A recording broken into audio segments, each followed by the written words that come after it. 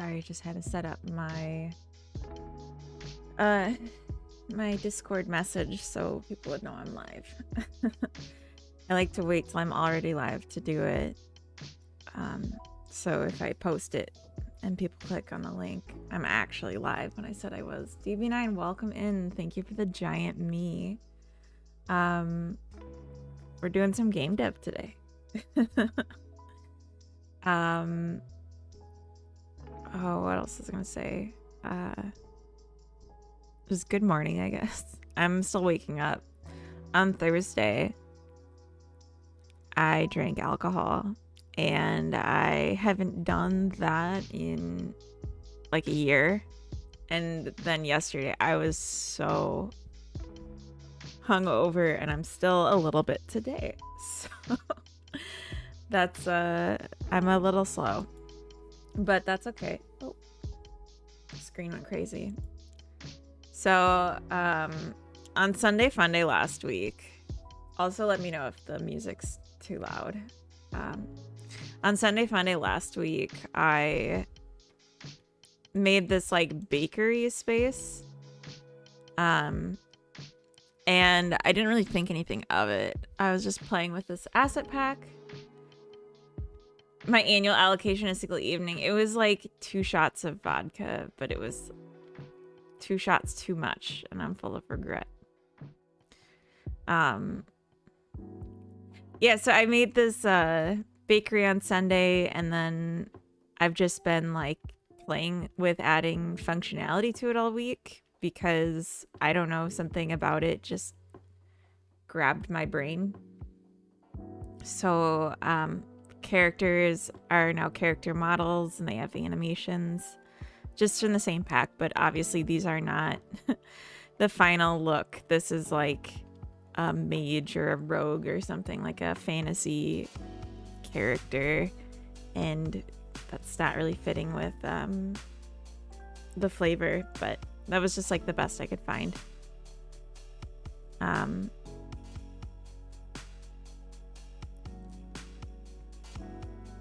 She's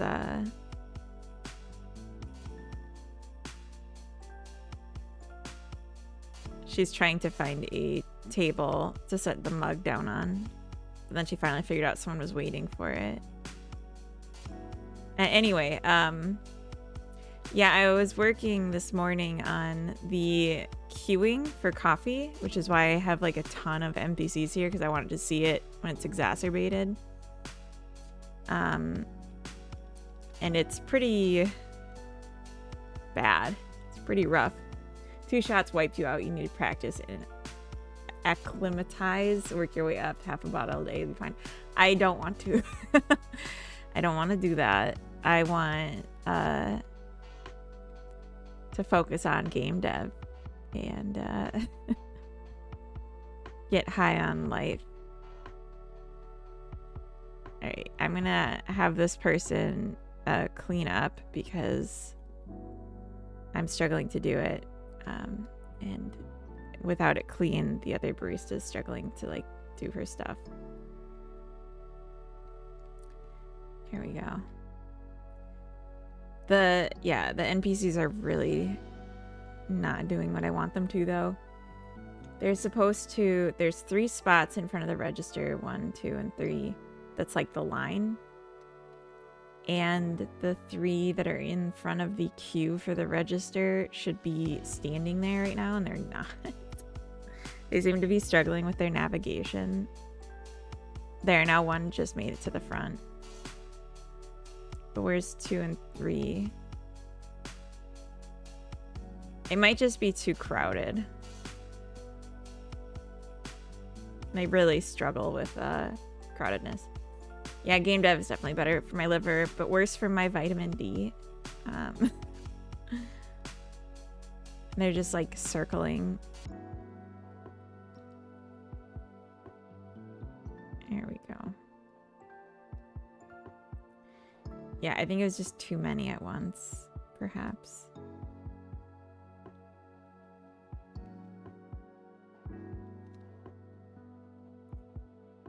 All right, here comes 1. And she got her coffee right away. I don't understand what the rest of them are doing. Did they get kicked out of line without realizing it?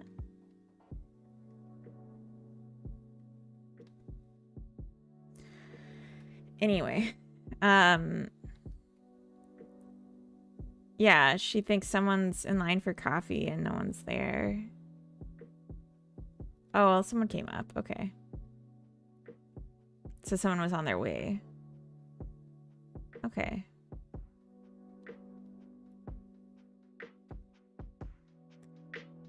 Yeah, and they just are pooling in that spot. That's awful.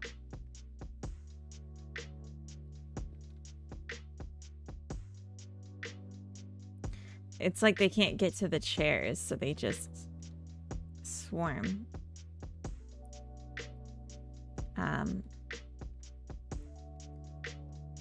So I think what I'll do for now, RZ, welcome in.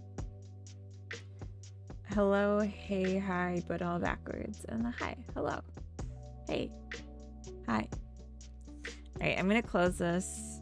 I'm going to make the NPC spawner spawn less at once.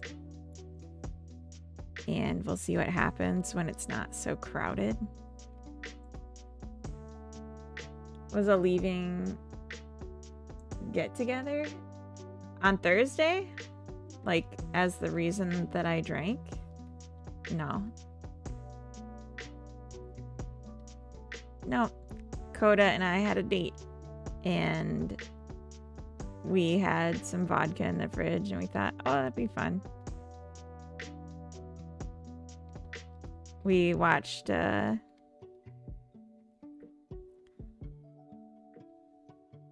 some Woody Allen movies.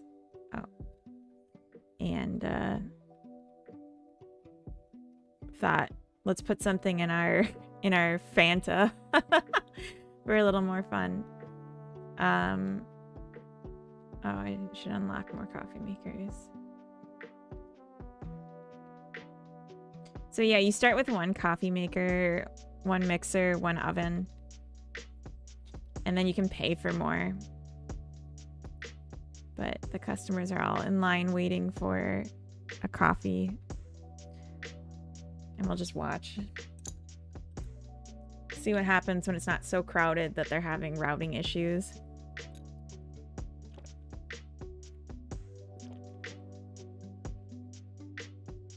No one got a coffee.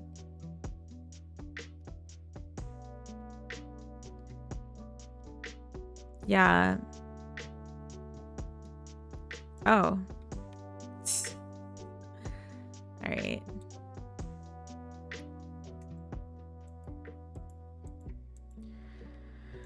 I don't know.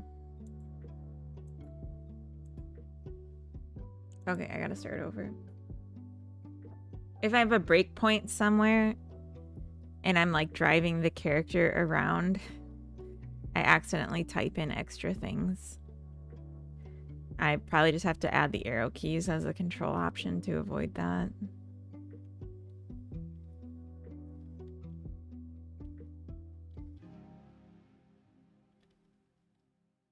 All right, let's see.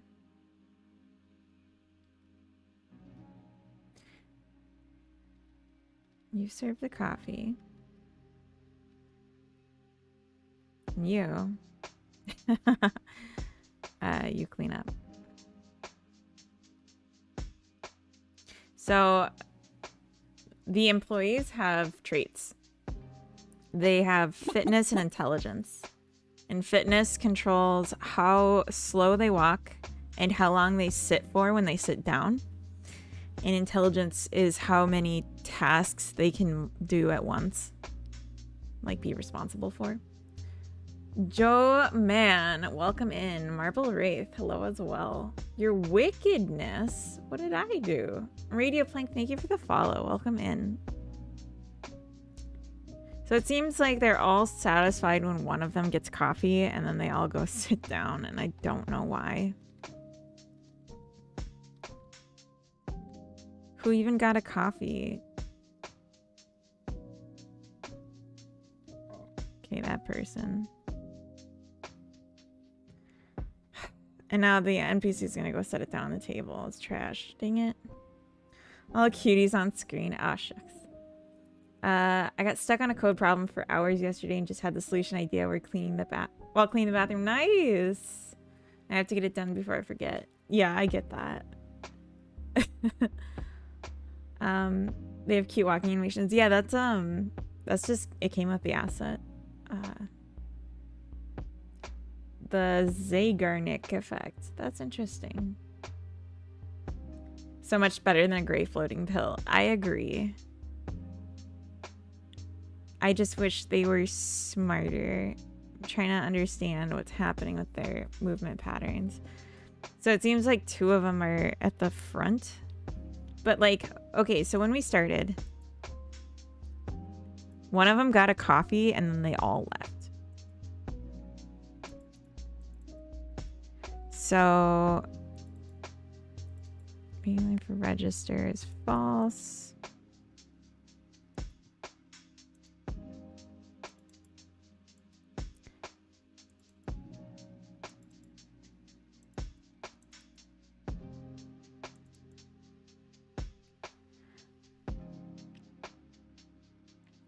So, okay, we have the queue. When a customer gets up to it. Oh, my goodness. Okay, if index is equal to 0. I was popping the whole set of customers out of the queue.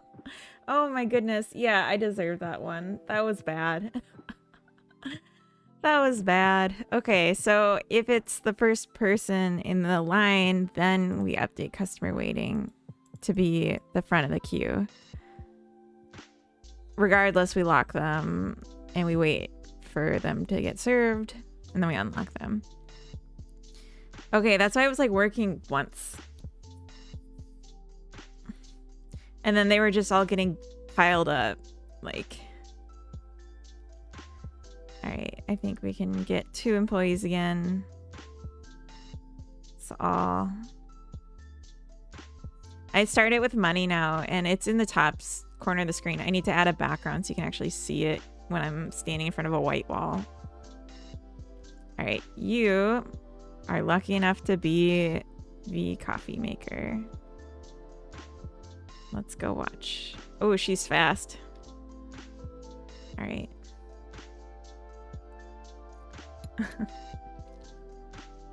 All right, she's brewing all the coffee. She served a customer. Oh no. They all left. And the one in the back of the line got the coffee. Okay. Okay, so if we find their spot in line, and if it's greater than 3, they leave. So we didn't see that issue happening. If they're first in line, then we set customer waiting out of the queue.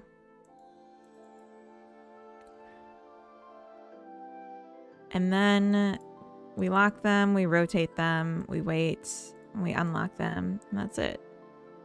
And when the staff gets there,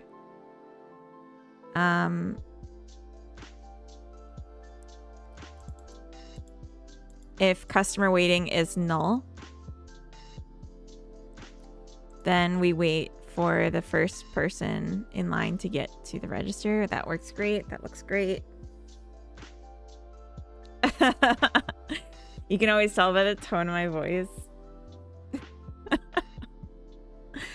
That's funny. Okay, so then we have our drink.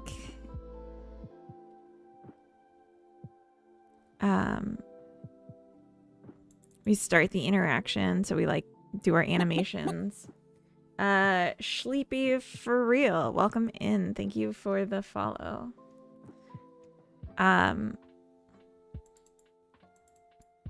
We give up the drink. We hand it to the customer waiting.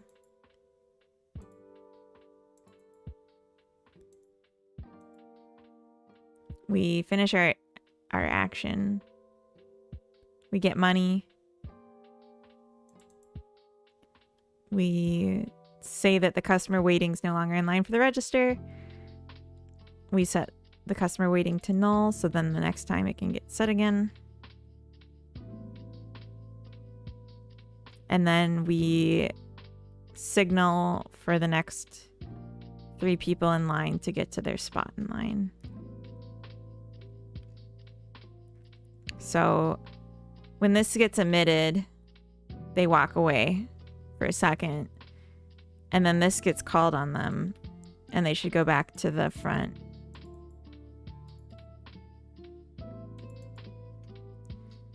And in the meantime, since this is true, they're not actually getting a new place to walk. So it really just seems like somehow this is getting messed up.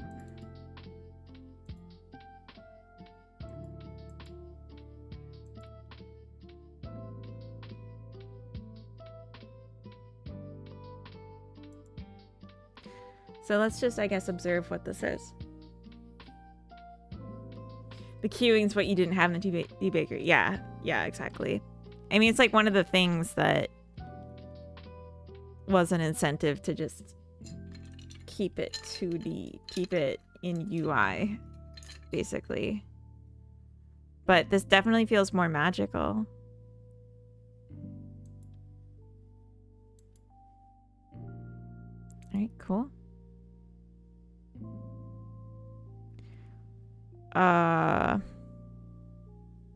Your index is also 0?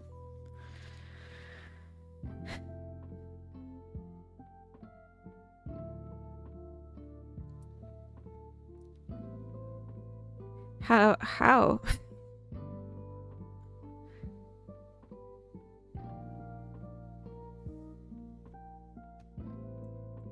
Let me guess.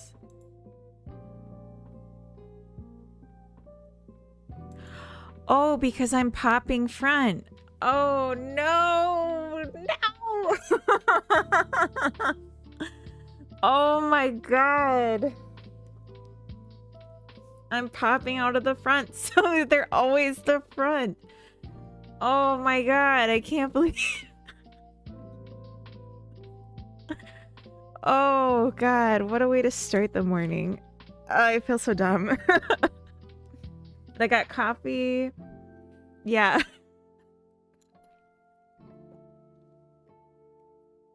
The coffee will help.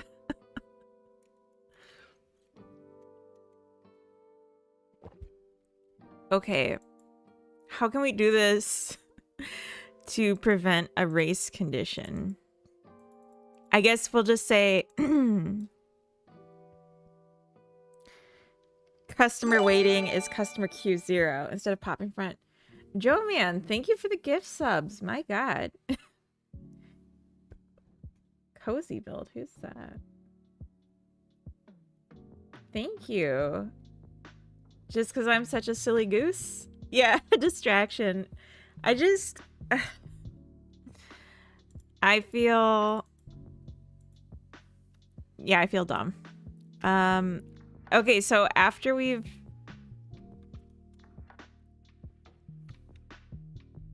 waited, maybe we should do it on the employee side. So, because, yeah, we just want it done once.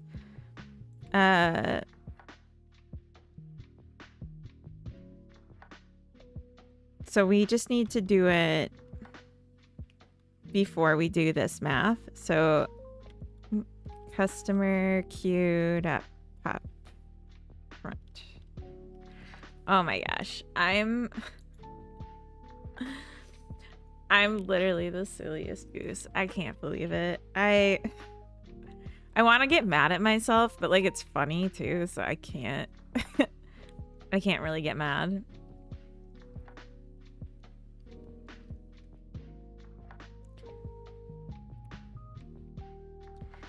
I was also thinking about changing the logic. So, okay, we don't actually need to. Well, let's just. Yeah, index is 0. That makes sense. Index is 1. Great. Excellent. All right, I'm content. What was I saying? I was also thinking about making it so if a customer is sitting and they haven't gotten their coffee yet, they don't sit for as long. Because right now they'll sit as long as a slow employee would. Oh. Thank you. I wanted their seat, so that works out. Nuno, welcome in. We are good. I'm just kind of dumb. Oh, that looked sharp. Look at them. Yeah, I mean, the employees don't even get paid. So, I mean, they get paid when they're hired, but then that's it. Oh, wow, that's slick. All right, where's everyone else? Was that it?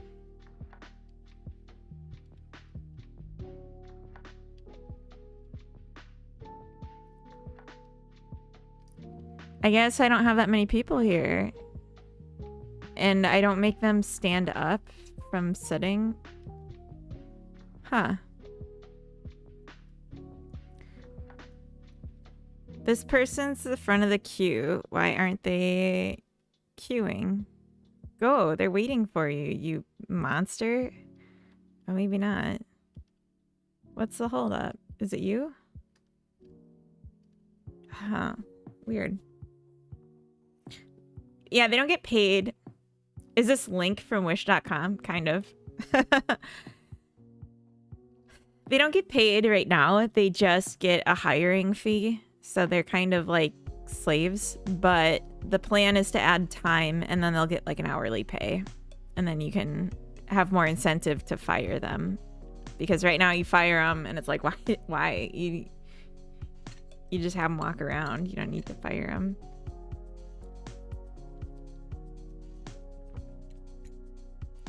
Definitely not in a race condition. No, definitely not. What if you give them balloons with debugging info, like Q index? I could. I definitely could. I'm just... I really thought this was gonna work. They're waiting for... The fact that she's still standing here means that whoever she's waiting for them to find their spot to finish navigating. But I have a hunch that what happened is the NPC that was trying to go to the first spot in line failed to do it before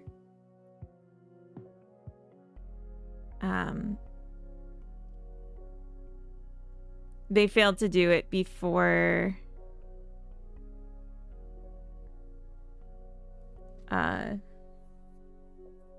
Hype Train Q8, welcome in.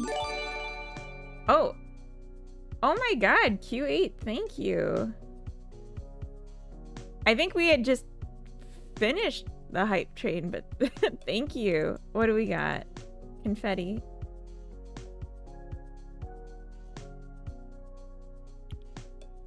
Yeah, no, I'm just thinking what probably happened because I have this logic. Oh well. I'm sorry, Q8. Hypnotic, welcome in. Gifty. Yeah, oh my god. I don't know. I just made a fool of myself and everyone gives me presents. Getting destroyed. No, don't say that. No one has to give me anything, honestly. Drop the dumb jokes and leave. All right, what do you got? What do you got? Gay man asked me for directions and I told him to go straight. Whoa. I don't know about that one. That's a little risky. It's a little risky. All right, what else? Keep them coming.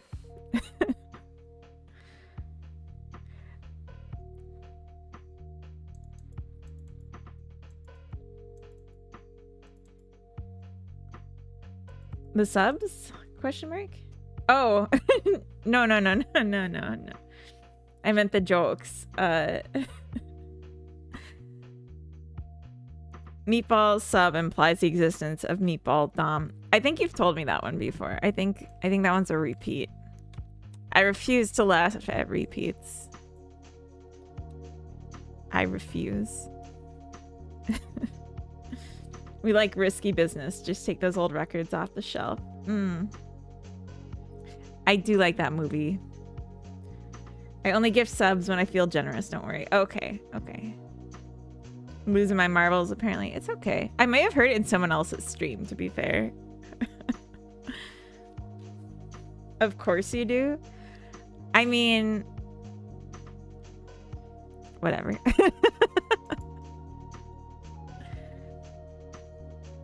Yeah.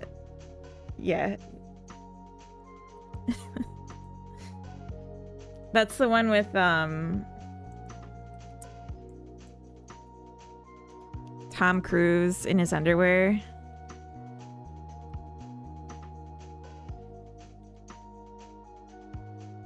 Yeah.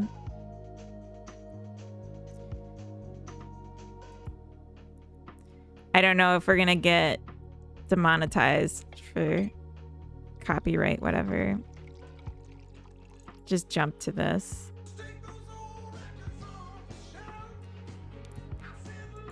This is like a 3-minute song, and I'm pretty sure they do the whole thing of him.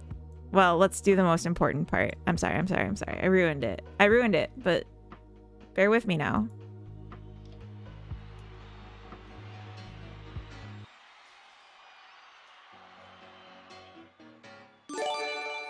Beautiful.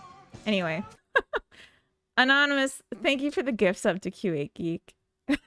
And the giant eyeball. DV9, thank you. The giant eye heart. Okay. We've all seen this now, so I don't have to lose my my copyright strike free stream. Premium implies the existence of yuck. Okay, I do like that. That's a good one. Gotta gom. Have fun, everyone. Stay safe, y'all. Have a good one. Thank you for the gifts. Sesh, welcome in. I dance like that, but I'm doing the vacuuming. Nice. Yeah, I always feel cute when I'm in just like little shorts, a giant shirt, and socks. That's like my favorite outfit. Anyway, don't think too hard about that one. Yeah, so anyway, the cashier, customer waiting's null, correct, because customer in Q0 hasn't gotten to the register. The queue's not empty because of course it's not. So then we wait for customer in Q0 to finish their navigation. However,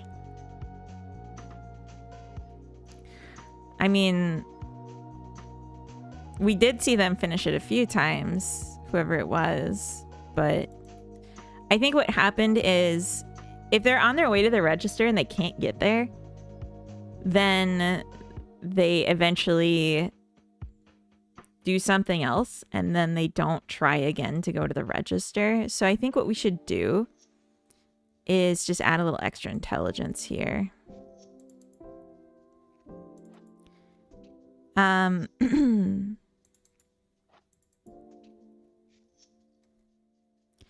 So what I could do is call them again.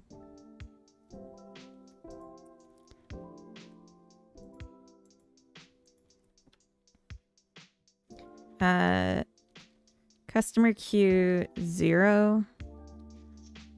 Time to order.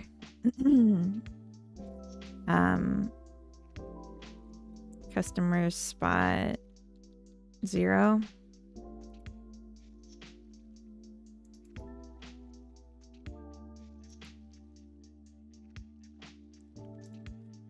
That global position.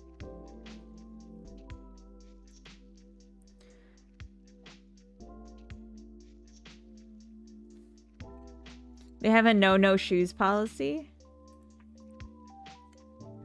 Wait, what? And they still serve you at the store? They still serve you at the store wearing that. They have a no shoes policy. Oh, wait.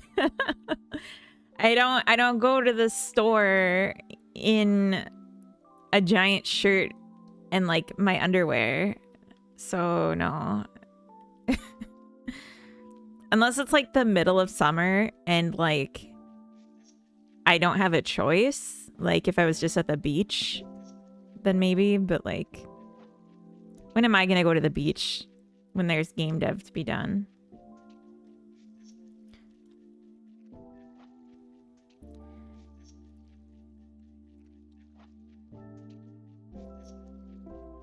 All right, you work the coffee and I will watch because it's helpful to watch. So let's see if this happens again. Banana pie phone. I really want more coffee now. But I'm gonna wait to see if this fails in the same way. Why go to the beach when you can build your own? Yeah, I mean, there's enough sand in my house. All right, so like, I think this customer that's in the back here got called to come sit, but or to come get in line, but she's already sitting and the sitting timer's too long. So I think what I'm gonna do, yeah, here she comes. Or not. You're just gonna sit there forever, you little monster?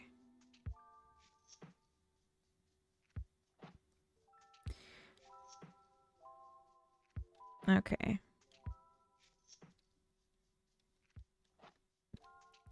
Oh, she came! The double call worked. What a little monster, though. So I think we'll make their sit timer breakable. So we can kick them out of sitting if it's time for them to get their order. Because right now it's just like whenever they happen to finish sitting, they get up. And because there's less people coming in, we might actually see an end of the queue in our lifetime. All hail Godot. Welcome in, Yilia. Welcome.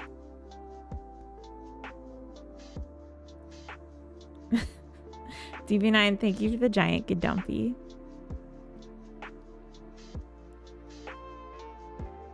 All right, we got more people coming in. Hungry customers.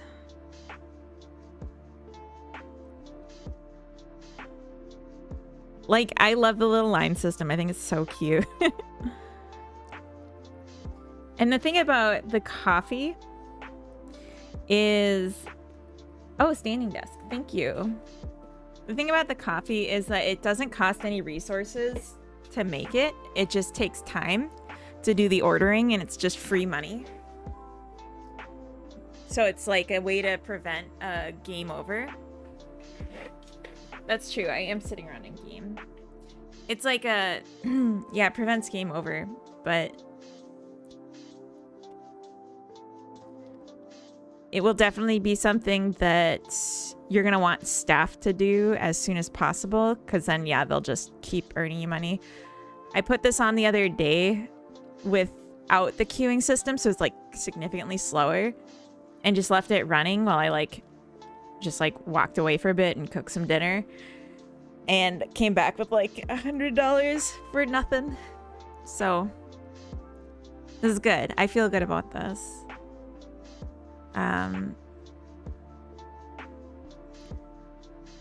Yeah, so I think the next thing is, can we get the seated customers to get interrupted? I was suggesting the thought bubble for debugging, but it might make the experience less frustrating for the players too when they understand what they can expect from the NPCs. That's true. That's true. I'm just hoping it works without these kind of issues. I just need to make sure that when they're waiting, they're not waiting in front of the register too close and blocking routing. Because they're doing avoidance, which they don't really need to do either. But yeah, if I like added a cue marker above their head and it looked like a 7-seg display or something, that could be cute. Actually, what would be adorable is like a customer served sign up here that's a 7-seg to show like the daily count or something. It would be less Sims when you don't need to rely on those kind of visuals. Be less Sims when you don't need to rely. I'm a little confused by that. Be less Sims when you don't need to rely on those kind of visual cues.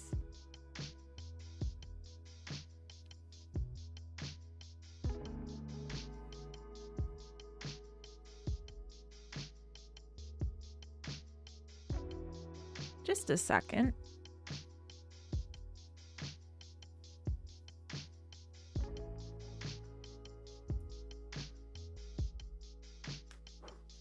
My husband's here. I just heard someone in the sink doing something and was like, what the hell is that? Because I didn't hear him get up. Yeah, the thought bubble. I'm just confused. It'd be less Sims when you don't need to rely on the thought bubble. I don't know what that has to do with the Sims.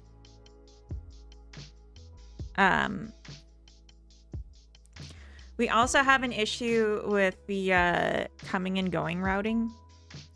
So I don't know if you saw someone just like disappeared. Yeah, and that person did too. They're supposed to go out the front, and there's like a spot in the front garden. That's them leaving.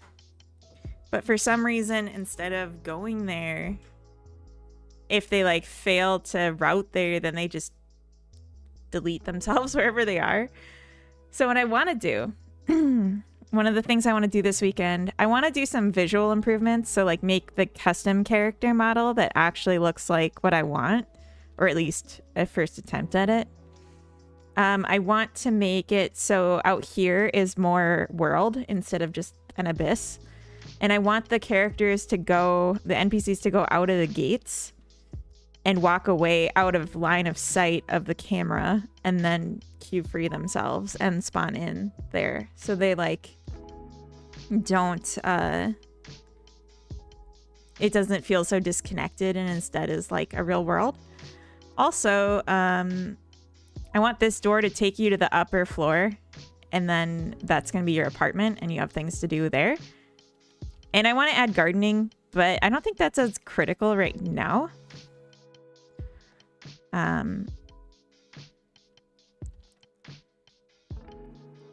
As just like making things look nice.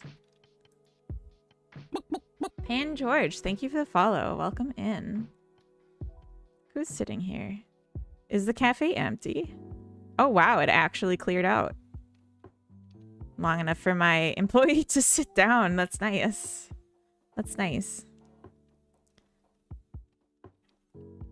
Yeah, a bunch of little things, little quality of life things. I don't know if you noticed, I have a phone back here for like calling to hire employees, and it's just a couple of rectangles because I couldn't find a phone asset. So I might switch out with like switch out with a computer asset that I do have, or look for a phone asset. Jay Ty, welcome into the chat. Sounds like you got a gift sub. Very nice. If you think about The Sims, you know what they're going to do at any given time by means of action cues and thought bubbles. With those cues, you have a better understanding of the world, but without, you might have better immersion. Oh, I see. Okay, so you're saying it would be more Sims with some sort of display of what their actions are. Okay. It was just like the double negative really like cooked my brain a little bit. Cillian, for the dozenth time, I got a syntax error because the thought ternary is question mark exclamation point when it's question mark colon. I don't think you ever have a question mark exclamation point. That's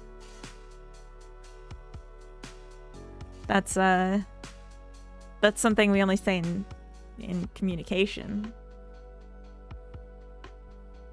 Yeah, I think Q8 did go. It was a flyby. Okay, so what I'm gonna do is, oh my gosh, we're getting rated. Hyper Game Dev, welcome in. How are you? How was your stream? What did you get up to? I'll remember. Okay, okay. Raid, Danny, welcome in. Welcome in, everyone. If you don't know me, I'm I Heart Funny Boys. I'm a game dev. I'm working in Godot. And right now I'm just working on a little bakery project that we're trying to get some of the NPC behaviors to work the way they should. Beegs, welcome in. T-Fizzle, welcome. And T-Fizzle, thank you for the follow. Welcome in. I wasn't part of it, but I arrived at the same time. Nice, nice. Beegs, weren't you... Oh no, you said you weren't going to stream today. That was the message. Danny, thank you for the follow as well. So yeah, Hyper Game Dev, what did you get up to? How was your stream? Hello, welcome. Hi, Pierogi Jigon, I think. Welcome in. Oh my god, Joe Man, thank you for the gift subs. And Pierogigon, thank you for the follow. NPC stuff, nice. It looks good. Oh, thank you. I was gonna stream today, but my computer shit the bed. Yeah, that's what I remember. It was like you opened Streamlabs or whatever, and it was just ready to start fire. Frank Frodz, welcome in. Hope some of them went to the Raiders. I don't know. Let me see. Yes. At least to Hyper. Very nice. It's getting formatted tomorrow. Someone has to pay for this transgression. You're gonna make the computer pay? Is that the is that the plan? Gonna punish it? That sounded weird. Wardstone, welcome in. I was collaborating with Pierogigon on a game also. Oh, nice. Me and Hyper Game Dev just finished 12 hours of collaborative dev. Oh my god, a 12-hour stream. That's awesome. What are you working on? Did sound kind of weird. Yeah, because I'm picturing like a cat of nine tails and you're just like whipping it. And it's like an old like white cased like thick screen Macintosh kind of thing. I don't know. I have a weird image in my head now. I'm weird. But Hyper Pierogigon. I'm sorry, I keep saying your name funny. It's a hard one. It doesn't fit in my brain. Do you have any visuals from your work today? I wasn't picturing you at all, Beegs. I was not picturing you at all. I was picturing a beautiful woman. I'm sorry. We Addicted. It's a game about fishing, but sometimes the fish bite back. What? That's interesting. Also, Anonymous, thank you for the gift sub to Wardstone. Wardstone, do you want me to call you Wardstone, or is it still Wardstone? You're saying my name really well. You're definitely in the top 1% in terms of accuracy saying my name. Oh, nice. I heard cat of nine tails, and now I'm invested. Kezzer, welcome. That's a Beegs thing. It's what Beegs is getting into with his computer right now. But yeah, let's just, here. I think we've satisfied this test. Kinky, it's very kinky. Beegs's computer was a bad little boy. Or girl? I don't know. Here you are.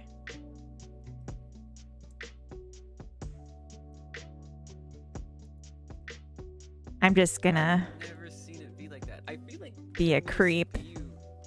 you kept it from, like, Is this to... Right. Wow. Alright. I'm just trying to see what you're working on. Shader. I'm just gonna... Oh. The eyeballs. Yeah. Oh, back for one Wednesday. Pickles. That's much better than it's less disturbing. Excellent use of Godot though. Shaders. I recognize that water shader. We were trying to set up a water shader. Yeah. Yeah.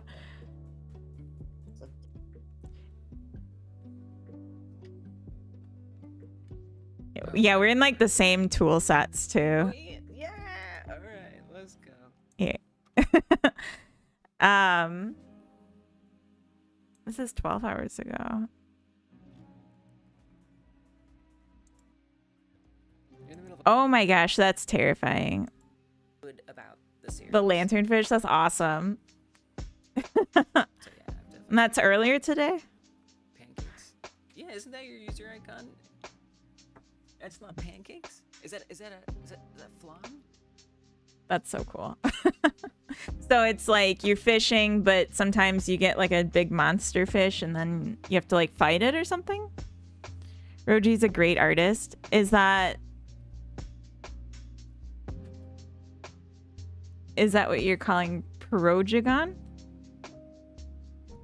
Not fight, just run. Oh, okay. Okay, so are you like doing it off a shore then, or are you? Because I was picturing a boat for like deep sea fishing.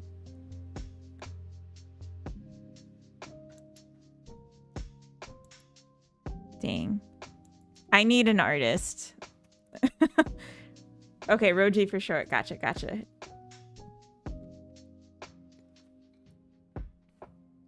Pierogies have those delicious dumplings. Is that Roji? Are you a delicious dumpling? We made the game in 5 hours a month back and are remaking it now. It's a lake and a shack. Oh, cool. A 5-hour game. My God. That's awesome. I keep wanting to do... I saw there was like this 1-hour game jam challenge where you have a whole week, but you just do like 1 hour of work for the jam. And I'm like, I need to like find a way to make that happen. And like, not just for me, obviously I can do a 1-hour game jam by myself, but to get like other people to do it too is what I'm intrigued by. Insane Alpha Beta, welcome in. Thank you for the follow. This 1-hour game jam where you have a whole week. Yeah, so it's honor system. And I would think if it's other streamers and they're doing it on stream, like we're gonna know if they're cheating, right? I got a bit tired of them. Yeah, 1-hour game jam, I feel like you can't do much. Like that's kind of the thing. It would have to be really specific, like a mechanic or something. I was helping in spirit. Game devs are sick. Can't even imagine starting a project in 5 hours. Joe Man, I thought you did dev. Maybe not. Efipolisim, welcome in. How can you people develop something in less than 3 years and a half? I can't tolerate like doing longer dev. Oop. Oh no, my ear. Is it 1 hour a day for a week or 1 hour total? It's 1 hour total concurrent at some point during a week when you have time in your schedule. So it's like you have a window of a week to complete a concurrent 1 hour of work. My skills plateaued and I never got better in 1 hour. Yeah. At a certain point, like you just can't do more. That makes sense. I do software dev, but nothing game related, sadly. Not yet. Let this be your inspiration. Okay, I desperately need a coffee, and now I kind of need to pee too. So what I'm gonna do... Has this happened or is it yet to happen? It hasn't happened yet. I saw someone else hosting it, and I wasn't really interested in theirs specifically because it was like... It was kind of weird, I don't know. I have questions, you can't leave. Well, I'm setting this up so you can ask now. I'm just gonna hire a bunch of employees and then we're gonna get the kitchen working autonomously. And then I'm gonna go to the bathroom and get more coffee. Coffee and gotta pee. It's a deadly combo. It's just my natural state. Oh, you come back here. You can serve the coffee. And that's all. Okay, I don't... Oh, you're fast. You come here. No, come back. Oh, you fucker. Come back. Okay. They're fast. You're going to cook. And you're going to handle sales. And that's all. So yeah, they have... Oh, that's all. They have different levels of fitness and intelligence that determines if they can... like how fast they can move around and how long they sit when they sit. And then the intelligence is how many tasks they can do at once. So this one seems both fit and smart because she was able to take on multiple tasks and she's like running. All right, you're gonna also cook. And that's all. I think I have one more person that's not doing anything. One more staff. There she is. Can you just clean? That's all. I don't have the dialogue wrapping, like, so you can't push up to get around. So I have to fix that yet. And let's just set the preferred recipe to pumpkin, and we're going to stock the fridge a bunch so we can make it. All right. So now they'll be cooking pumpkin bread, and they'll be... Oh. I guess one of the employees got messed up. I have to fix this. There's an issue where if you're in range of an employee and then they walk away from you. Oh, interesting.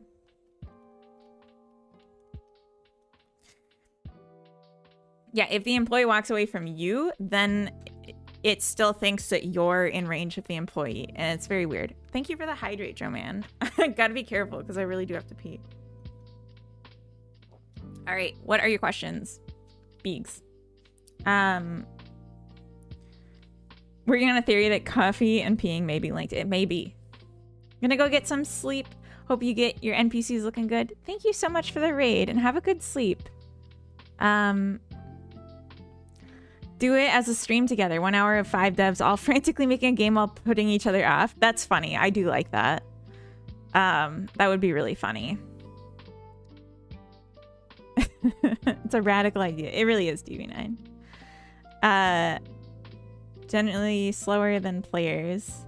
Encounters a new bug every second. Yeah.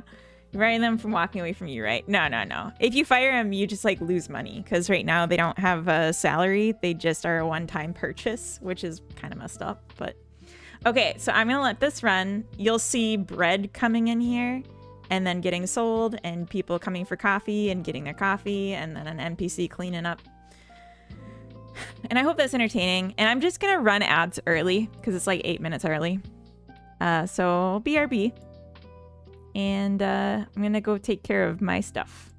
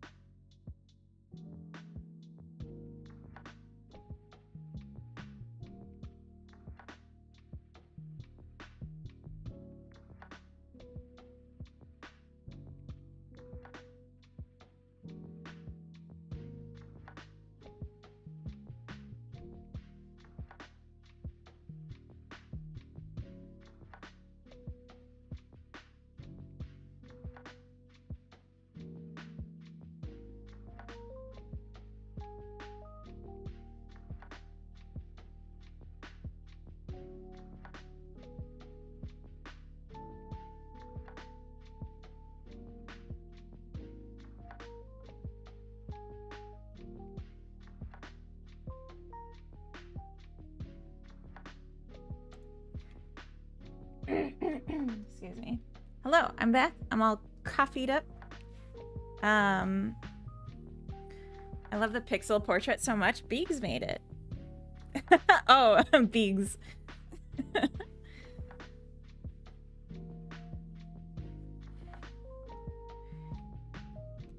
All right, I think I've done my time standing.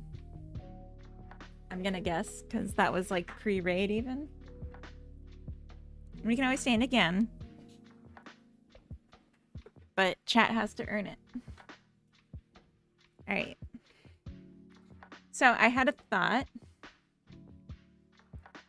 Was that 35? Oh yeah, so it's been like 20 minutes. So I had a thought, which is that my fix for the standing in the right spot in the line is a temporary fix. And the problem could still happen. Oh, I guess I'm picking up these dishes. Problem could still happen, but we're just kind of like put a band-aid on it. Slowed how often it happens. I'm thinking maybe instead... just waiting for the next person to get up here from outside the cafe. I think it's fine though. Maybe instead the customer should know. Because like right now,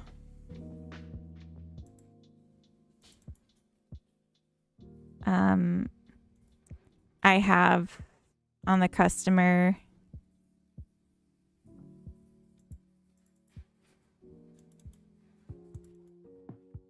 if in line for register, just return. Is this the game you mentioned in the Life Simulators Discord? Yes? Actually, no. This is something random I just picked up last Sunday as an experiment and can't put down. I can show you the Life Sim game, though. That is also my pride and joy. So I work on a lot of different games because my attention span isn't great and because I'm a hobbyist. So I just like jump around. But I have one game that's actually a life sim. And then I have a game that's more like just the building part of a life sim. And then I have the bakery game I'm working on now, which is like... Did I pause this? Yes. The bakery game is just kind of more like a slice of life, I would say. How are you so prolific? I'd love to see it. I don't think I'm prolific. I think I just have an attention problem. And I am afraid that it makes me come off as flaky because I'm being flaky. Oh, gosh. I haven't opened this one in a few weeks. I think it's just mad because some of the stuff with the UI, we can ignore it. I think it's fine. It just shouldn't have build mode open when I launch the editor. Let's reload. But yeah, I'm a huge Sims fan. Especially The Sims 3. It's like a huge inspiration to me, and I feel like... Oh, it's still mad. I feel like it's my... I don't want to be dramatic, but it's like my life's purpose, I would say, to make a life sim. So that's just like all I can really work on is things that kind of... My camera's messed up. Huge Sims fan. That tracks. I mean, Sims are great. We love your attention span. It helps us have a fun time while you stream. That's fair. Yeah, I definitely get that. Like, if I was working on something consistently, that'd probably get boring. So anyway, this is Bean. This is like the working title. Just like the, you know, placeholder title. And actually Cody, one of the people, not in chat right now, but an oftentimes visitor, wrote the music for this. So I don't know what's in this save. I'm just gonna start a new one. So the character model is a placeholder. Don't be upset by that. So there isn't like a ton you can do right now. There's like a building system that's kind of broken. But, oh, we can't afford a fridge, right? We got counter. We got chairs. Pretty much it.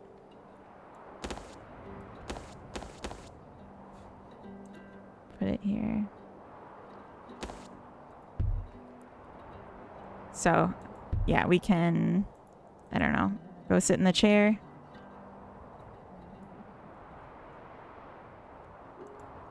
We have needs. Social is something I need to add. We can go get a job at the local store. The camera's not following, right? Also, there's sheep. That's pretty much it. The idea is that you're in Iceland and your main source of like income and everything is around like the simple living. Like you'd be knitting and working at local shops, and you can get a job at like the sheep farm or yeah, the cafe in town and stuff. And it's just supposed to be like cute and simple, but like honestly, I felt like it was too limited. Yeah, let's take the job. So this is a general store and this is the diner. So I guess we're working at the diner. So then we get, there's like one thing on the menu right now. Yeah, we have skills, we have a career, we have an inventory. And I was just working on connecting up systems for it. But yeah, it feels too limited to me now. So I'm thinking that I'm going to try something different rather than continuing with this theme, this concept. But I think it's cute. Where are my sheeps?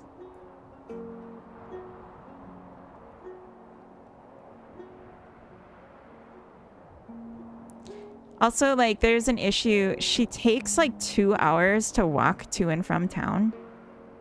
And that really annoys me. I like in The Sims 4 that you just fast travel to work. But I like in The Sims 3 that you can,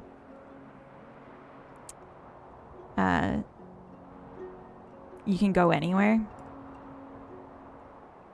And I only have Walk here working on her home lot. I have to extend it out to the whole world.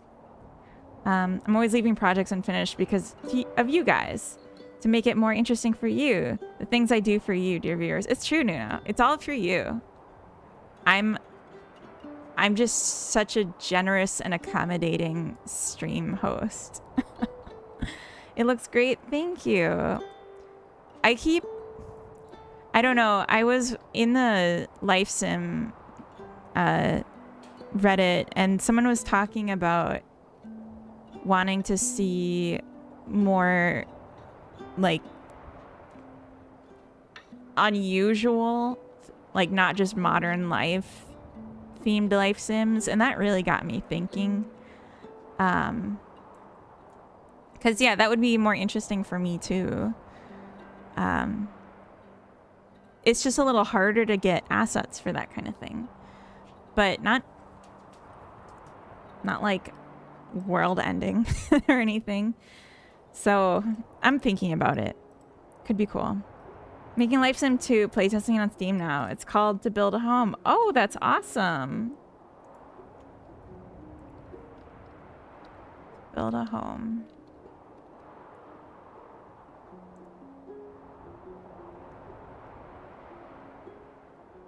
Oh, it's a 2D Life Sim. Here.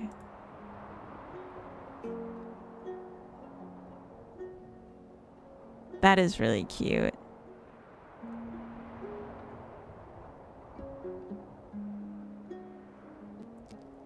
Yeah, I think 2D... Oh my gosh, I love the way you did that with the ticks for their needs instead of a bar. The video's outdated.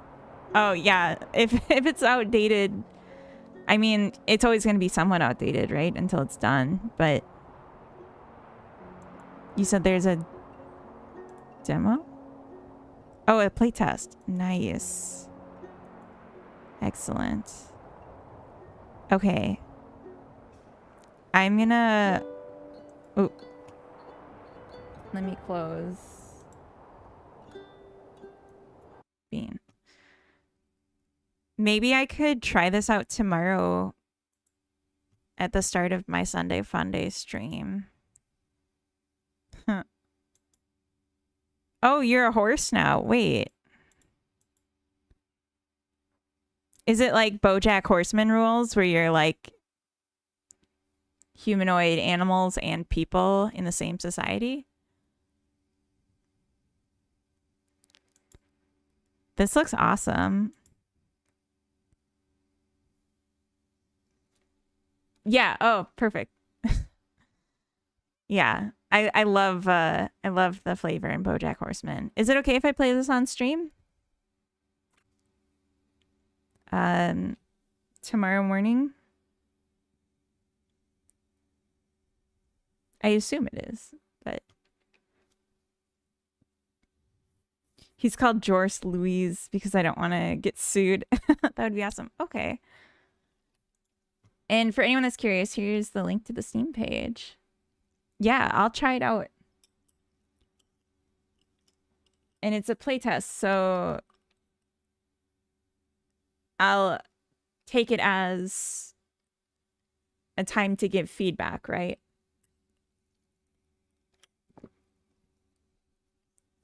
But also not take it as finished and judge it as such.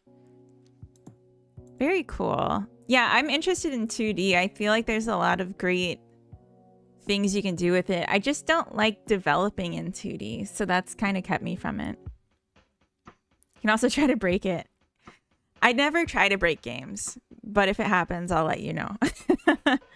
Go into the game files, change the sprites and everything. Oh, cool. So it's like moddable.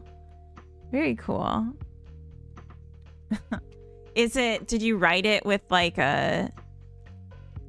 Like you import from game files on start for like getting data and stuff, like sprites and assets, kind of like how I think The Sims does it, where it's all HTML loading in things.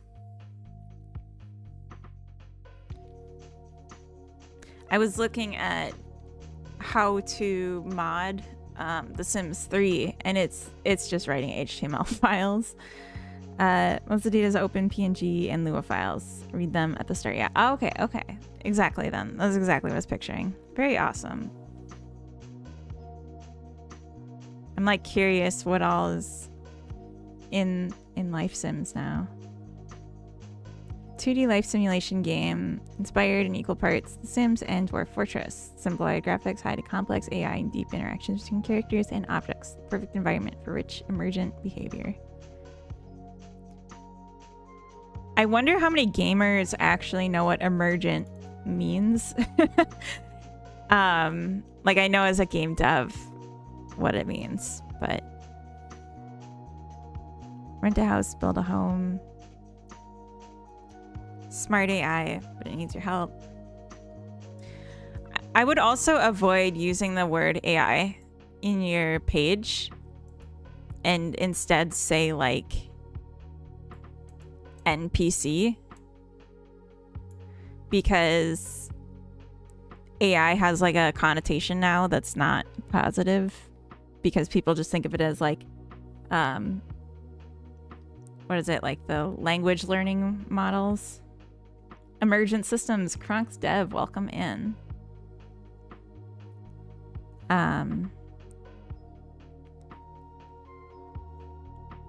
LLM, yeah. When I wrote it in the old days, that word meant something else. Yeah, I mean, it should still mean just like NPC behavior logic. Large language models. Oh, I don't know. your GPTs and your whatever. I don't know.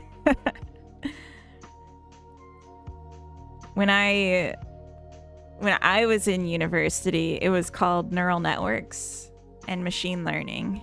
and now it's just AI. A lot of ifs. Yeah. Yeah, exactly. Yeah. A smart lot of ifs. Yeah. Yeah, you could also just say game logic, maybe.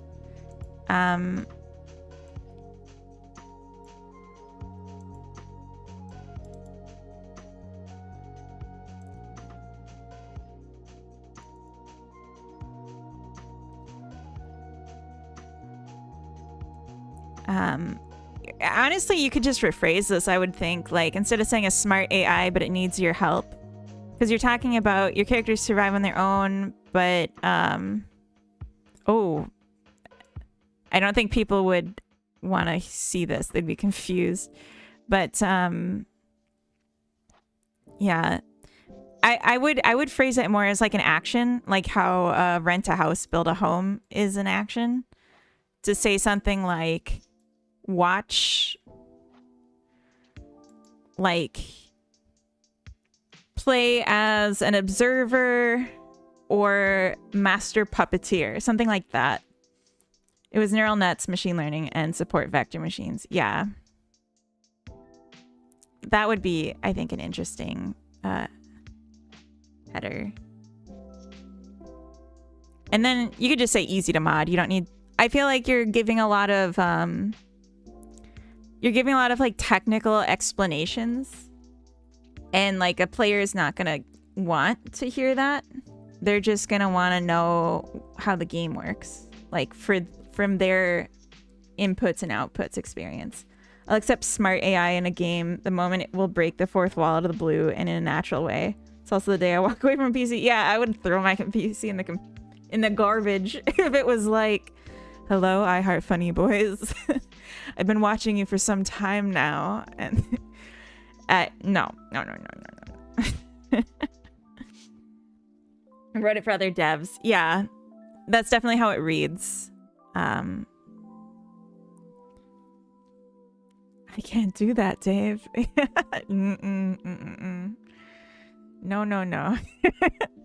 I don't want my games to break the fourth wall. I want them to stay right where they belong in my little input output sleeves. Okay, so let's I wanted to make a couple tweaks to this. So what I'm gonna do, we're in the wrong game now.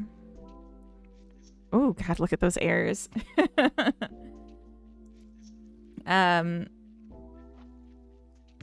I'm writing everything down in my game design document, which is actually a Telegram conversation with myself. Oh, nice. Even if my wife says, I've been watching you for some time now, that's still a pretty high ick factor. Yeah, absolutely. Be like, mind your business. Like, no, thank you. We're going to call this register marker spot. Vector 3. So if in line for register, if not successful,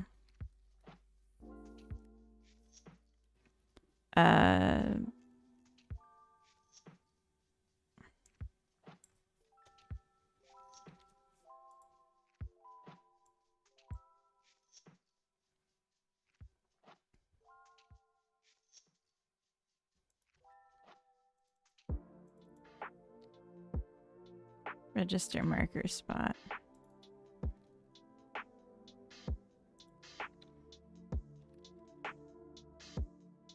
Okay, so instead of having the employee call them back,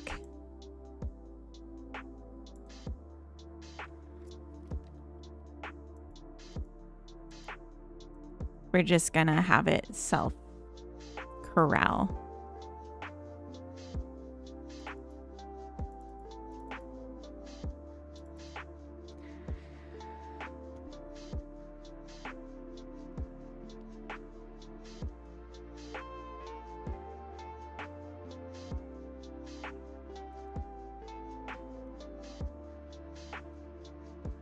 I see you're trying to write a life sim. My name's Clippy. Would you like some help with that?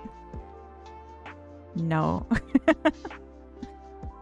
Alright, let's see if this works a little better.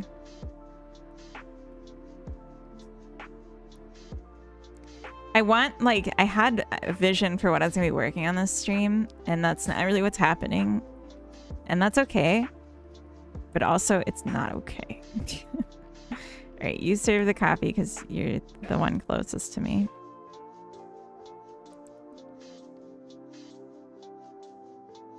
Also, they like rotate when they're sitting. I need to change that. So that they just turn their head. It's on my to-do list.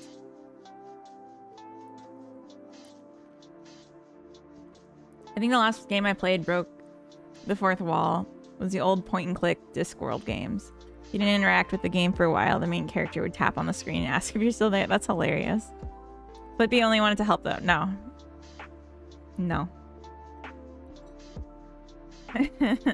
Microsoft clingy. Exactly.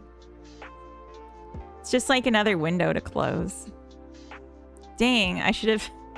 That's a fast employee. I don't know if you saw him go.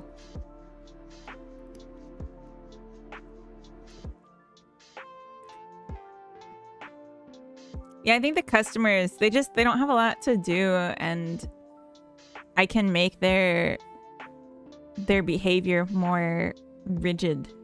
I was trying to like give it the same flexibility that the employees have, but they don't need it. They only do a few things and then they get the heck out of here, you know? They get their coffee. They either leave with it or they find a place to sit down with it and drink it. And then after that, they set down the coffee and they leave. And that's it. It's not complicated.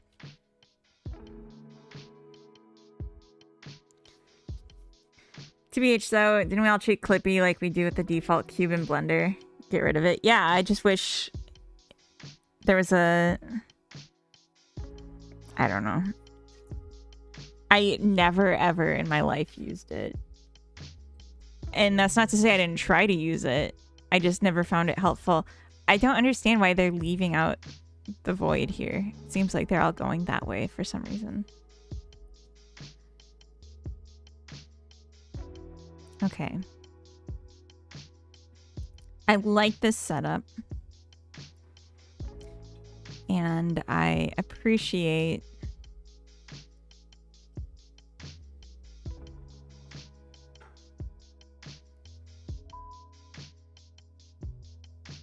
that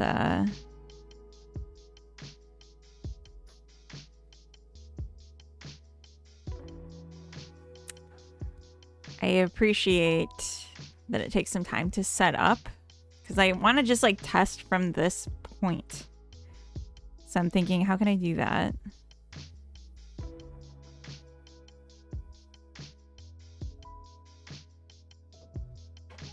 Like, what?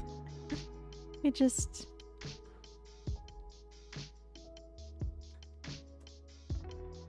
But I was thinking, okay, so like, I think this is good. I think we fixed the problem with the NPCs not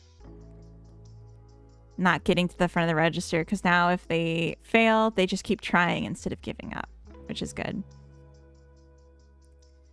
I think the next thing maybe is let's add a background to the text here so we can read it. And then let's add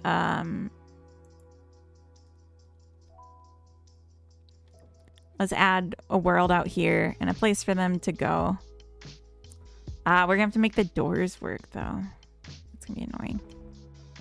Okay, we can make the doors work. I've done this before. So.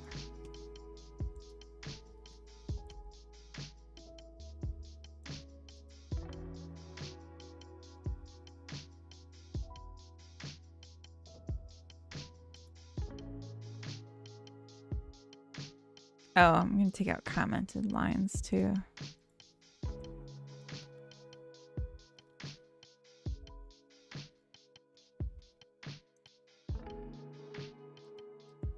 adds fallback protection when NPC doesn't make it to their line. Their queue register position marker. Not a suggestion, just my brain chilling off. Patrons with your cat ear headphones. Wait, what?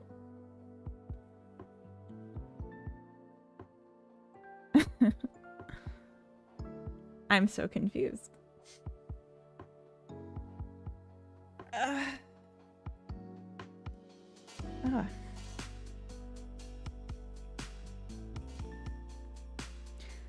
Okay. Let's revert that.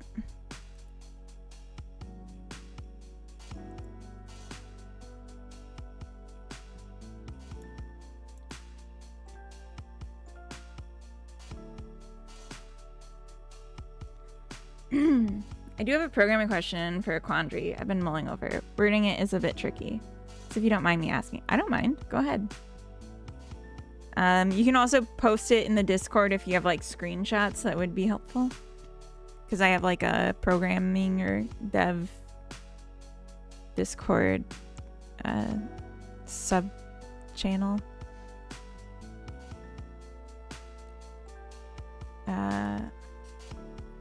Add back color to money UI.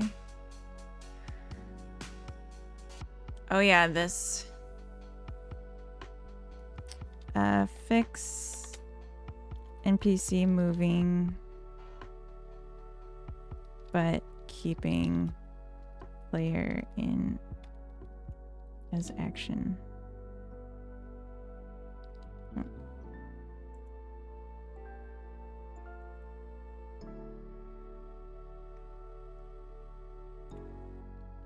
Add extension to world outside of gate spawn and despawn point. I was just thinking about that the employees and patrons aren't that distinct, so I was giving the employees aprons my head. That wouldn't make much of a visual difference if they are behind a counter. So my brain was trying to go with the patron. And then I saw your cat ears on cam. Oh, I see. I see. Oh, you mean the customers as patrons. Well, I'm going to make whole different character models for them. They currently do have a difference. The employees have a little pink hat. Movie scripts in their laptop. That's true. That's true.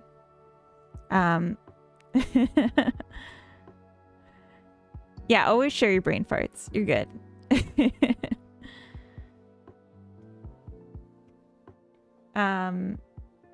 Yeah, one of the things I want to do as well is start adding more idle actions.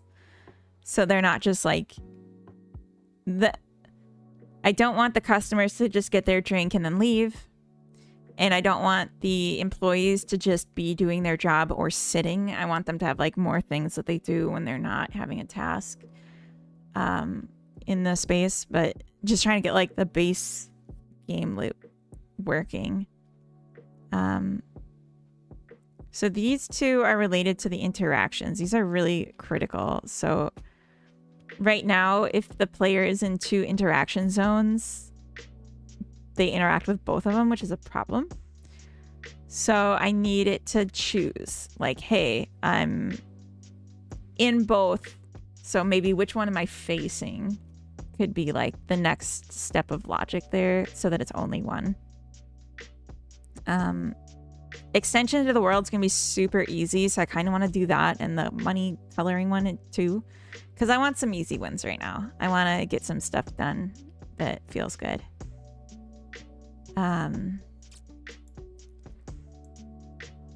Although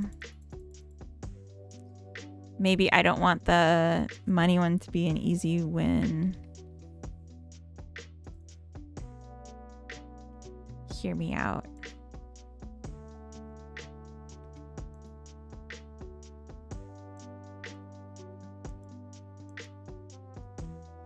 an interesting choice.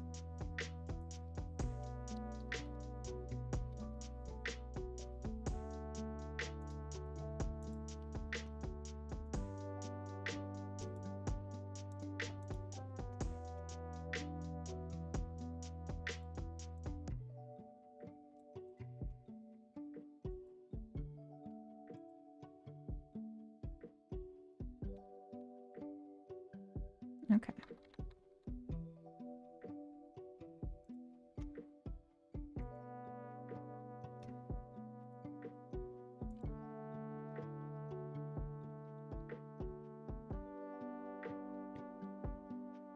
So I have a button that converts one resource to another. It disables until the conversion finished. I have a button that converts one resource to another. It disables until the conversion finished.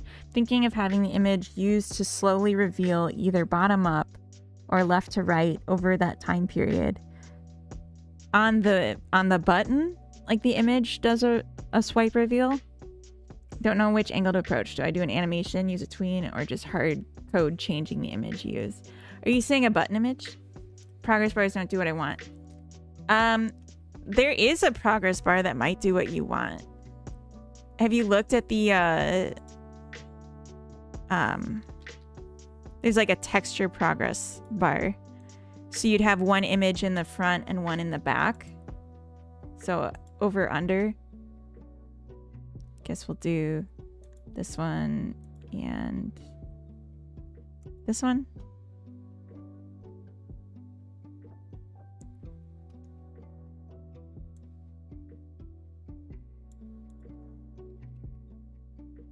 Oh.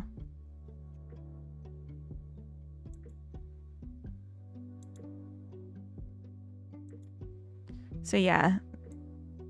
This like, gosh, that's slow. Let's do step of 10 just to show it faster. What? It's like so unresponsive. What the heck? Usually you can drag this and it just works. But yeah, so yeah, one just slides over and becomes the other. Swipe reveal. Yeah, so like the top one that's being revealed is like the one with the little boxes on it. We could also do it in a more clear way. Maybe that's not very clear.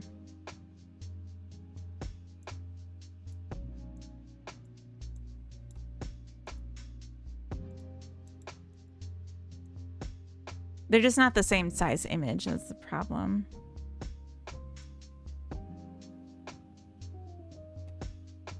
But yeah. Avoid it like the plague. I mean, maybe.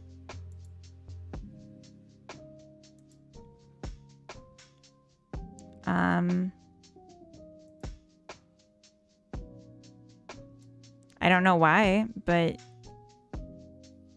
maybe.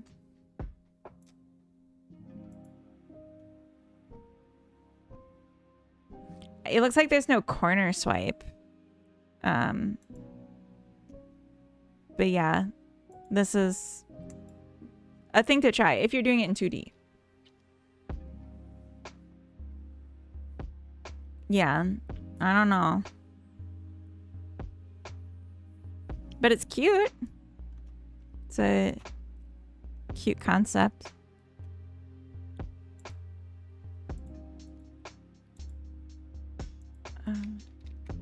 Okay. So I wanted to start bringing in some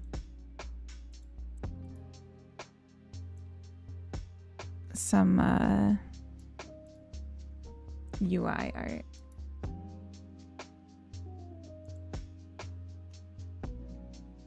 Yeah, I'm not sure why someone would say to avoid it. I can't really speak to that.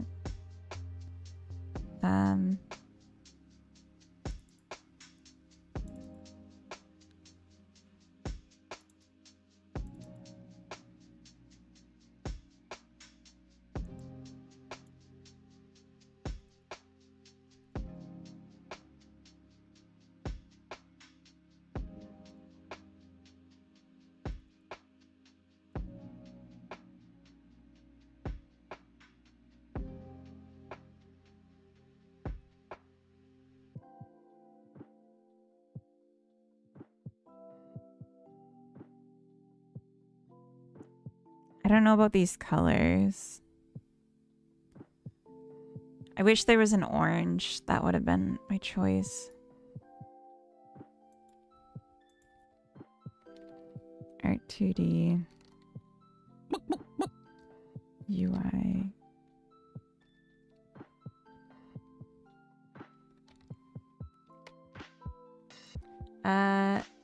Tisivanius, welcome in. Thank you for the follow.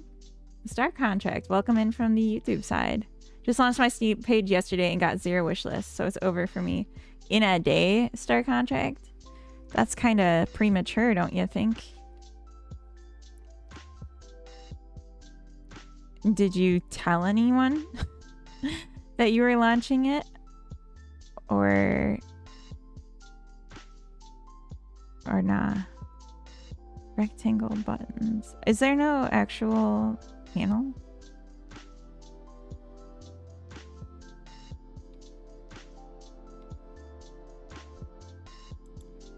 That's kind of cute. Oh, oh, oh, oh, oh, oh my gosh. Ah.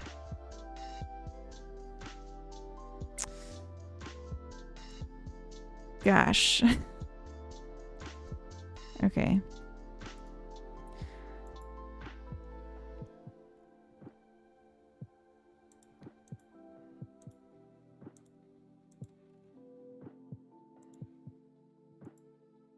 Oh. I kind of like it. Just you. Yeah, I guess maybe tell people. Do you have friends and family you could tell? Or,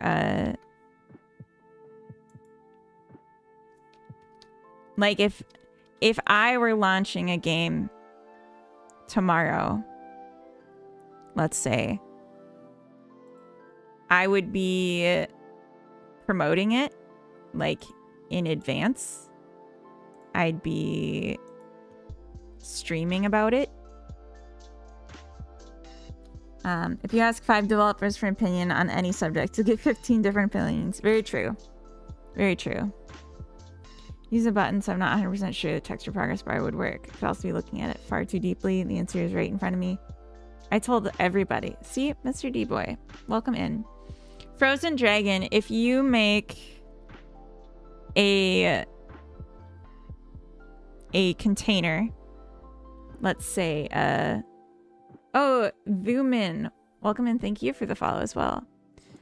If you make a panel container, let's say, or let's just do a margin container.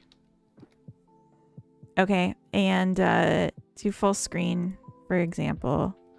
We'll add a child node button. Add a child node texture progress bar. So they're both filling up the container, but the button's in the back. And then you just set the progress bar to mouse ignore. And then you're still interacting with the button, but what you're showing as the button's icon is the progress bar. That's how I would do it. Stomporius, thank you for the follow. I told even my past coworkers of 7 years that didn't have much contact with. Yeah, exactly. You gotta like scream it from the rooftops. One day also, like, who does anything in a day? Especially a work day. That just reminds me of all the things I've been ignoring that I need to do. Oh no. But yeah, I would just do it like this and make the button the back and make it maybe invisible if you want. Like, don't overwrite all the themes for the button with blanks. This looks awful. I think the text needs an outline.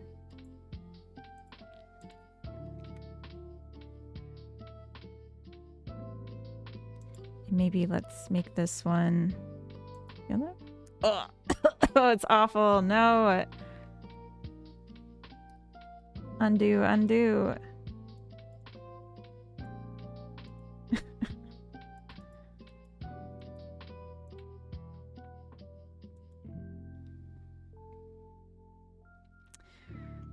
Let's see. This looks pretty bad as well. I know. We're working on it. We'll figure it out.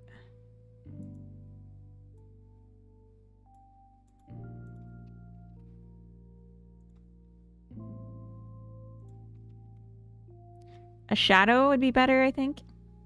Maybe dark yellow text like it's inset in the coin. Oh, yeah, that's interesting. And then the shadow would need to be lighter and on the other side.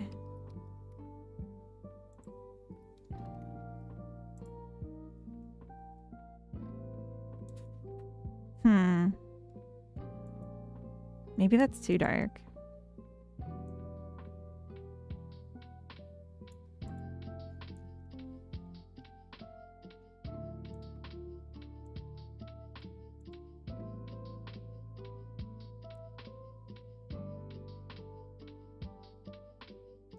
I'll go eat lunch. Have a good time. Have a good lunch.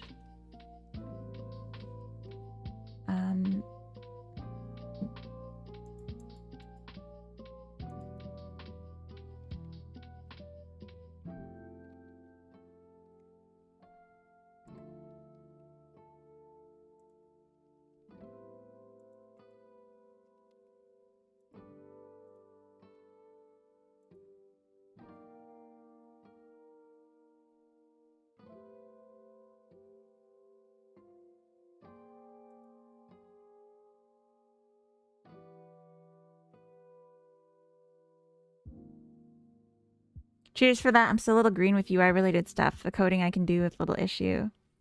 Yeah, UI is it's like a different beast.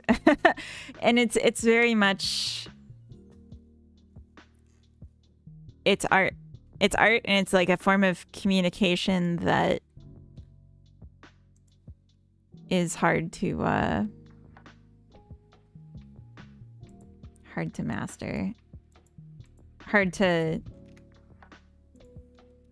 know what people will respond to. Yeah, I don't like the outline. I think having it at an angle is better. But I don't feel like this is right.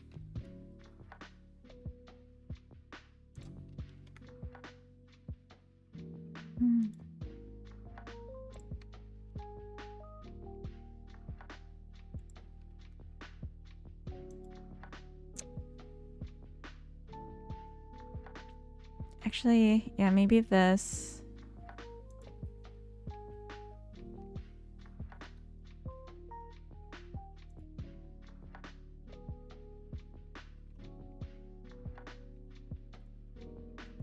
Because it looks like a coin to me.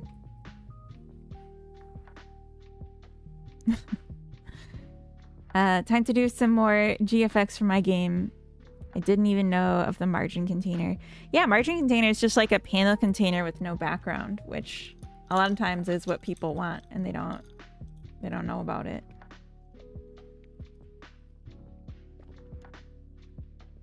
I just wish there was like a invisible button.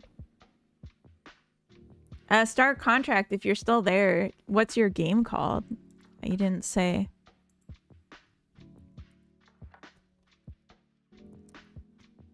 This is also gonna stretch the shape so it won't look like a coin anymore. I don't know if I care. I feel like that's fine. But maybe it's not. Maybe I shouldn't do it like that, and instead, I don't know. If I kept it like, I don't know. I think it's okay. I kind of like it, actually. I feel like it looks stupid, and I like it. Maybe a square one would be better, though, because the money is gonna stretch, like, for sure. We could try a square.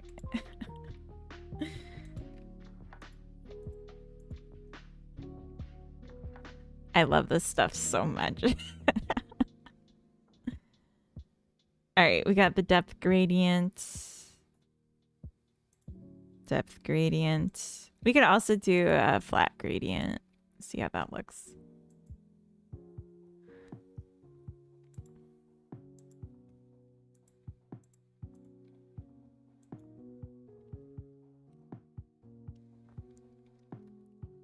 Now it looks like a gold bar. Amazing. I do feel like it's pretty cute. RPG map maker. Oh, interesting. So it's more of a builder.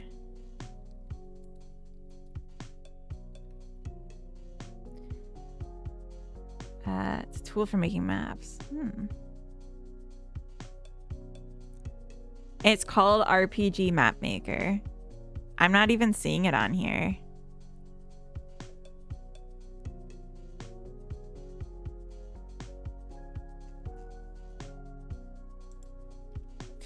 It's possible that your game's just not showing up yet. I think it takes like a day. Here we go. Oh, that's a really cute capsule. I like that. And you already have a video? It's good.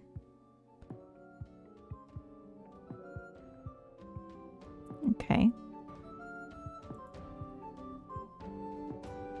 RPG Map Maker is a powerful tool for creating epic fantasy maps. Design mysterious forests, bustling cities, or treacherous mountain ranges in minutes. Bring any environment to life with intuitive tools.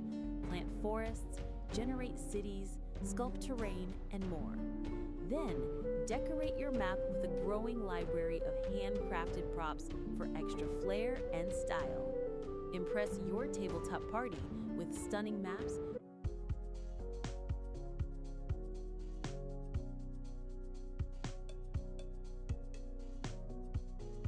Is this German?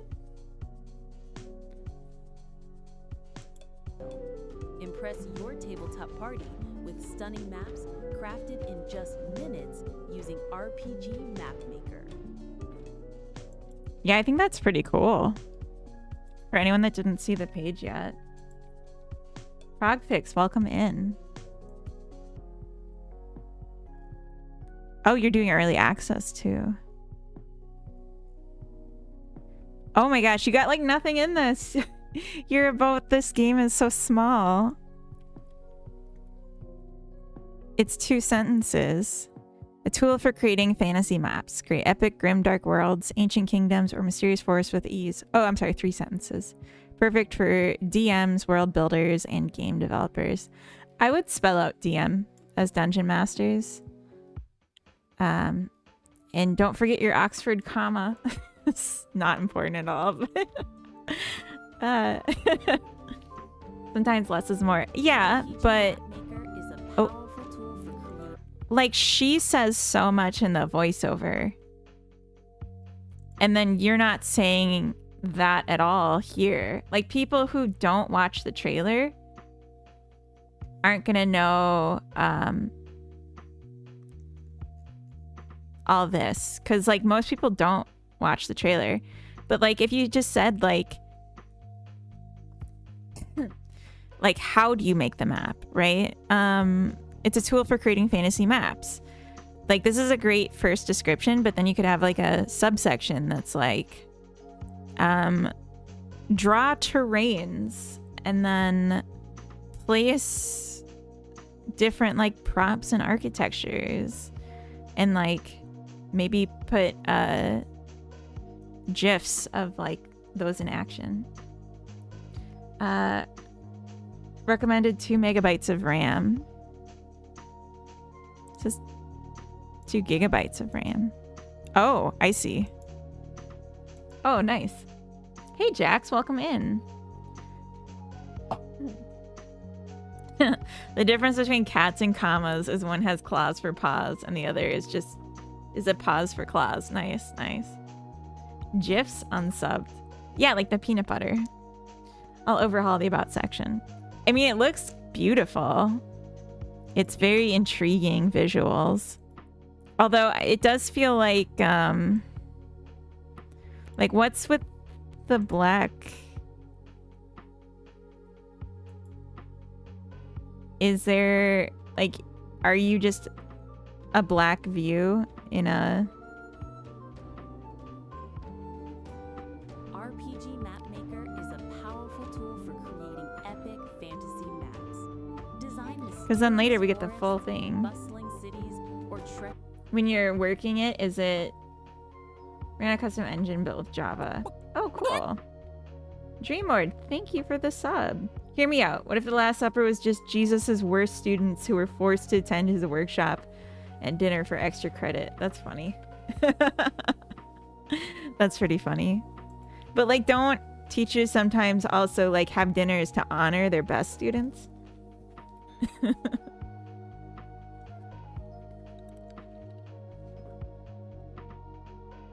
I really like the art.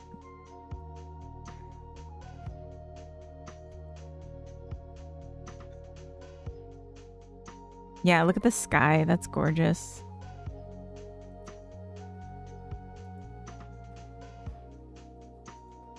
I don't know if Wardstone's still here.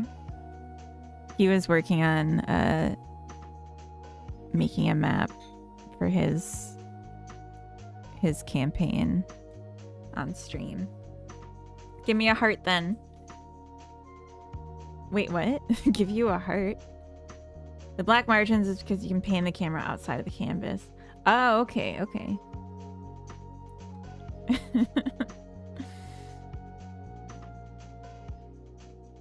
The description does need altering to grab the viewer's attention. I've added it to my wish list though, so I can see about sharing it. Nice, nice.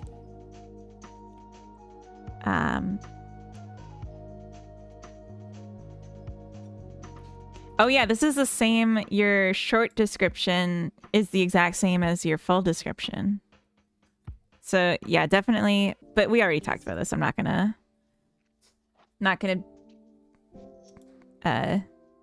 what's the term? I'm not gonna labor over it. Also, yeah, you're like so early that you didn't even show up in like Google search. Like you got to give it a day for like the algorithm scrapers, the search engine scrapers to even find your game, to start like using it. So give it time and try not to check too often what your wish list counts are, because that is like, I've done that before and it like hurt me. I hurt myself doing that. So, but yeah, you know, obviously there's a lot of people that like D&D and a lot of them aren't artists. So there's definitely a market for this. I would look at I assume on Reddit, you're in D&D subreddits. If you're a D&Der, I'm not. So like, I'm not sure, but I assume there's a lot of this. So you're going to find an audience for sure. You just give it time and do a little poking in different groups. You found that funny, ergo I must have a heart since you allegedly heart any funny boys you might encounter. Is that the rule, that it's just all funny boys? The web spiders are slacking. I don't know if that's still a thing, but there's definitely, like, when I had my Steam page up, Steam even tracked like how many of the visits were from bots that were just scraping. Check some Reddit or Quora world building forums. Yeah, exactly. That's where I would go. And don't just post, like, read the Discord or read the Reddit posts, kind of get an idea of who's there and what kind of things they say. And don't just like spam them with something that doesn't fit.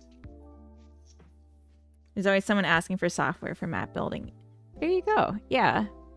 Yeah, you just replied in those questions with, hey, I'm working on this right now. Or like, this one will be out soon. Yeah. Exactly. Yeah, don't even say you made it. Just say, this one's coming out, I saw. Or maybe don't be that sneaky about it, but something. Oh. Oop. Let's try, I want to try the other one. Do the flat. Yeah, that looks instead of the depth. Kind of like that better. Makes sense that it would be flat because it's just a thing in the corner. That's me in the corner. That's me in the spotlight. Using my bakery. Okay. Okay. Are you still there, Vibes, just then? Oh. I see you're looking for a map builder. I know a good one. Exactly.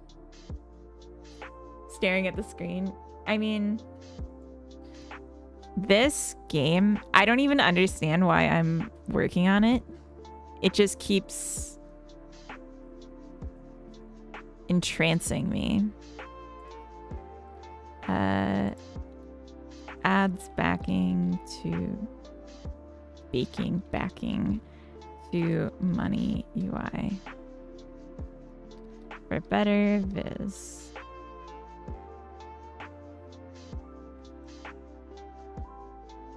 Check out this one out. It's an alpha beta, but the devs are very responsive to user feedback and feature requests. Yeah.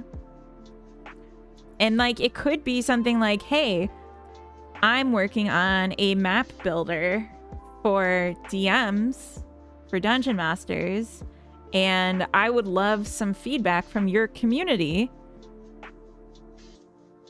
about what's missing, you know, and kind of get them like to feel like this isn't just an advertisement, this is an actual question, and they can answer it and like actually see change by answering it and kind of like tune it to what they want it to be. My personal hypnotoad, exactly. Yeah, or I love beta testers. Yeah, and then it's not just like, oh, this is my game, you're allowed to play it. It's more like, this could be our game if you like, and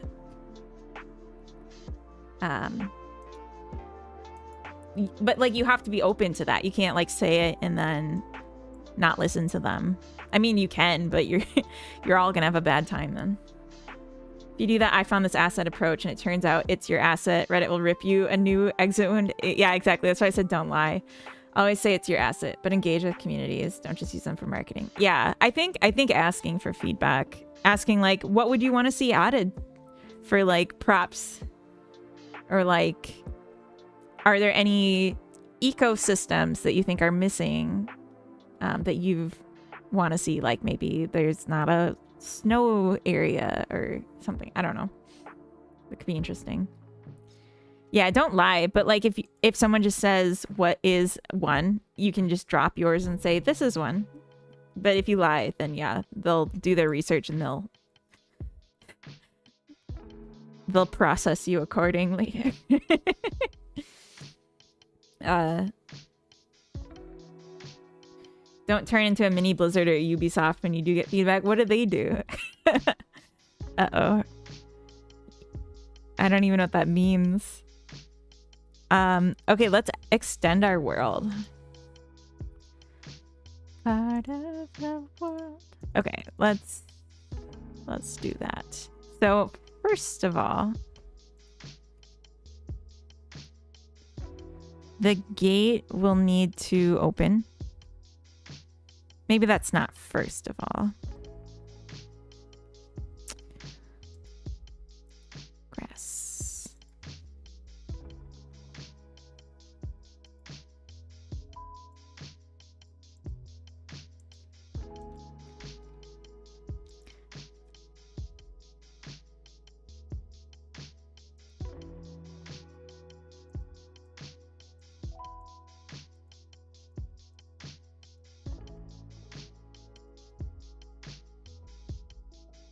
So I'm just cutting off the corners because they're like rounded very purposefully, and they won't fit together nice if we're gonna extend this out, which I think we should. So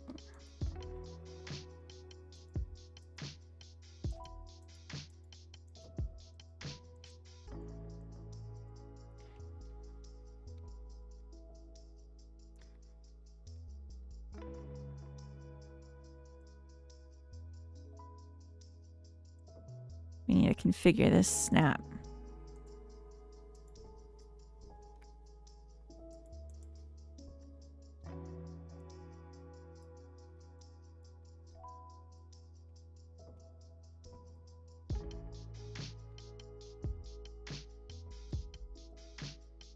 Um, ignore it unless it makes them money. Oh, well, we all do that. Munglo, hey, welcome in. How is the Swedish autumn? I almost read that as autism. Treating you now that it's finally here. It's cold. I do like it a lot, though. I feel like it's the best time of year. Coda and I have been doing a lot of bike rides recently. Like in our cargo bikes, so we're like literally together in the vehicle, because I ride as the passenger princess most of the time. Sometimes he gets a turn, but yeah, we've just been going through and enjoying the oh, what's the term?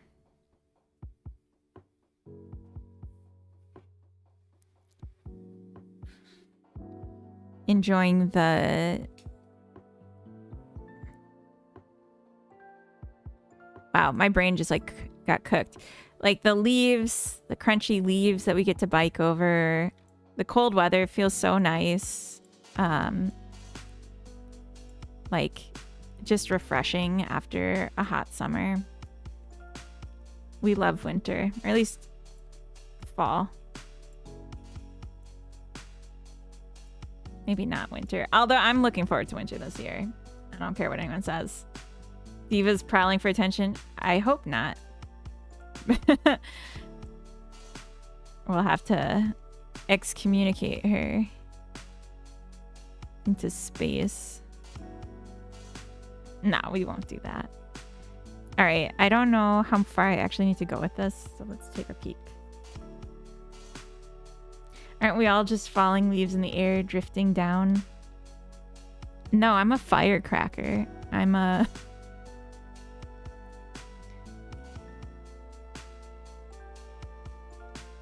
queen bee. So I think from this angle, it's probably enough. And then we'll have buildings. And then here, maybe a park. But like a little bit more here.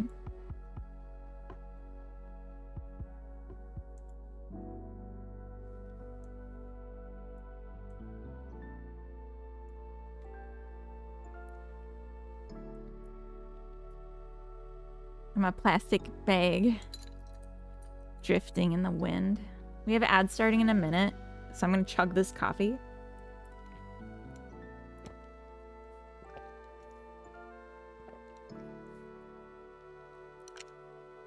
It was like half water. Ugh, God.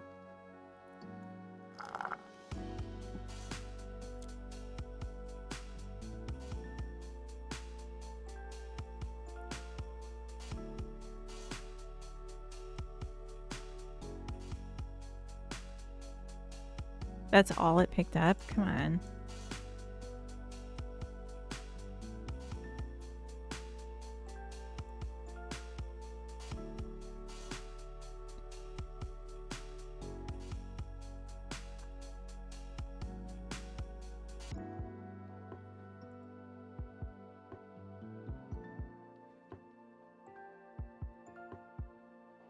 There's some like tearing here.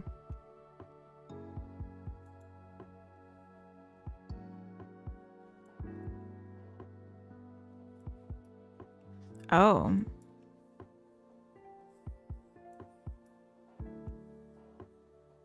No, don't tell me. These ones weren't, okay.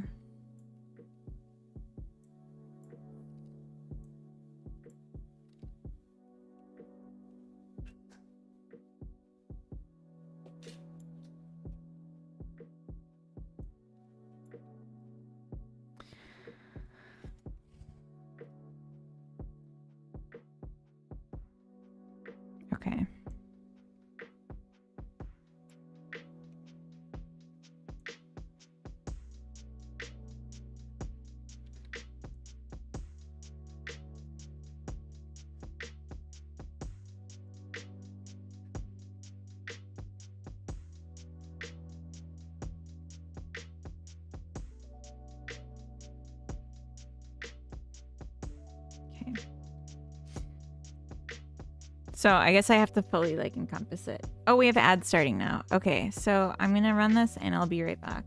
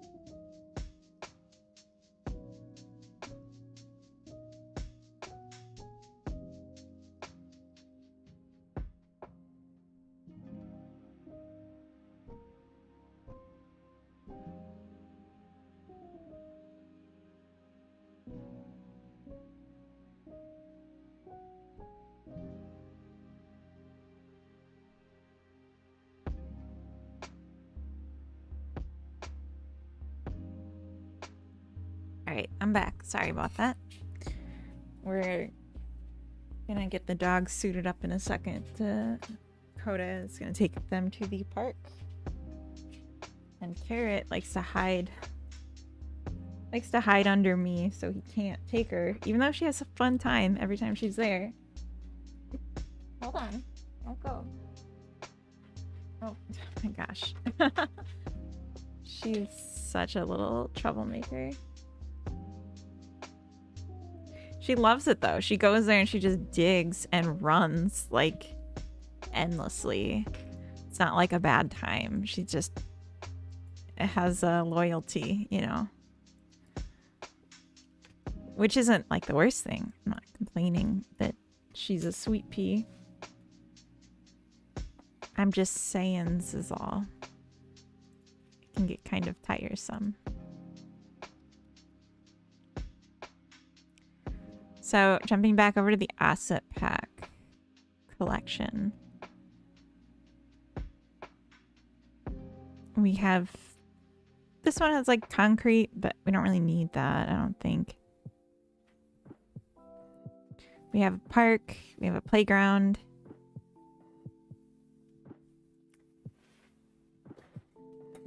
An exterior of houses. I'm just thinking what could be outside to make it seem like... Oh, Coda's getting spud now, putting on her sweater.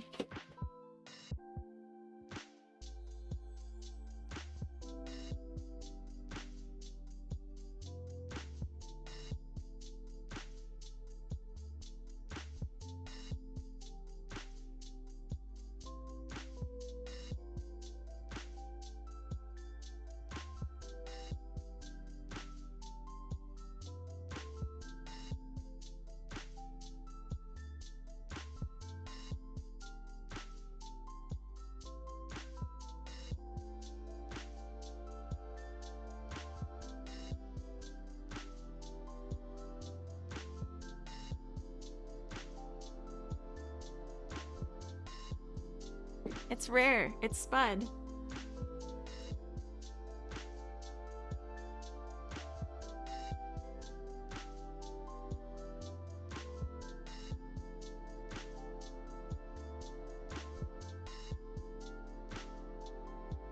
We don't normally get to see her.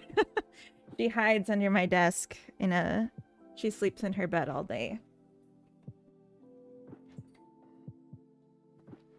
And to get her out to go to the park, which she enjoys going to, we have to coax her out of her bed and then shut the door so she can't run back into it. So yeah, that's a little mess. But she's a little cutie. Just very anxious dog. Okay, so I'm thinking maybe what I should do is just duplicate like the exterior walls thing, but without collision shapes, because that's like not needed for this.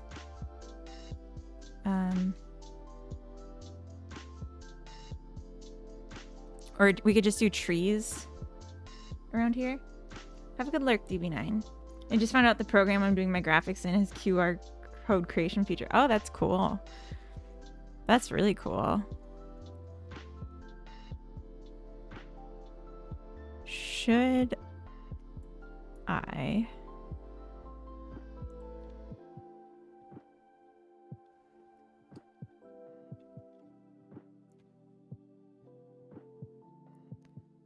If they spawn down here and then walk around... Or maybe they could spawn out here and walk around.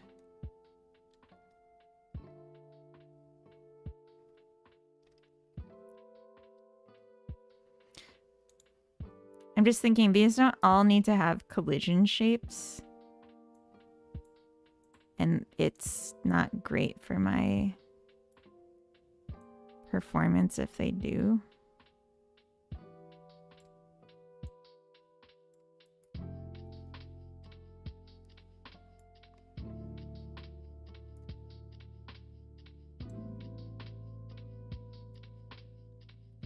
Yeah, I've tried to get QR codes made before, and like I don't really trust any of the websites that do it.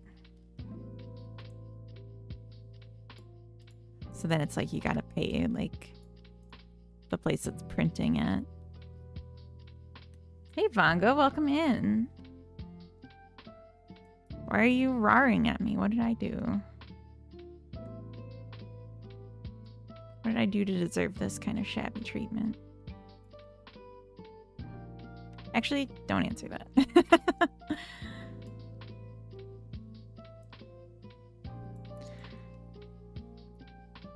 I don't know, man. It's okay. Let's just take off the gates for now.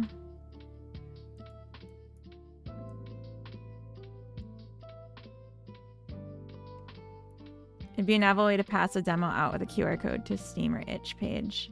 I'm just so security conscious I'd not do it myself. You'd not make the QR code? Or you wouldn't scan one?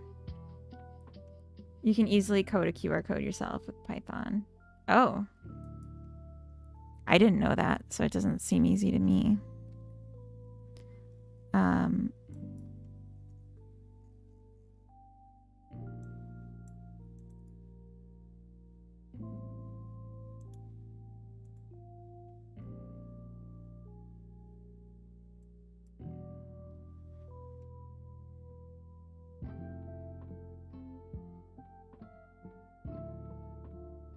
Okay, so what I want to do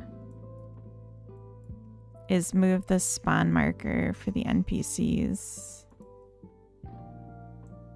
over here.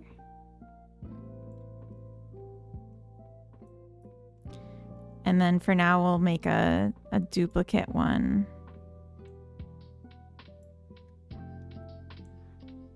Oops.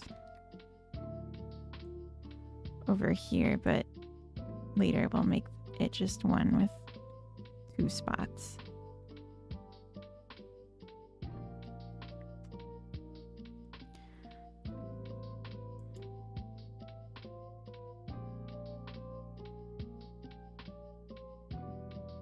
So imagine we can't get past here. Cute cuties. Here they come.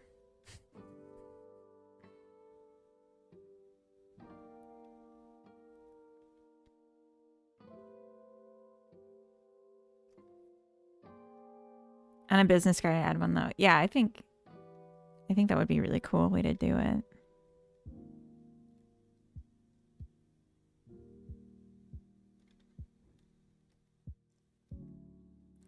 Okay, so then the NPCs can get around, but we can make the rest of this not have collision shapes. Oh, there's still a crease here. I need to fix that. This has it too.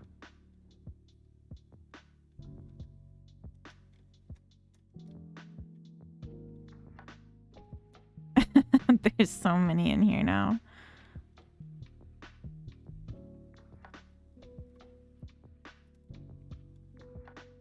It's kind of nice to get to leave, though. Oop.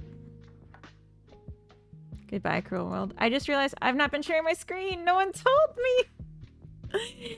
Come on, you guys. It's okay, but oops. My bad.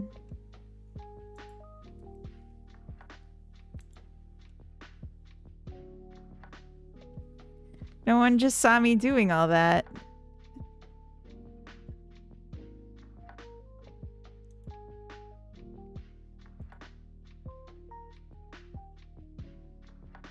Oh, it's okay. No, it's okay.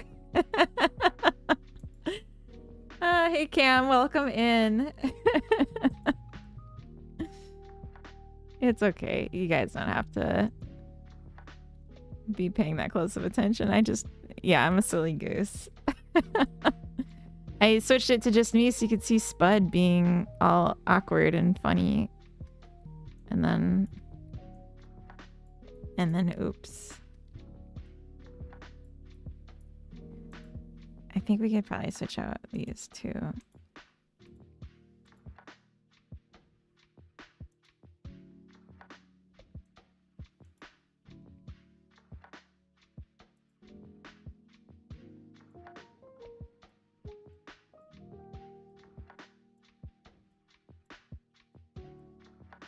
Um, 2 weeks till Germany. I know, exciting. Was about to. You're on my TV screen. I thought you looked bigger than usual. Oh, thanks. The Godot plush is just staring. Yes, it's keeping an eye on things. I mean, I once streamed for a full hour on mute and no one was watching, so no one told me. But like, I know people are here now, so but just listening, that's fair. All fun until I realized the rental company would have wanted me to pay 1,100 euros on site.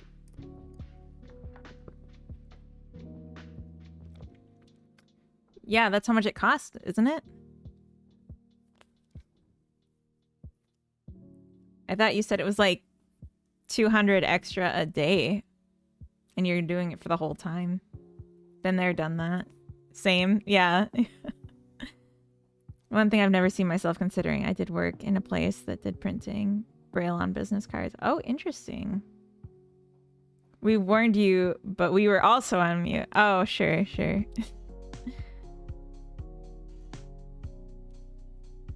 So you said no now. Are you not going to get a car then? Interesting.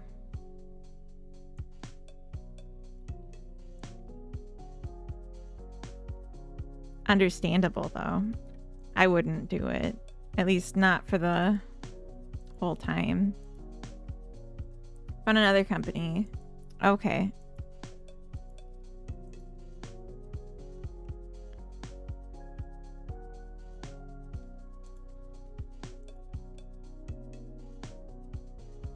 Oh. I'm gonna need collision here because it pokes through and I don't want to fall into the abyss. Not yet. That was dark. I shouldn't have made that joke. Okay, let's rebake this.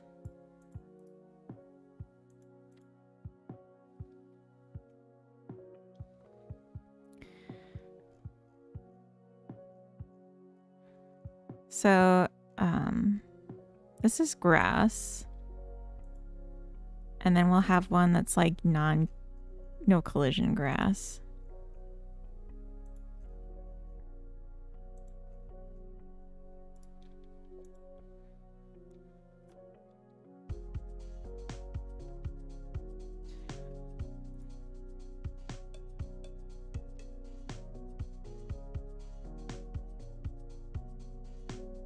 Grass, no coal.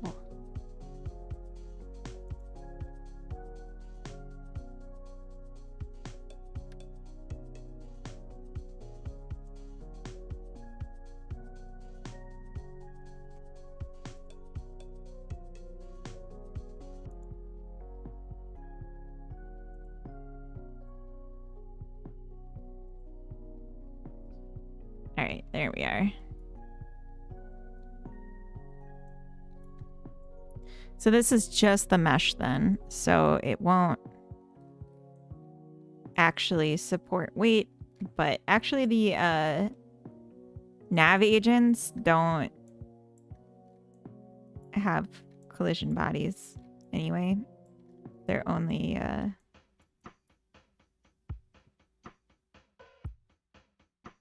I had the time, it would have been cheaper for me to drive from the UK to Germany. Taxi to the hotel is 90 euros one way. Jeez.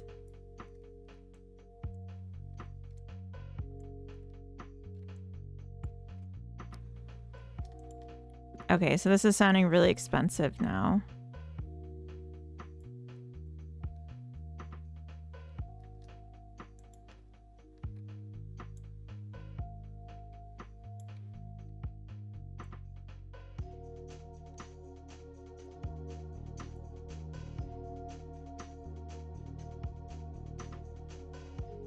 Yeah.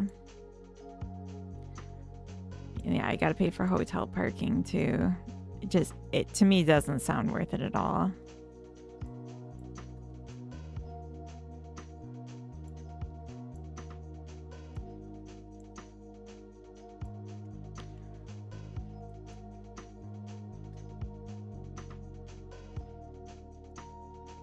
Yeah, that sounds awful.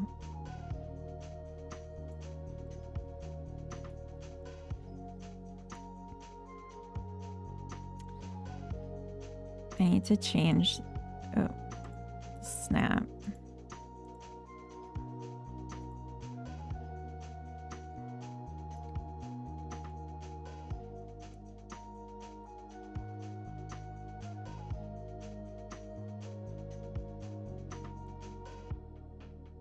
Yeah.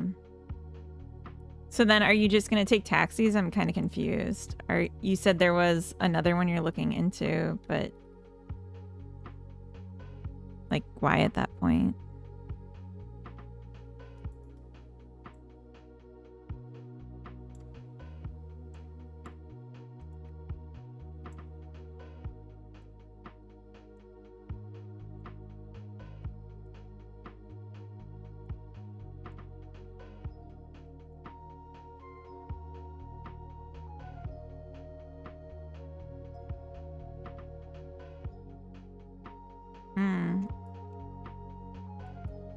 Yeah, a train makes a lot of sense for Germany.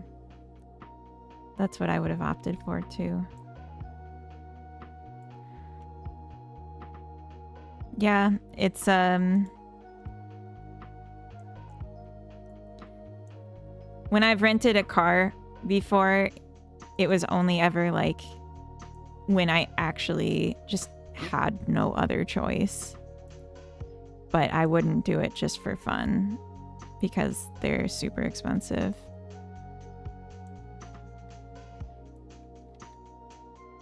It was like, because Coda and I were driving from our house to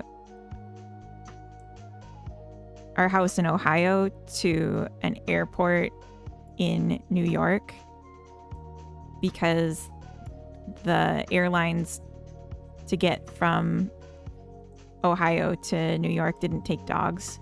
So our only choice was to drive there to then get on our international flight that did take dogs. I mean, they took dogs. They didn't take dogs like our dogs. Because our dogs have short noses. There's like a bunch of restrictions on what kind of airplane a short-nosed dog can ride on. Because they're more sensitive to temperature, and if the airplane doesn't have a temperature control, it's like a huge liability to take those dogs. Oh, I just got so nervous because I remembered there's no collision here, and I would just fall through.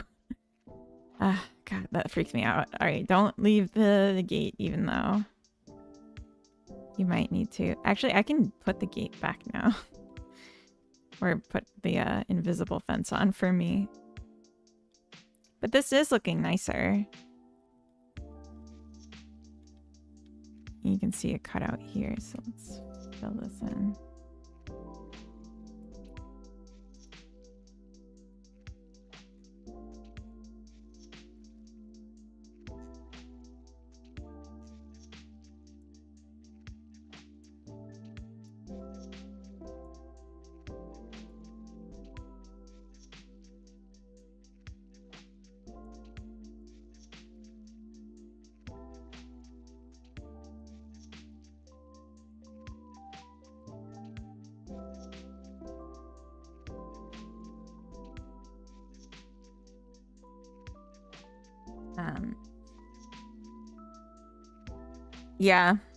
Yeah, they do just add more and more to the cost. They're pretty sneaky like that.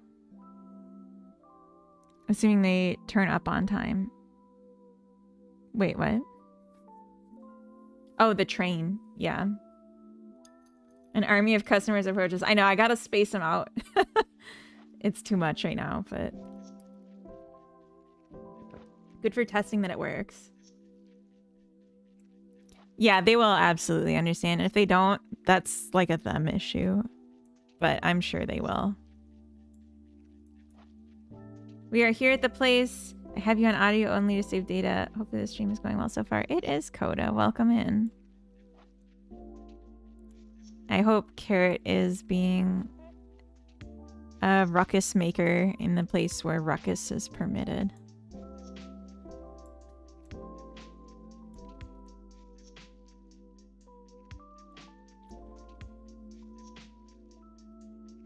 $100 for Bluetooth? Oh my gosh. She's already filthy from digging. Perfect.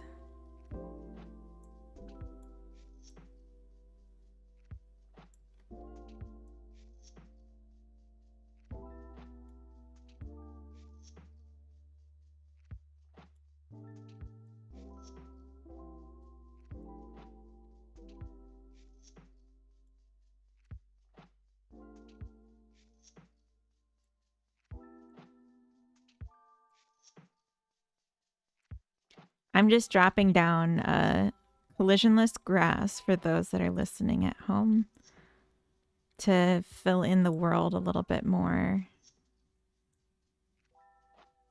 without it being so expensive as having grass with collision. Although I think I went way too far because I don't think you're going to be able to see over here. But then I just keep having to push play to see. Don't say that about iHeart. That I'm filthy from digging? That'd be a strange comment. Yeah, don't say that about me, Coda. What the heck?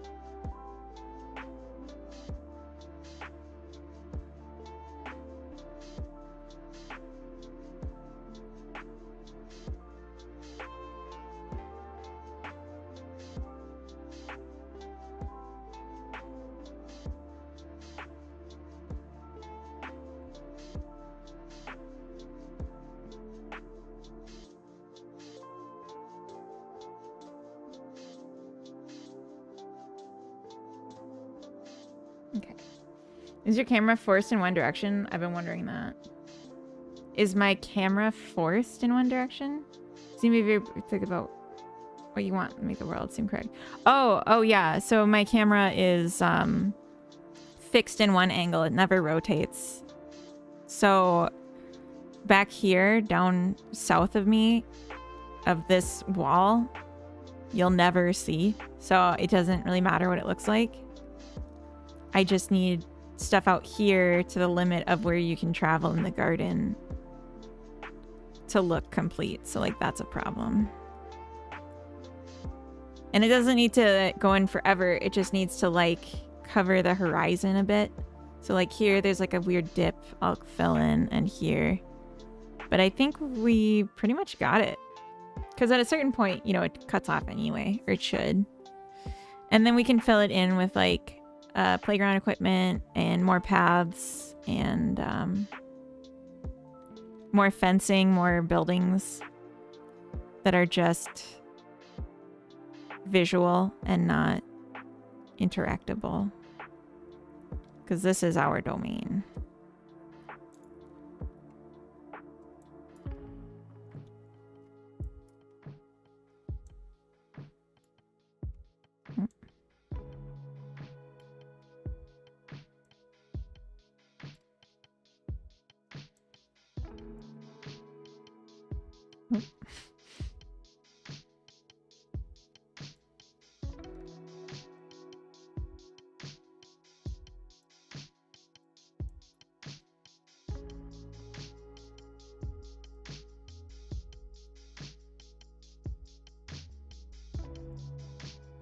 Oops. Sorry.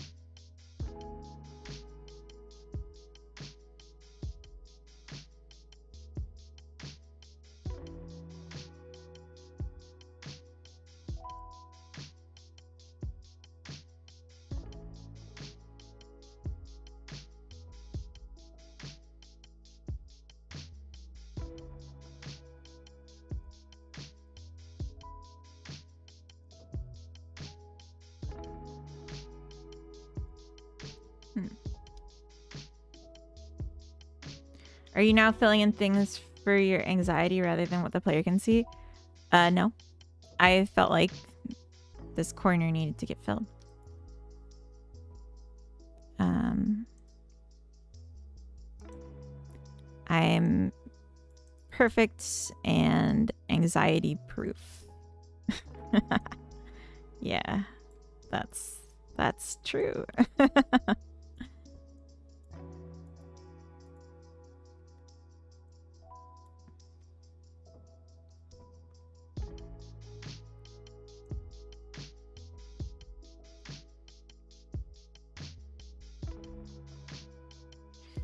Oh, reminds me, for those that don't know,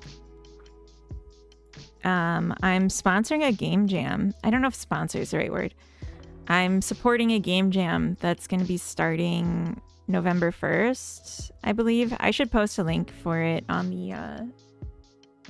the Discord. Hey, Grumpy Game Dev, welcome in. Let me just get the page up.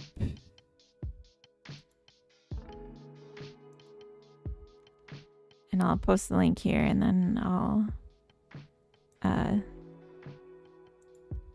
post it in Discord too. Let me more definition as to your relationship to the jam. Graham Weldon, welcome in. Yeah, so I'm participating in it. I'm streaming participating in it. Hold on. At jam.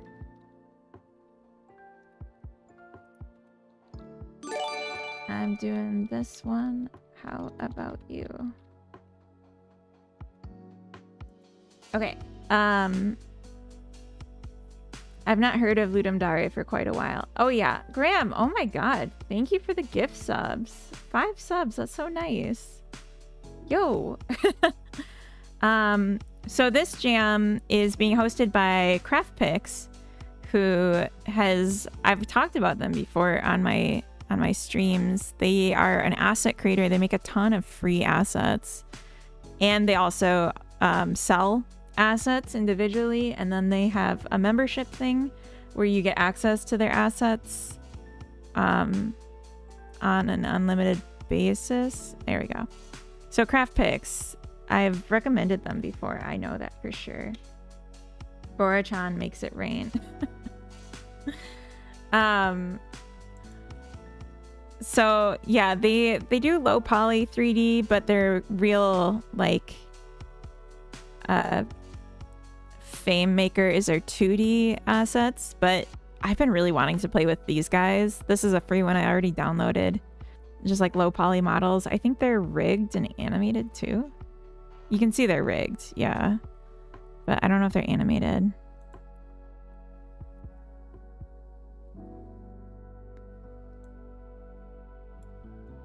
I can't tell. I don't think so. Rigging is done for each. Yeah, so they're not animated. They're just rigged. That's okay. So I want to play with this. And they're hosting a jam, and the rule is you need to use...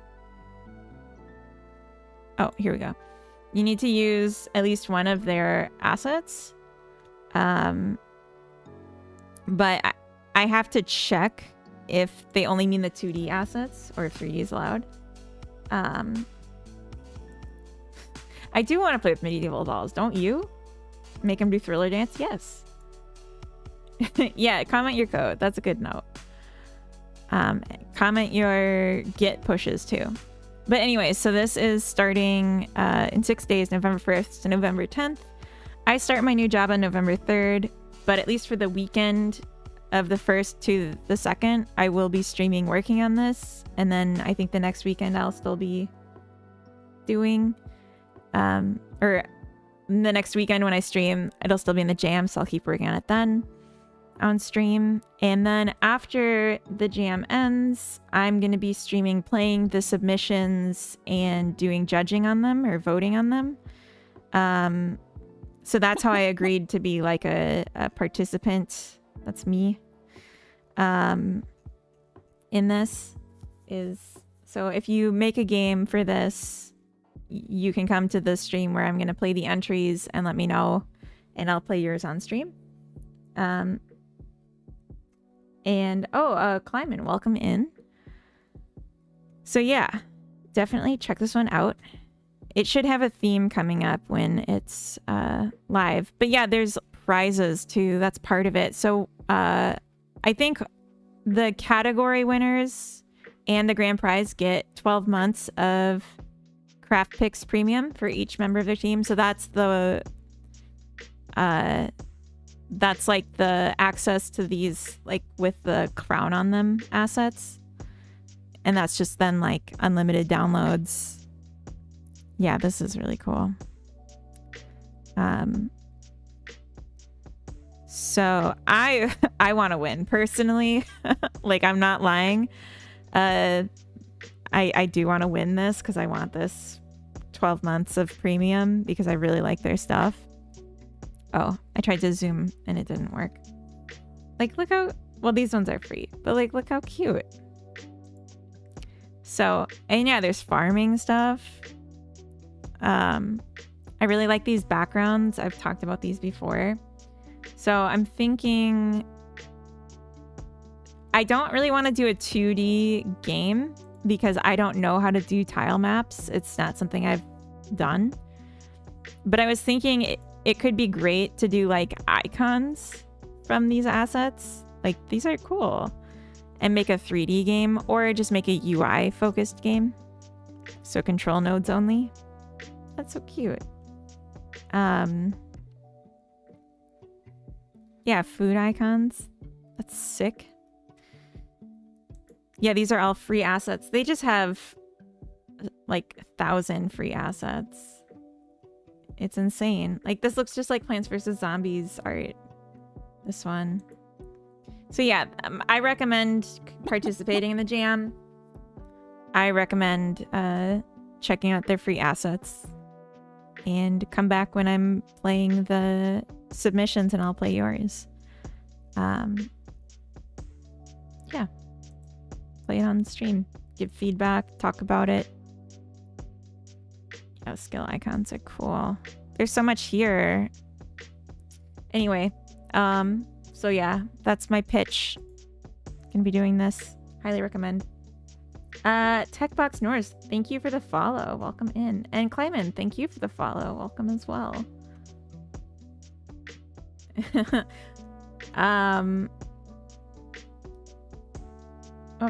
Catching up on code. Comment better. Yeah, not just any comment. Start my new job November 3rd too. I don't want to work though. I want to stay home working on my game. Oh, I feel that. Kezler, I feel that. But, you know, so here's the thing about working at a job outside of game dev. Even if it's like you want to just be home and game deving, the experience of doing things in the real world, especially things that you're not choosing to do yourself, just being pushed into things, like, that's content. That's game inspo right there. Like, if someone were, I don't know, having to work in a as a power wash cleaner, landscaping, whatever, that might be the inspo for Power Wash Simulator, you know? And like getting those details and things like that comes from like doing it. I don't know. I think it's good. I think it's a good thing to expose yourself to other stuff, even if it's not just the game dev we want to be doing. Now to test if the progress bar works. Good luck. So really, this is a Nestle's chocolate chips competition to make a recipe using Nestle's chocolate chips, but some of the chips are free and the premium chips are also for sale. Kind of, but they said you only need to use one of their assets. You don't need to only use their assets. I've already found a bug in the UI. Oops. Heading out, but thought I'd hit the follow before I go. Have a great day. Thank you so much, Techbox. I wanted to say Textbox. Have a good one. The pets need treat spot for them, so I gotta get monies. That too. My non-game development work does indeed inform my game development. Yeah. Even if it's just, I'm going to refactor today in my game because we need to do so at my IRL job. That's funny.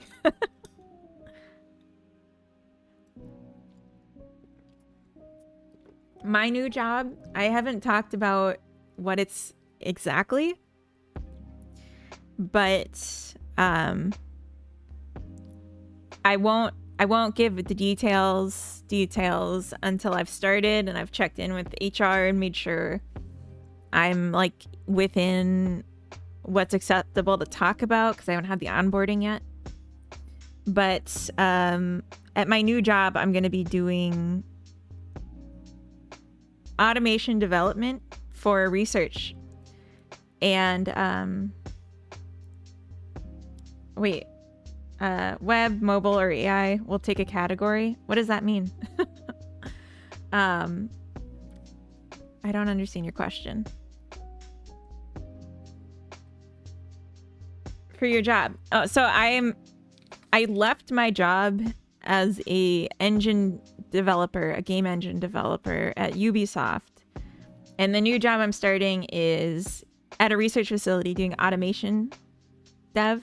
So, or automation engineering. So I'm going to be programming programmable logic controllers to perform tasks.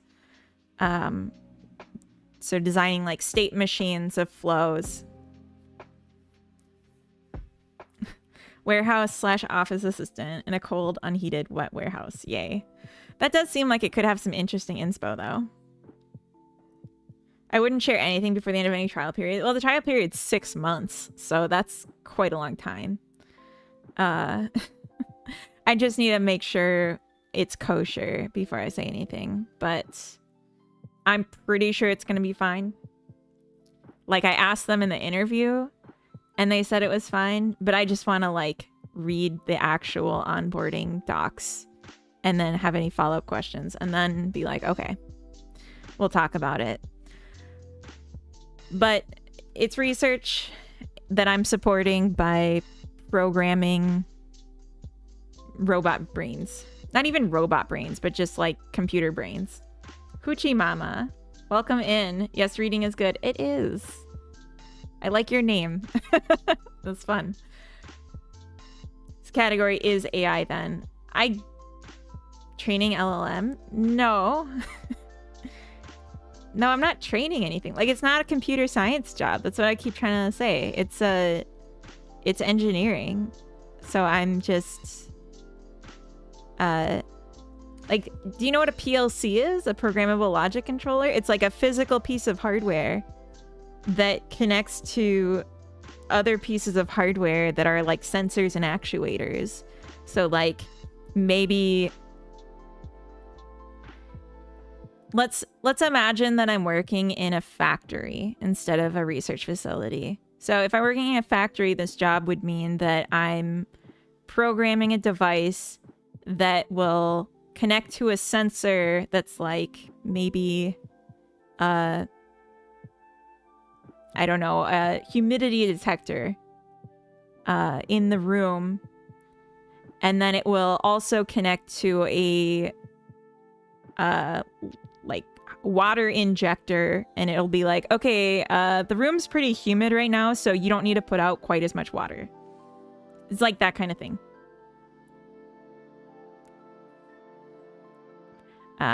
But for a research project, basically.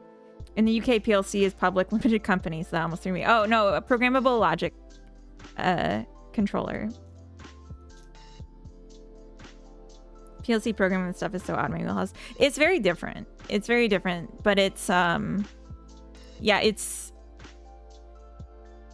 a bit obfuscated for me from what I'm used to. A little more abstract version of digital logic. But it's still, like, from what I've seen of it, it's so straightforward that I feel like it's gonna be a very relaxed job. Like, there'll be some learning and, like, getting used to new things, but I'm really looking forward to it because I feel like it's just gonna be chill.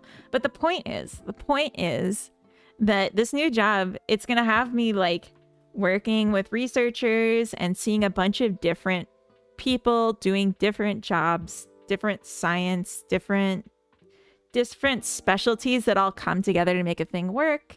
And there'll also be people working in like support, you know, doing human resources, assisting, project managers, all different types of jobs that come together to make a thing happen and a place work.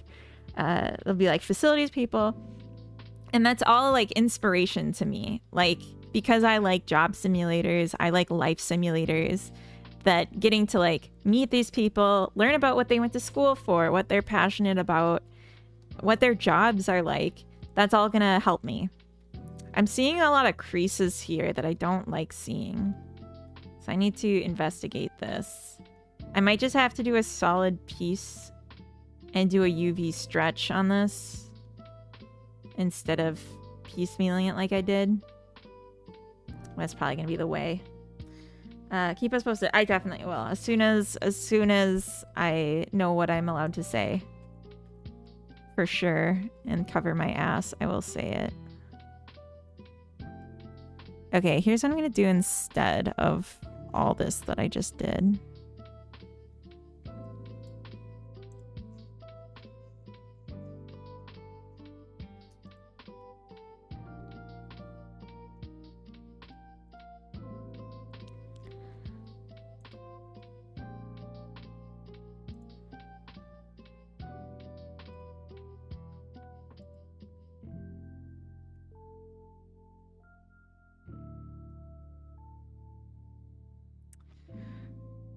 Okay, we're gonna move this down.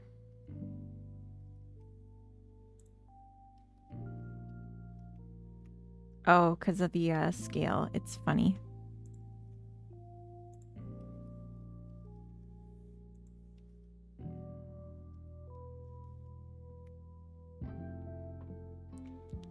Good.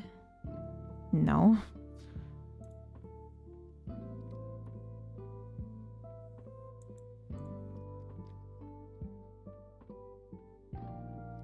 I'll throw a bush around here or something. So you can't see that. And then we'll go in here.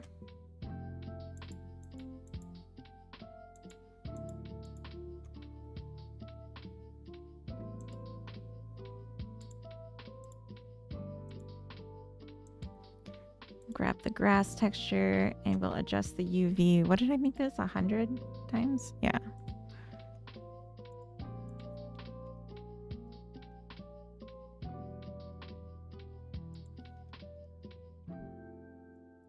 There we go. Oh, it's just a continuation, but with a sharp edge. But it's just one thing. Oh, it doesn't need to be so tall.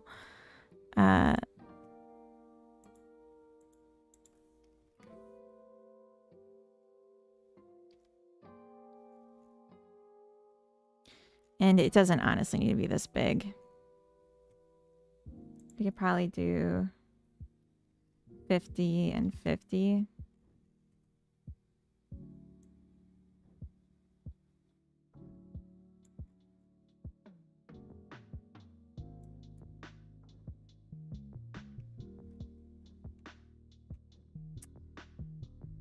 No, it's too small. 40. 40. Hey, Stolf, welcome in. It's one thick layer of grass. It is. Piggy Platypus, welcome in. I like to know that the worst I could burn is money. Oh, I missed that before. Yeah. When I was at NASA, I set a lot of things on fire by accident. Because of, yeah, working with real hardware, it happens. I remember I had this, this setup with, oops, sorry. I had this setup with,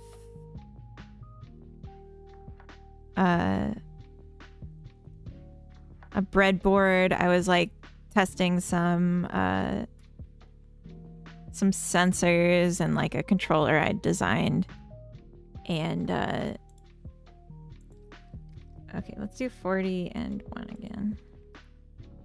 Oh, I guess not. Fine. And like every time I turned it on, the ADC would set on fire. And I don't think I ever actually got it to work.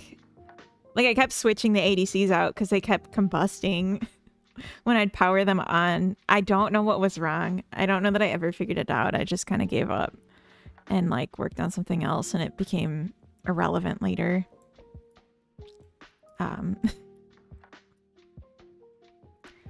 Yeah. Oops. External combustion engine, I guess so. Someone... Oh wait, you get plenty of bzzt moments in those sort of jobs, definitely, definitely. Someone called by an amazing insult I'll start using from now on. You matter to the extent I give you. Oh, also good morning. Yeah, that seemed a little... You just waking up or something? Okay, so we have this edge that looks a little funny. And otherwise you can't actually tell. You can't tell what I did.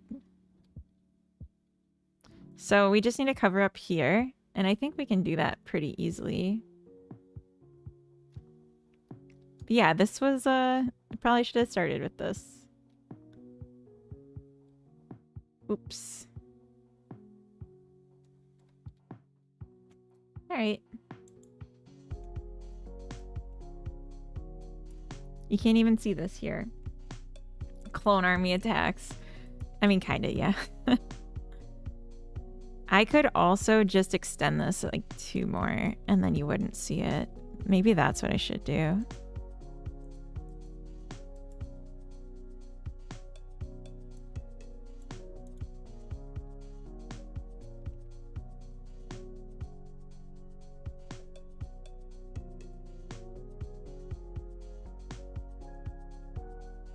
Because yeah, if that's all it costs to be invisible, and then I don't have a limitation, yeah, that's nice. Real nice. They're getting too close to the bushes. I don't think there's a collision on them, so they're not avoiding them.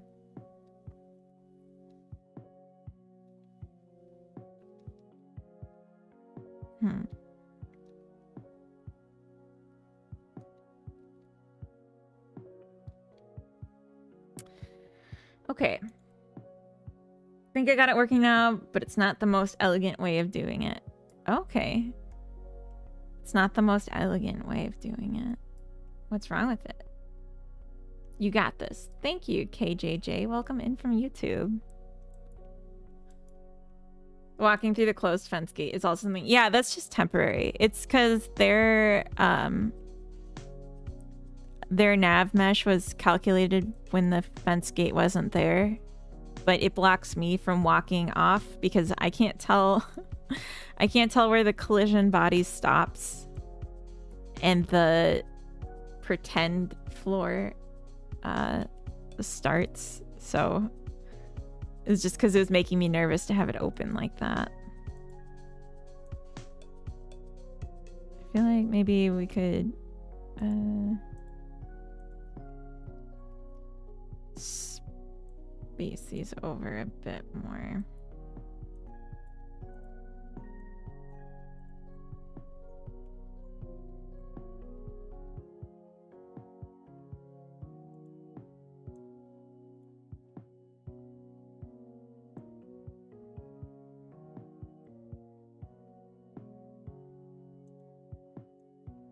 Maybe not.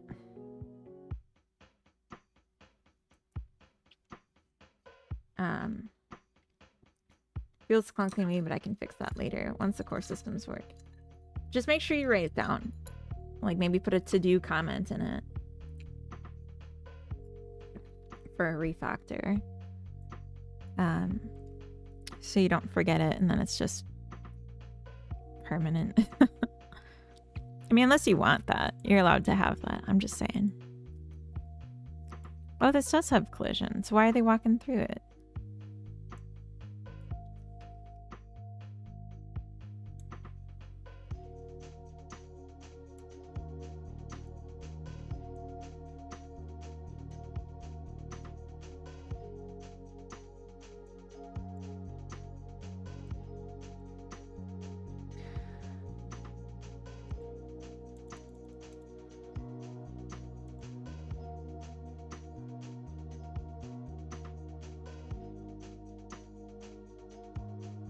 Good morning, David. Welcome in.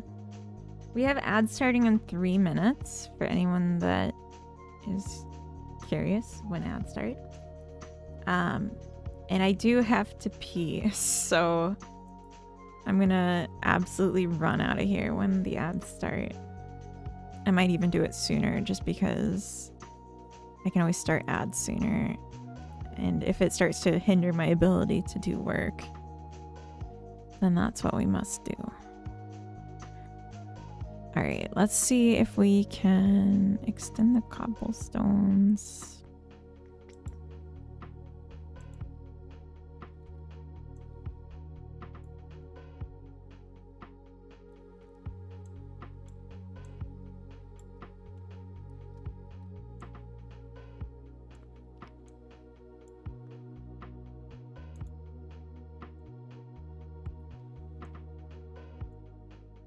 Hydrate, thank you. You trying to get me to go?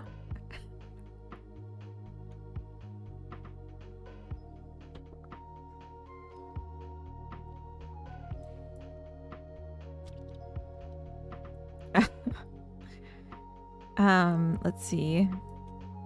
Yeah, I was thinking like a playground. I don't really have a plan, honestly. Maybe I should just do boxes for outside.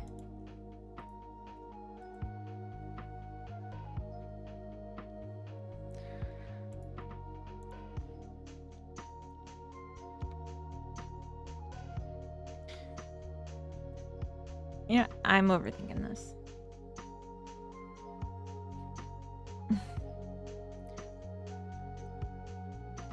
A big chunk of what I do when I'm writing code is write tests for them. How much of that is going in the typical game development? Not much. Not much tests. Unless you're the one writing the engine. It's pretty uncommon. Because, well, I don't know. We don't do that here. Skip those. Alright. I'm just gonna add these in.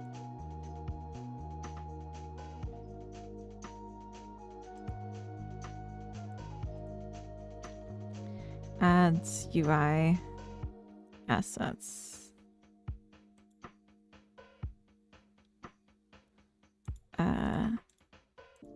Extends hedge collision to avoid NPC entering them.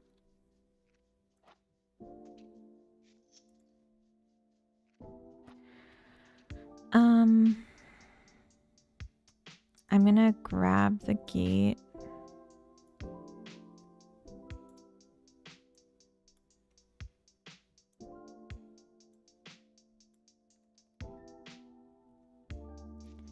And we're just gonna rebake this so it's done.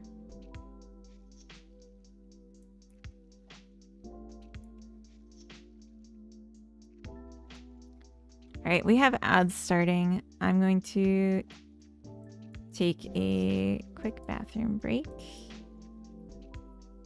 and then I will be right back. Oh. Import assets. Previous commit. Oops.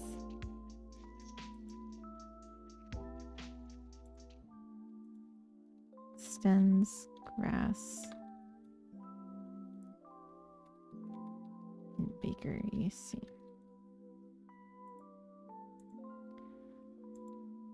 Okay, be right back.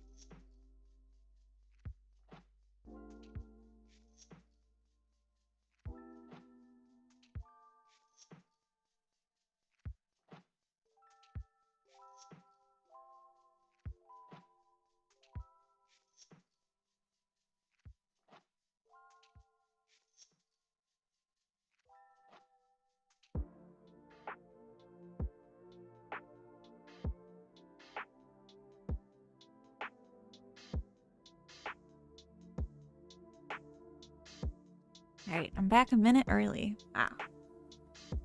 It's because I didn't need more coffee this time.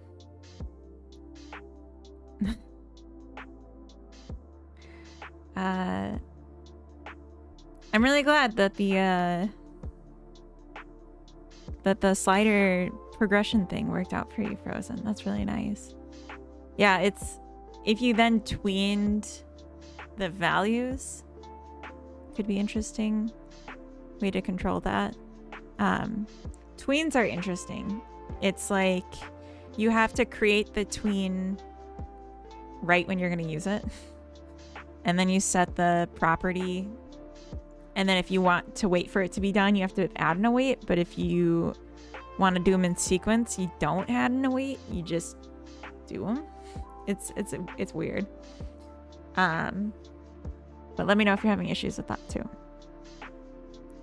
So I'm thinking that today I'm going to take my bike to the grocery store sometime in the evening, like in real life. I think that sounds nice. Get some, I don't know, maybe some fresh ingredients and make a stir fry. I do like making stir fries. It's just like what's on my mind right now. Maybe a bunch of fruit and I'll make like a big fruit bowl. That sounds really tasty. I just feel like eating real food. Can you tween the modulate alpha channel? Yeah, absolutely.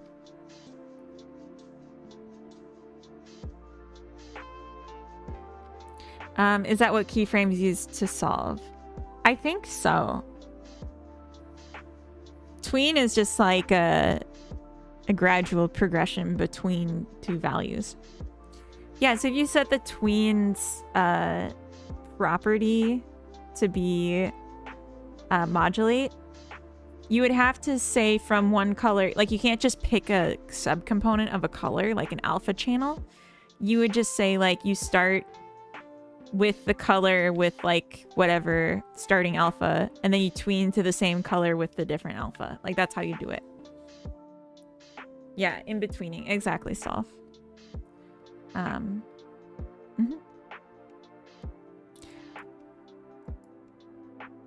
In Godot, the initial value's implicit. It just looks at the final value and how long to get there. LERP is like where you'd pick the start and end and then do like a step towards it. Or like percentage towards it.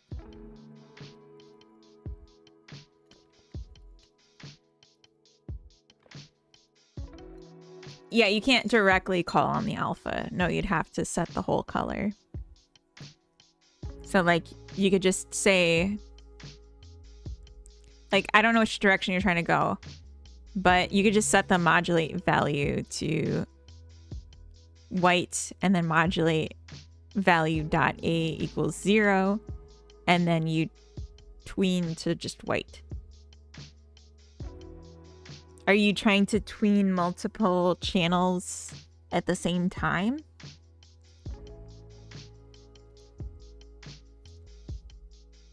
Got you. Yeah.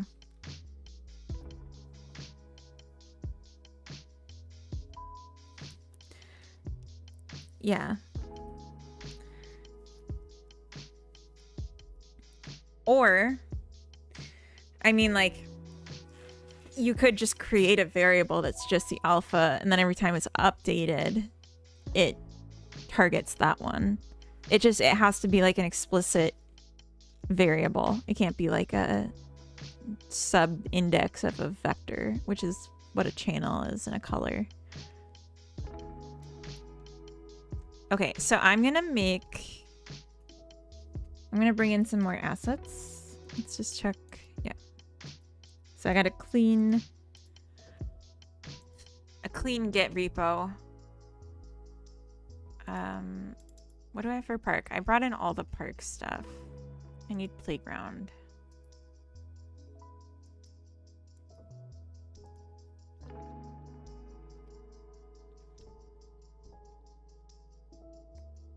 And I also need house.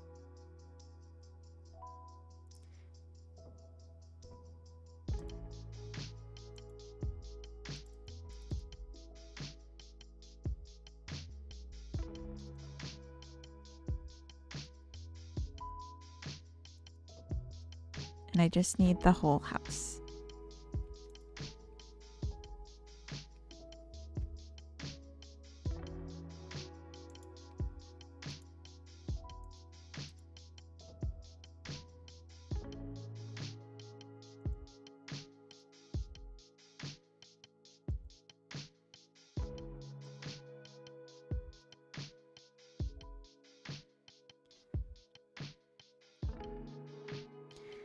The tween kills itself when it's finished. You don't have to do anything there. I'm pretty sure. I'm assuming a tween is easy to offload to a GPU, whereas uploading a generic value will be solved by the CPU. It's many years of web development talking about translating what I know to game dev. Yeah, I'm not sure. I'm not sure if the GPU handles tweens. I don't know that there's a difference. Marcus, welcome in. This is so cute. Really? Thank you.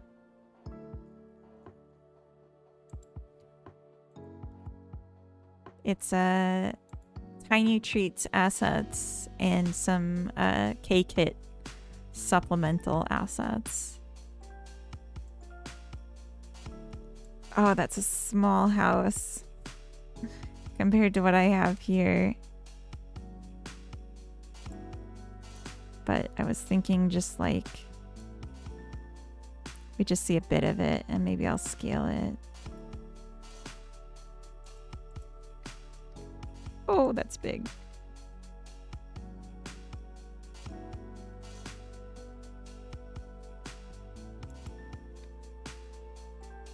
Make it smaller, have it part of a playground set. I mean, I could, but I wanted it to be... I wanted there to be like houses around too, not just a playground. And I'm hoping we just won't see the front of it.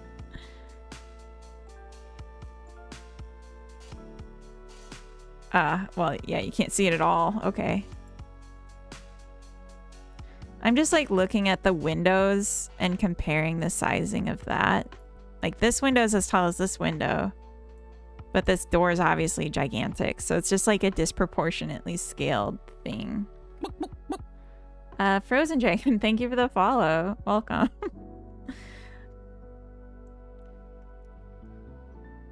I guess we could do like this maybe. Maybe turn it. Oh, this doesn't look so bad then.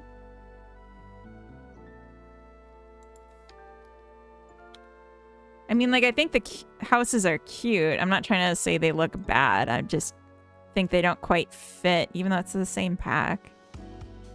Gotta go now. Have fun. Thanks for all the help. Of course. Have a good one. Yeah, there is no... Yeah, it's very strangely proportioned. Let's just see how it looks here.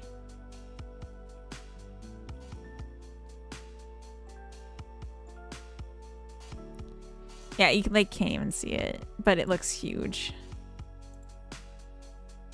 Could we just...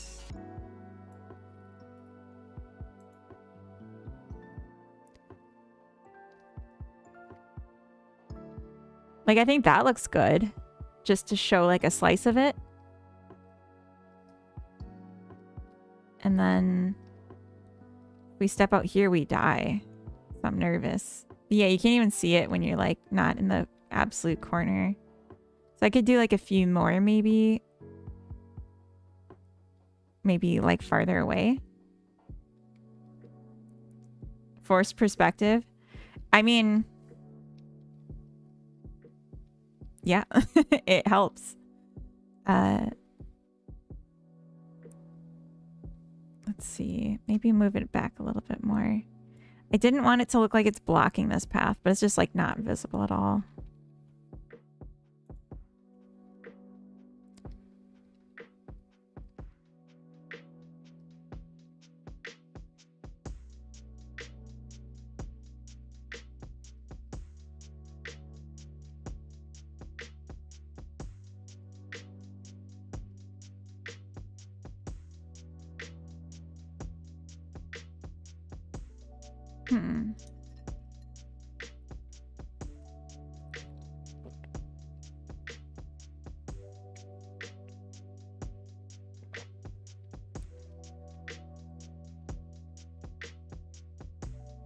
It feels kind of wrong.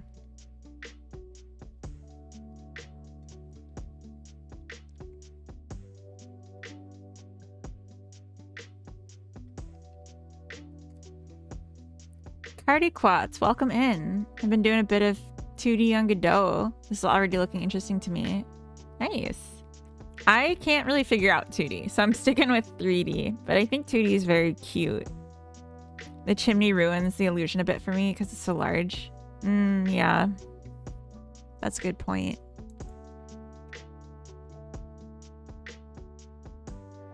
Let's try...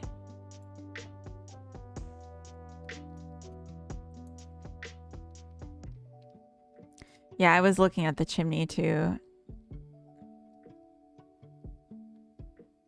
And I am planning on changing the siding of this house to match a little better.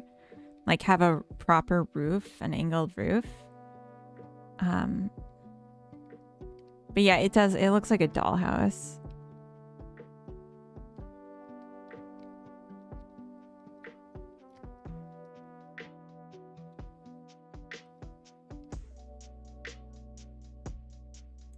Okay.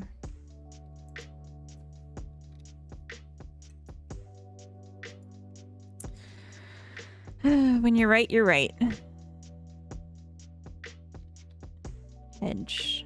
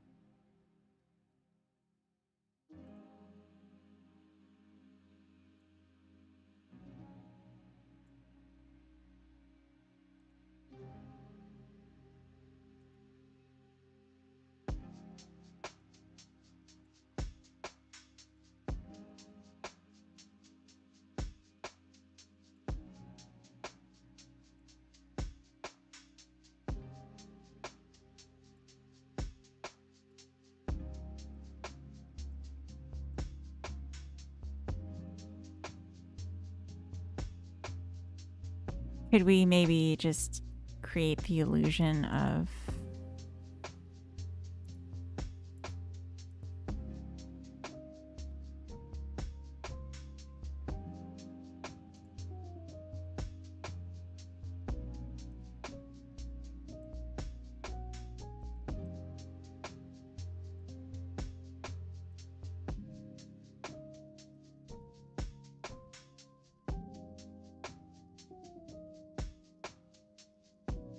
of a house we don't even see?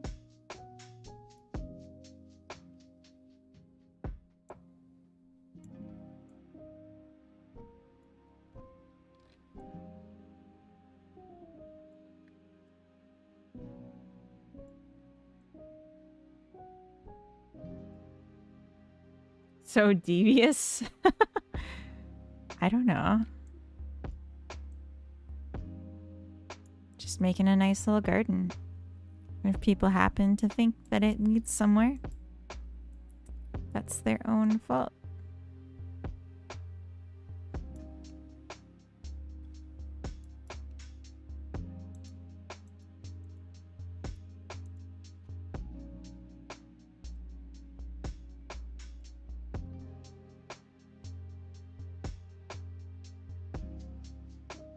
Let's see how this looks.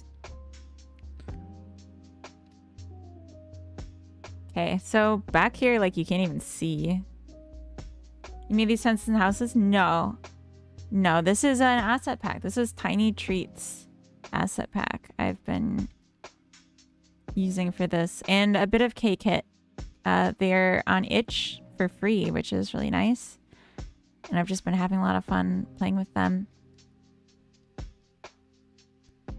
Maybe this is too deep. If it cut in like here instead, I think would make more sense. Treats. Treats. And there are trees. I'm just not using them yet. Not yet.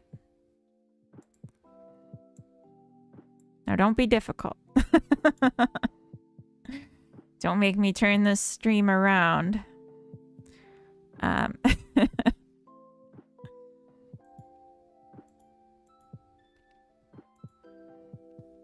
Okay. Weird. Sorry.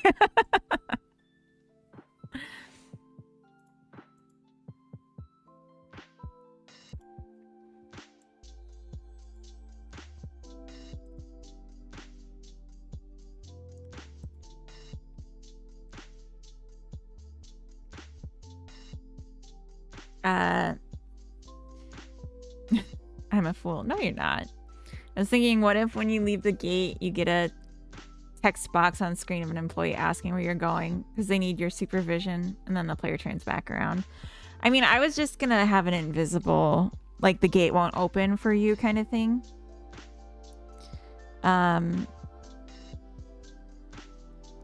Because like I want there to be day and night, and I don't want the employees to like always be there.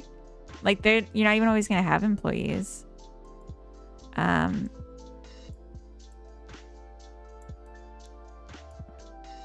Like, it's not always going to be open, the shop. Oh, these don't come in as much as I had wanted them to.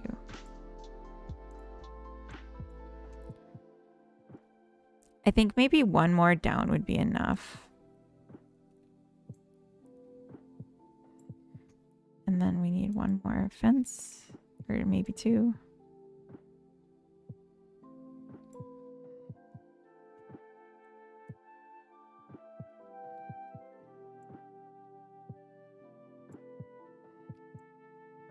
Three. Jeez. Okay.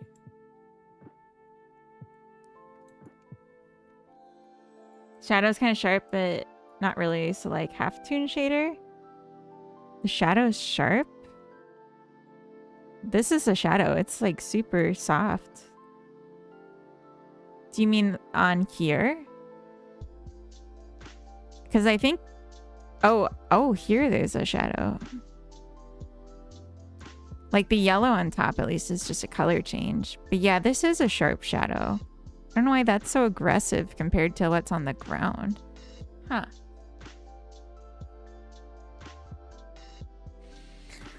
Huh, you're right. That is strange. I'm not in love with that. I didn't notice the shadows being like that.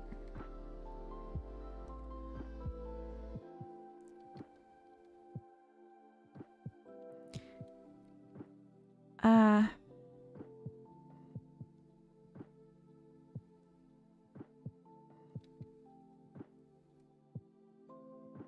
1, 2, 3, 4. I think we've put this too far out. I think this is overkill.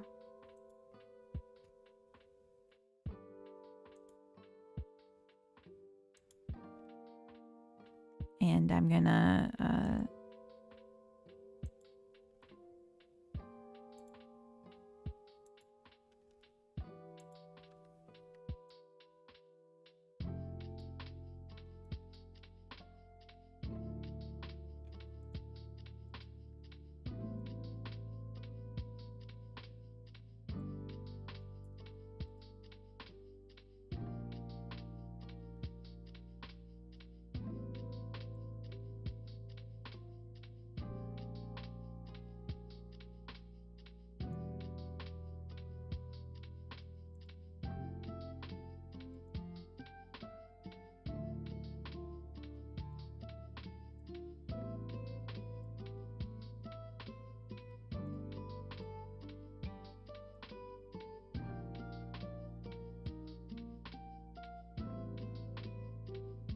I just want to see exactly where the visual cutoff is.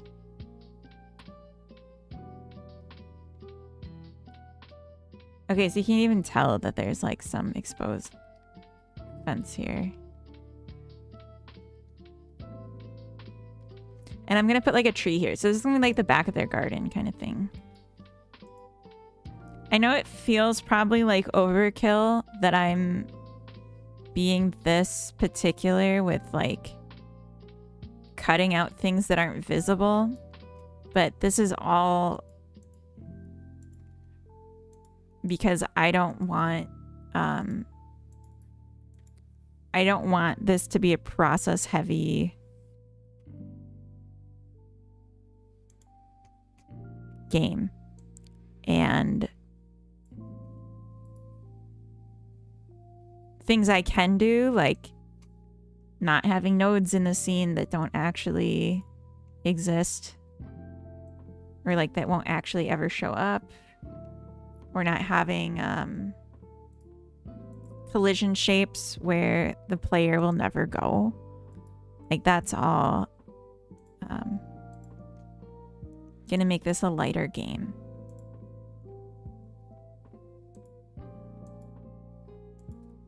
Plus, you know, we're just hanging out. Let's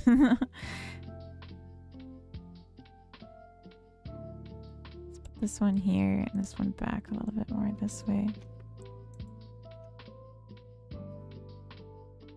Roland, welcome in. How many hours a day do you sleep? Probably 10 these days. I sleep a lot.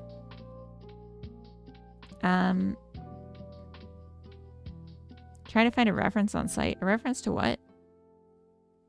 Isn't copy pasting bad for performance rather than multi-mesh and whatnot? Yeah, but multi-mesh doesn't just work like in every situation. Multi-mesh is like a random scatter that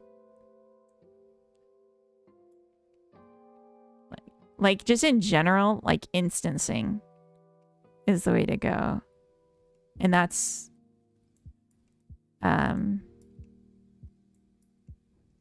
what I'm doing for the most part. Okay, I think this is too much. We'll just do one tree. I'll move this out here and use it for something else. And maybe we'll add in a bench.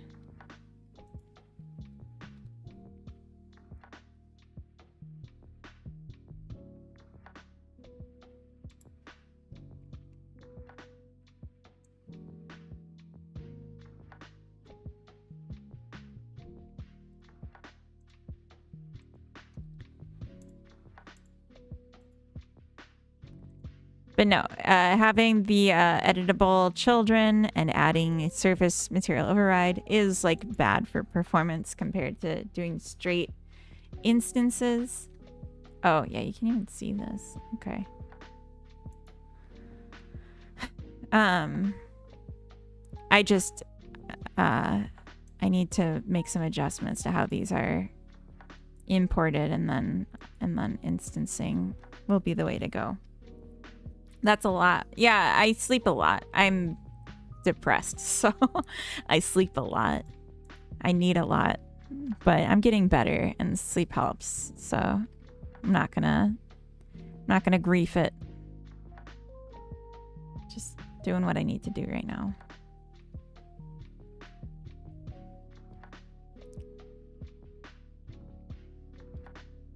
Oh, there's something yucky with the ground here. Sorry to hear that. I appreciate that. It's okay. I'm used to it. Sleep it in, queen. Exactly. Yeah. It's yeah, sometimes it's just what the best medicine. Let's add in, or let's grab our cobblestone and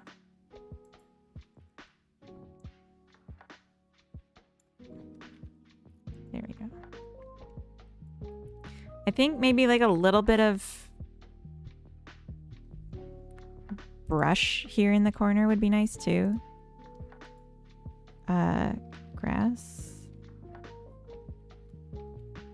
Tuft. I don't know what this is called. Foliage? Yeah, there we go. Some nice foliage.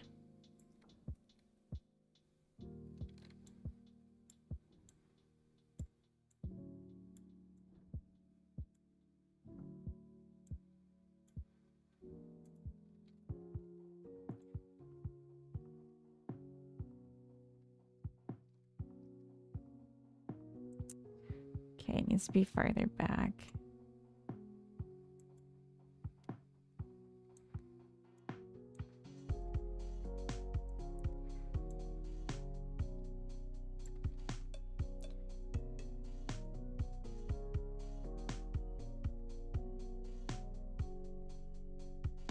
No, that's too far back. We'll get there.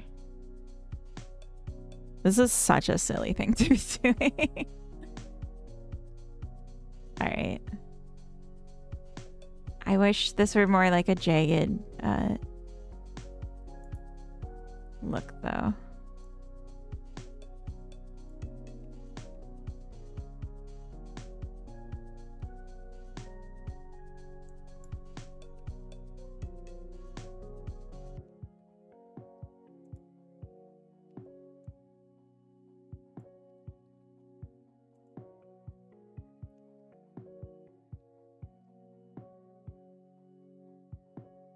Okay, that's kind of all right. The left one maybe just needs a little more turn.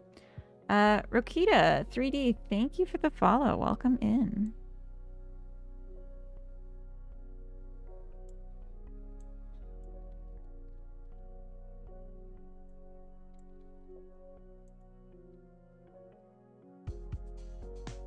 Hello, hello, hello.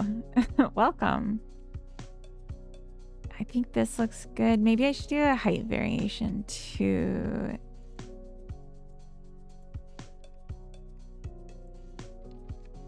Just so it's like a little more wabi-sabi. God, what a detail. I'm like being weird right now. Yeah, okay, that's fine. I'm like still not in love with it, but it's fine. I think anything over here is gonna be invisible. It looks so funny. Just Yeah, she's got a pretty harsh shadow on her too. I don't know why they're getting it so bad.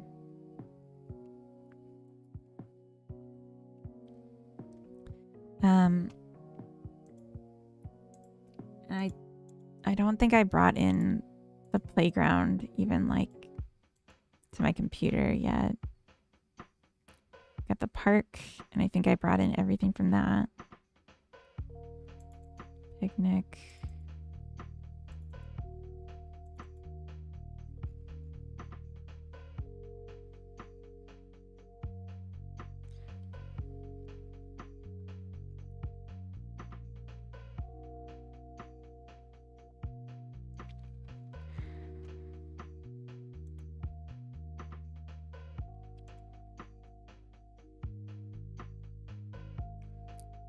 Do I even want a playground? Or do I just want a park?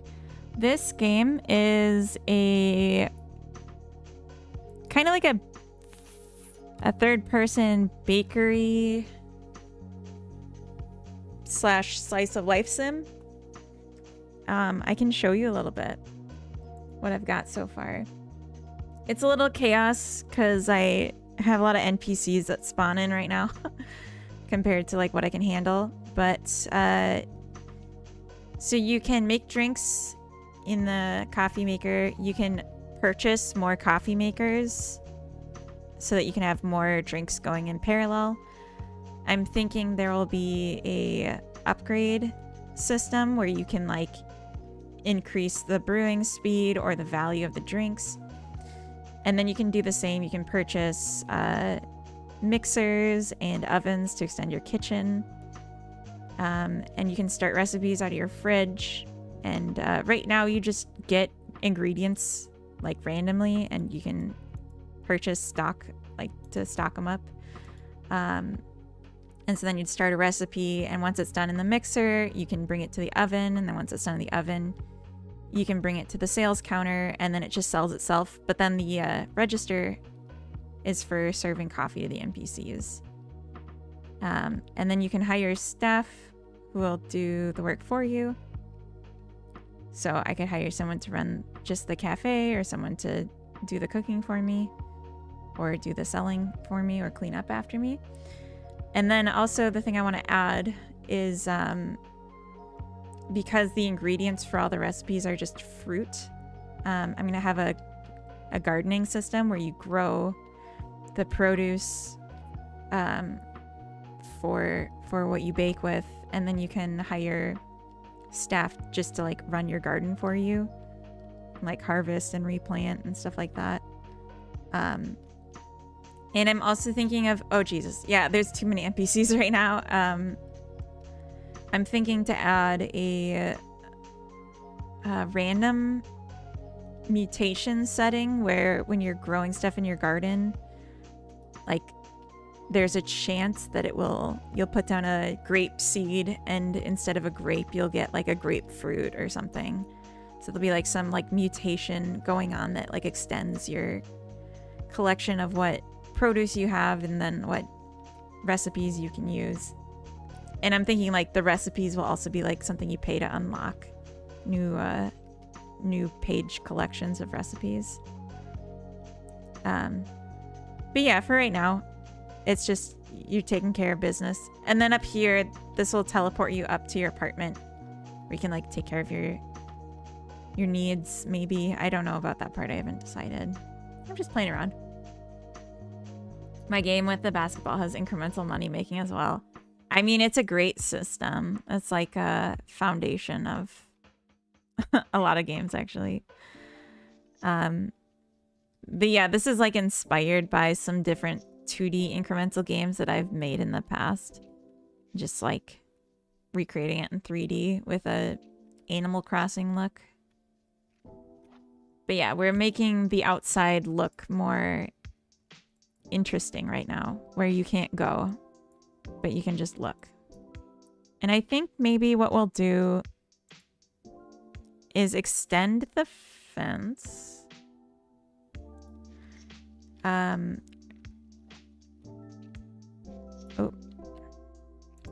like this.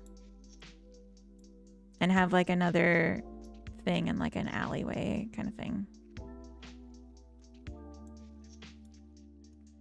I like the fact that it's third person and not just top-down camera point and click. Yeah, driving around the character is super satisfying, I think. I think that aspect is something that's really hooked me into keep working on it. Because I normally do third person, like God camera, click on things to interact with them kind of games. But this one being more... I don't know what the word is that I'm looking for. But being able to control it more is very satisfying and immersive, I guess is the word.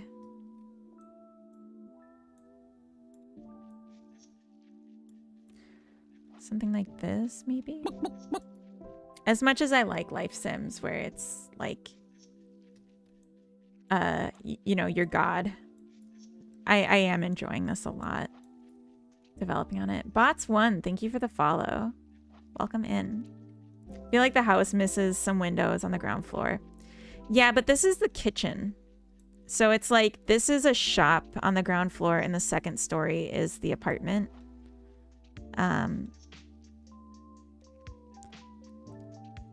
And over here, you're not even gonna see ever. This is just like to make the corner look solid. More hands-on. Yeah, definitely more hands-on, more immersive, more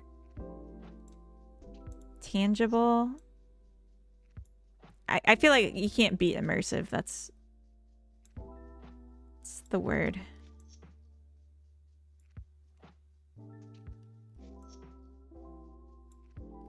So we'll plop down another fence here and we'll see how this looks, if we can see the edge. Tangible. Yeah, tangible. Okay, so you can definitely see the edge here. So maybe here we could have a building. And here we could go out a little bit more. And then we'll do more hedges lining. And I'm thinking maybe put the park back here, more in the corner.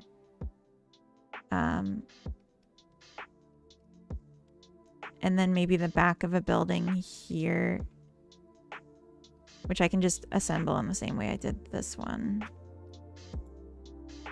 Okay. But yeah, it's really just playing right now for me, like building up a space, seeing what works. And I have a lot more work to do on the game logic too, but I have what I've done in a close enough to working closed loop that I'm happy to take some time to make it a little cuter now.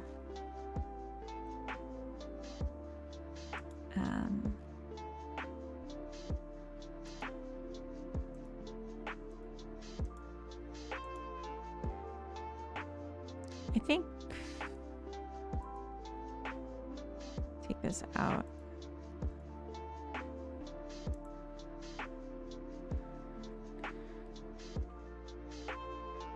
So the reason I hadn't the textures on these ones, the reasons I had to make them. Oh, I guess I closed the other window. It's because they were all using the same textures pack, and I just didn't want more duplicates of the same thing. And I still feel that way, but I think what I should do instead is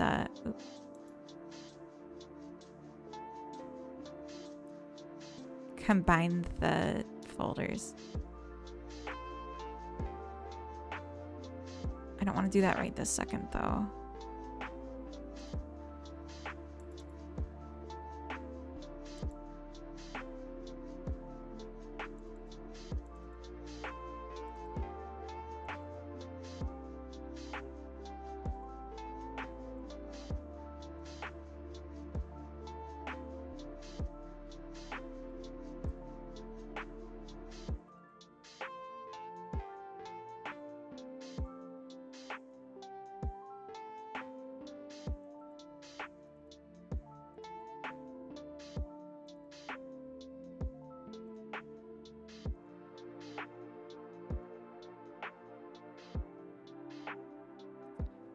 Oh, what was I thinking of?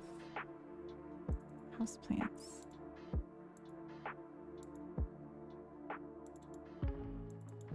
I should have just put them all in one folder. So then they'd use the same one.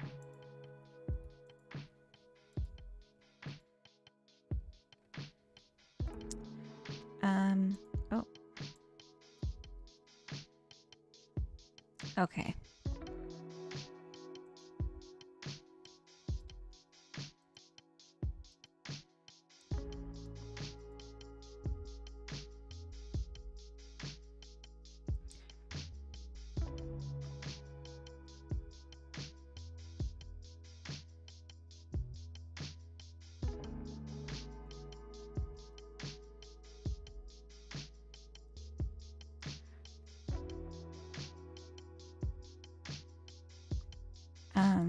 Okay. Import more home the house FBX and adds more background meshes to bakery. Okay, I'm gonna do something that's gonna take a minute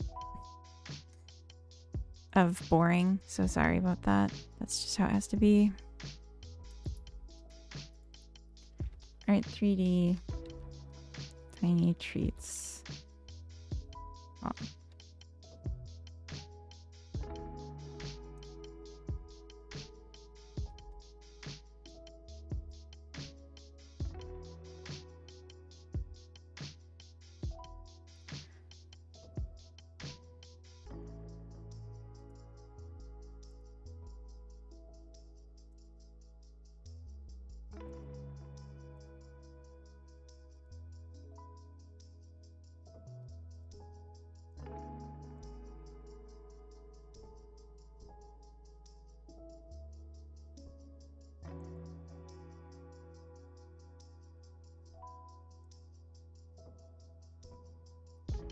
All right. There's a chance Godot is going to crash from doing this because it's a lot. Which is okay. We'll get it back. But this is also going to be an enormous commit now.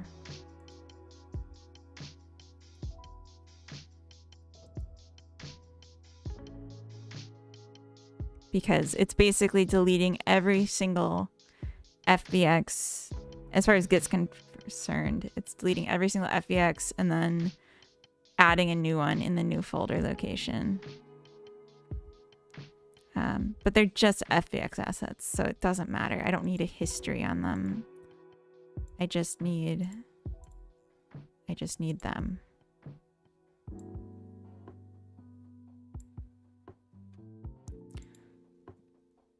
And the pop-up about overwriting the texture is a good thing. It means that they're common. And at the end of this, I'll only have one texture.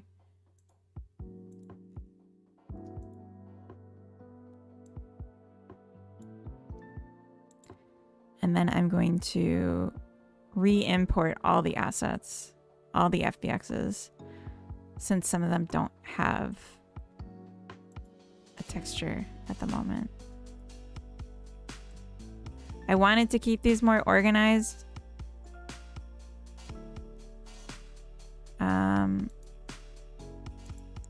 Both.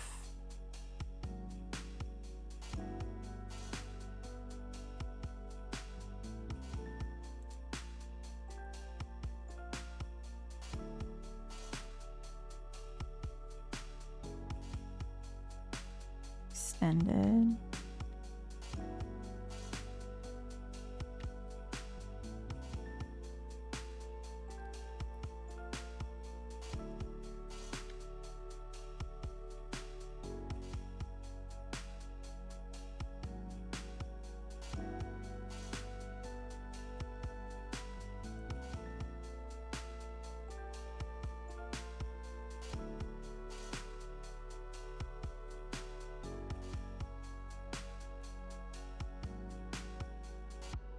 Okay, this is a different spec.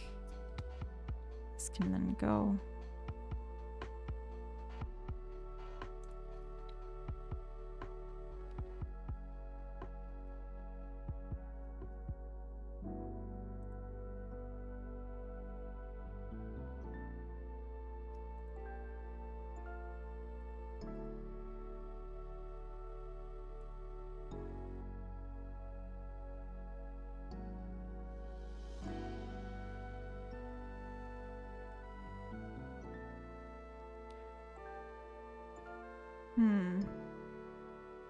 I'm just looking for all the non-FBXs to exclude from my reimport.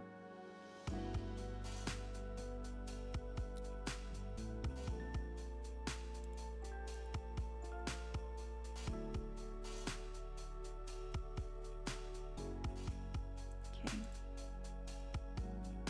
And now this might crash, but it should still work. It's crashed on me before and still worked. But it's important I don't touch the computer when it's going.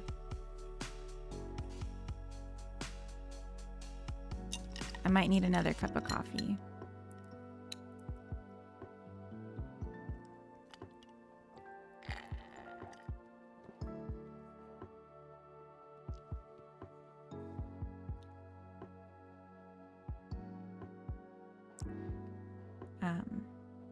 This is good. I'm glad we're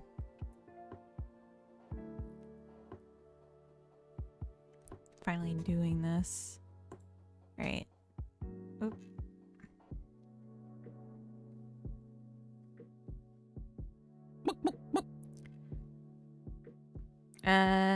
Thanatos, thank you for the follow. Welcome in. I'm gonna take the assets and this, the materials. I mean, we're just gonna pull them out.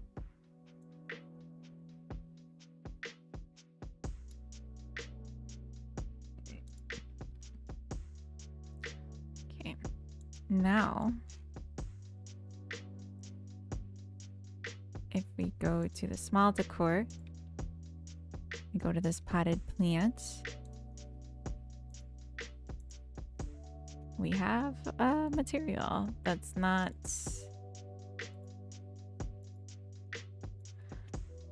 via overwrite.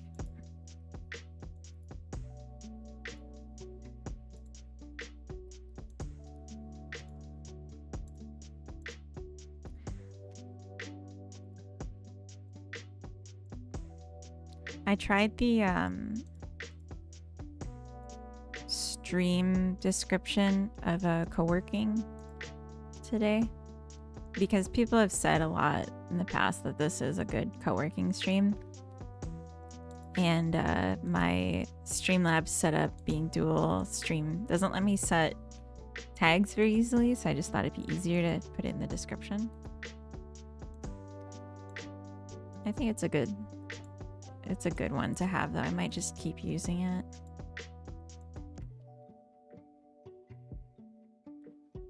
Because I want people to know that this is a chill place that they can come in and hang out.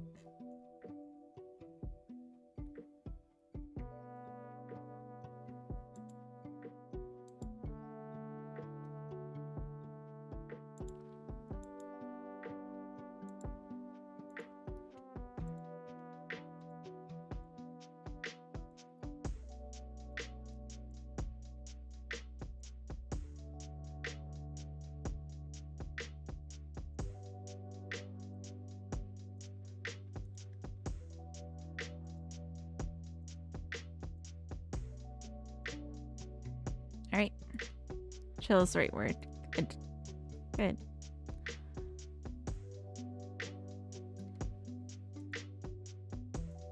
Oh.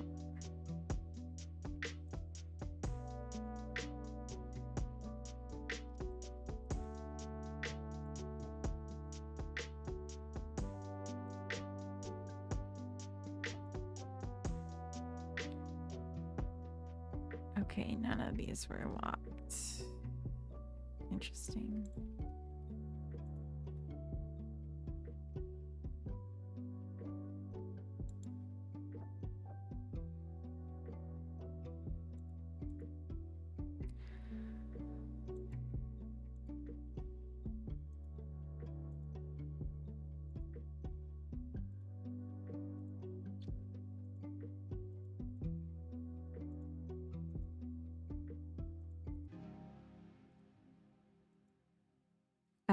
I like that you have a different flooring for in front of and behind the counter.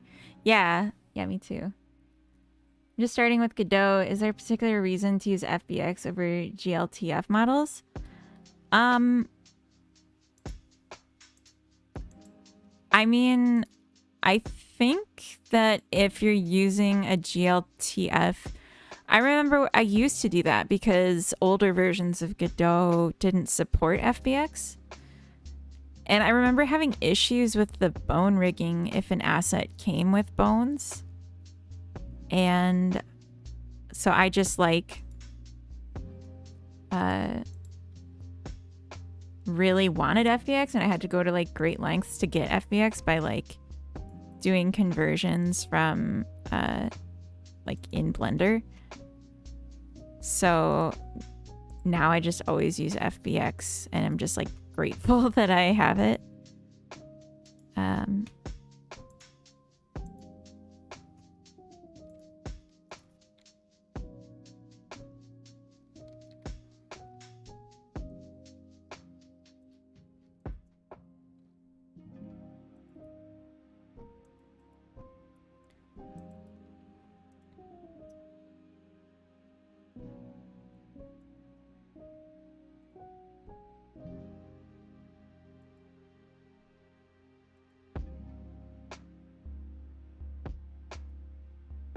Oh, haha.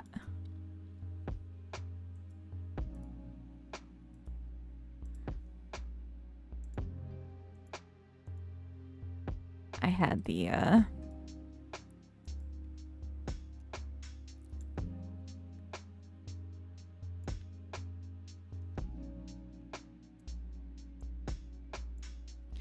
had moved the internal mesh instead of the node.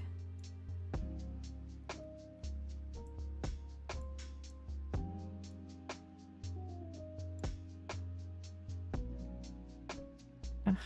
God. Okay.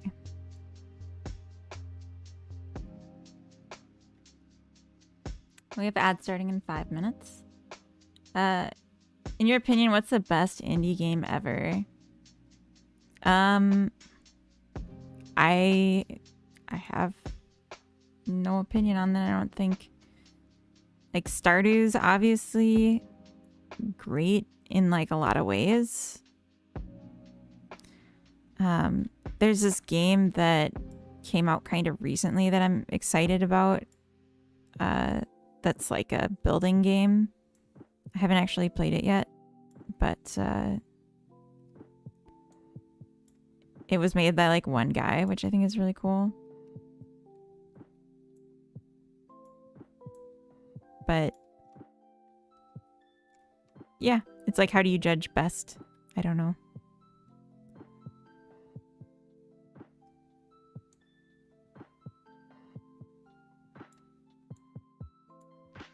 What about you? What do you think the best is?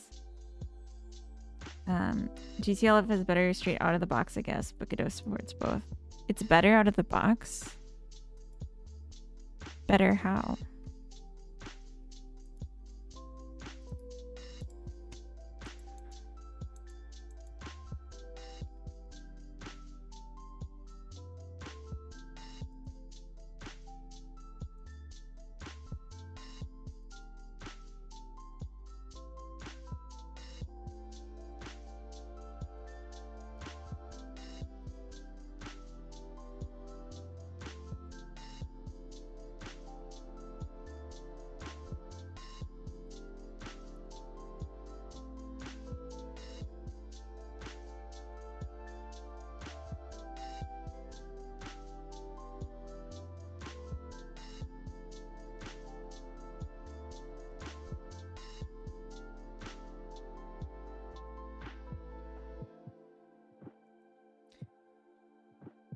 Okay.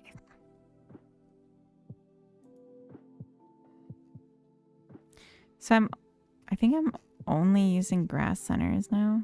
Oh, there's like one grass side. Oh, and it's like in a weird spot too.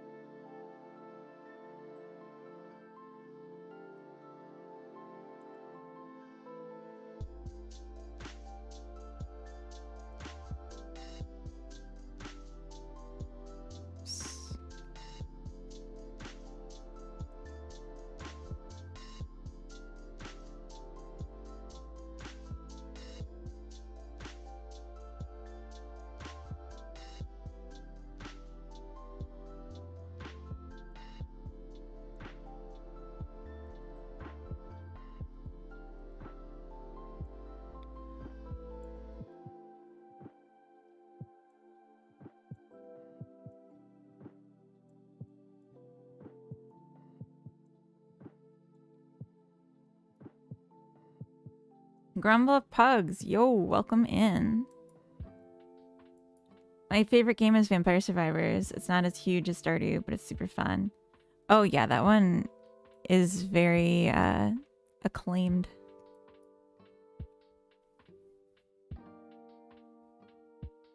Your favorite indie game? Oh, gotcha.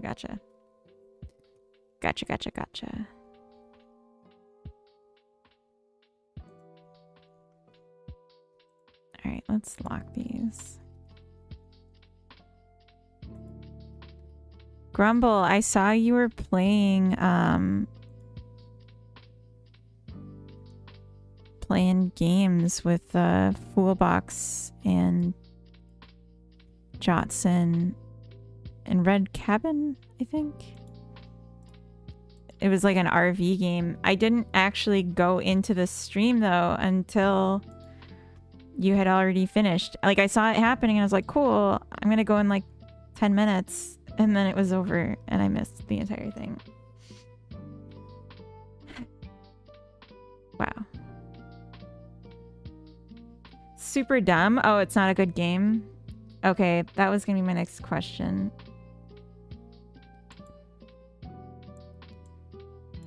What makes it dumb? Oh, we're in ads. I'm gonna BRB. I'm gonna get more coffee. I say as I put down another hedge real quick. Ah, okay. There's no time for this funny business. Okay, I'll be right back. It's a little jank. I mean, a little jank's funny though. Alright, be right back.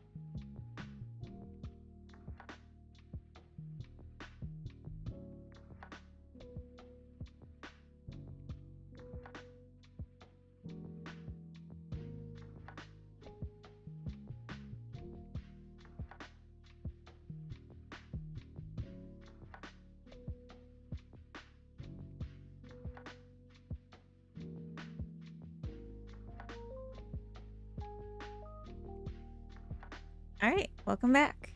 Hey, Coda, welcome in. It's going good. It's hanging. I just got more coffee. We play games together sometimes. Started playing Peak together when it first came out. Yeah, I remember. Yeah, I really liked watching you guys play Peak. It made me want to get Peak, but then I was like, it wouldn't really be fun if I played it. It's just fun to watch you all bicker when you play it. Here, I'm gonna exclude these. So this is just one change. Because this is gonna be a huge change.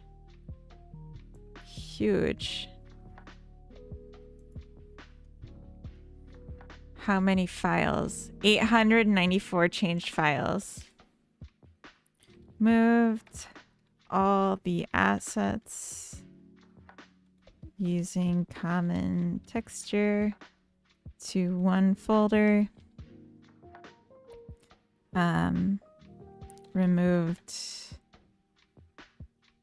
editable children occurrences, since all have textures now.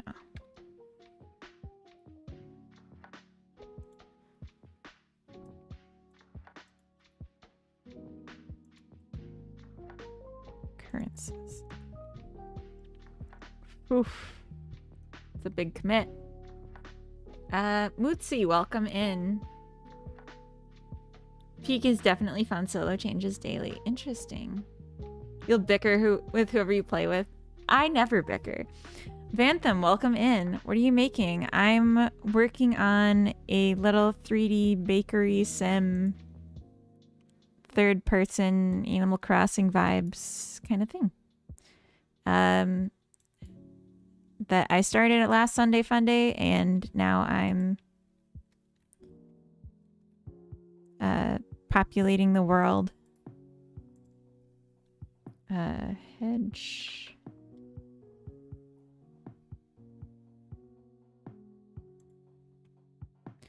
Yeah, now I'm just populating the world to make it a little cuter and more full feeling. Because you used to just be on the abyss. And it felt a little weird. So now we're leaving the abyss, creating a little world that's just outside of our reach.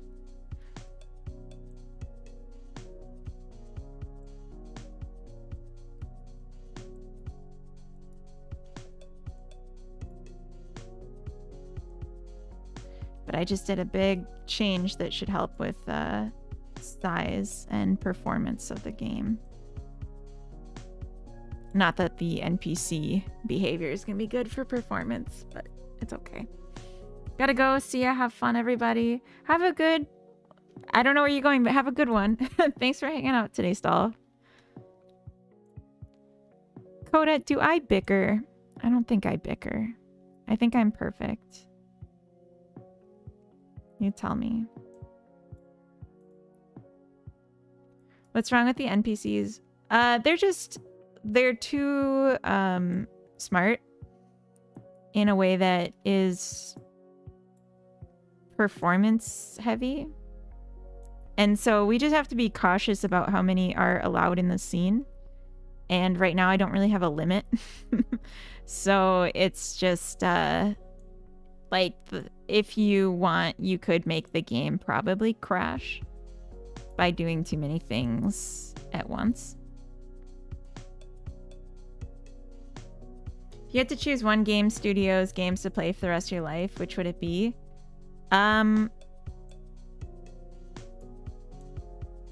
Maybe Bethesda, just because I like the studio, but probably EA because I can't really stop playing The Sims.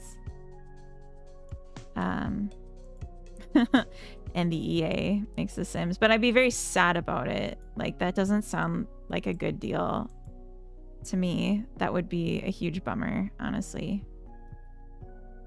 Why do I even have fences here if you can't see them?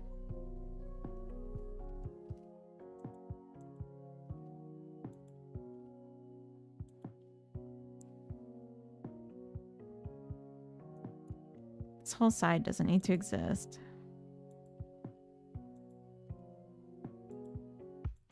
If the hedges are here.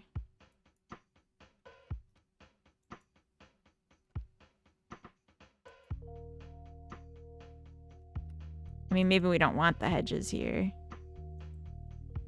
is the actual answer, but for right now, I must ask myself why.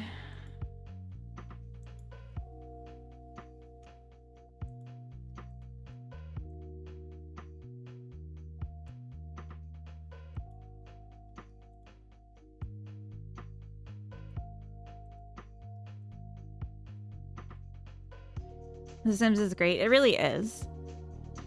Splines. I don't understand you, Blue Blue, but welcome in. Yeah, The Sims is my all-time favorite game. However, EA is a bag of shit, and I hate them. So, if I can get away from The Sims and play similar games by a different studio, I would.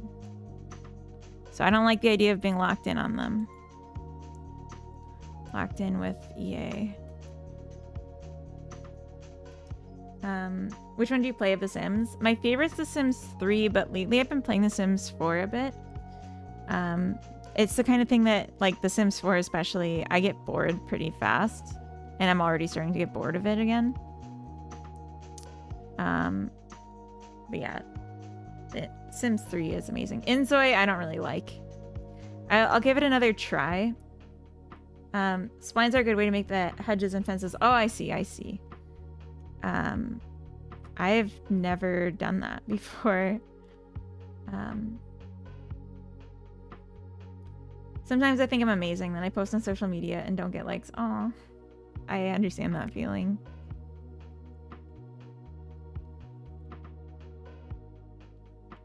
Okay, so there's like a gap here. Let's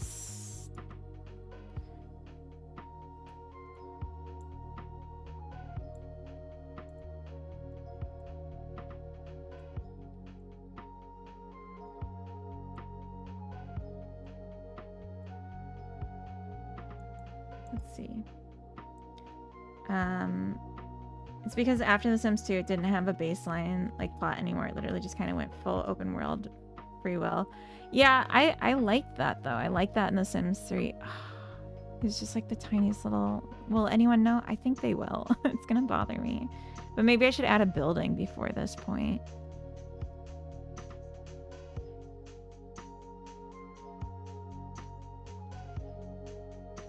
Yeah, we'll add a building.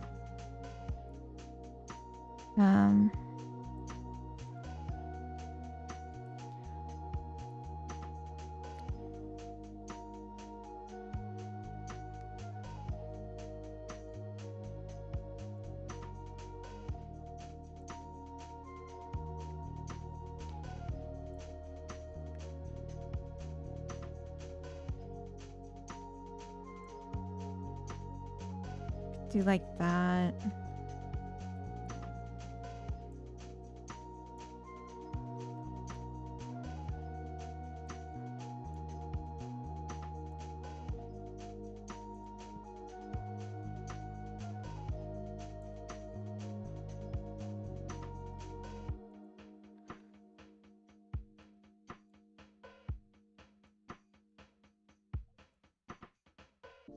Oops.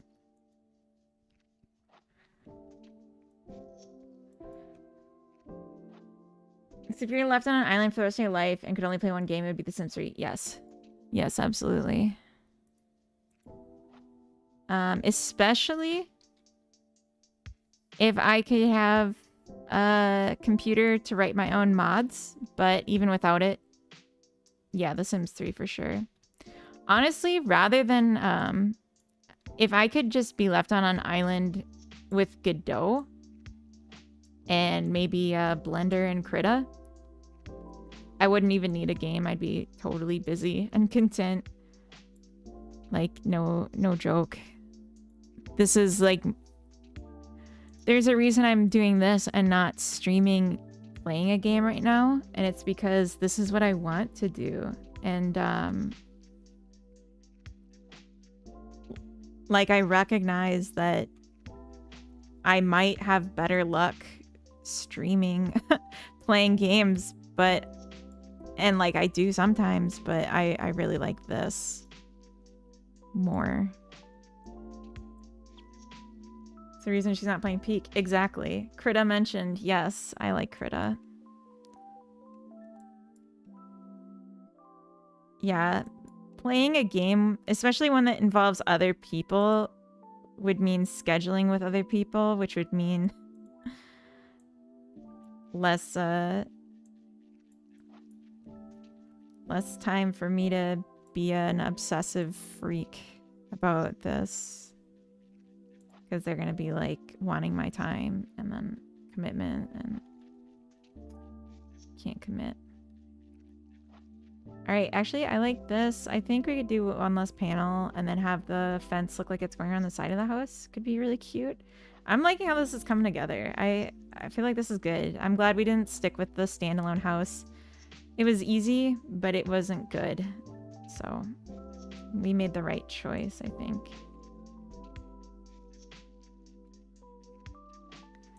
I don't know how visible this corner thing is, but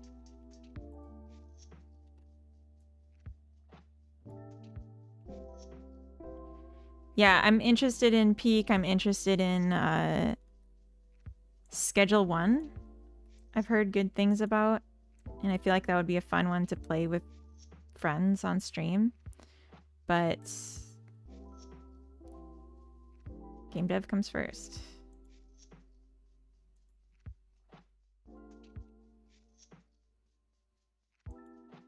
What if we just did like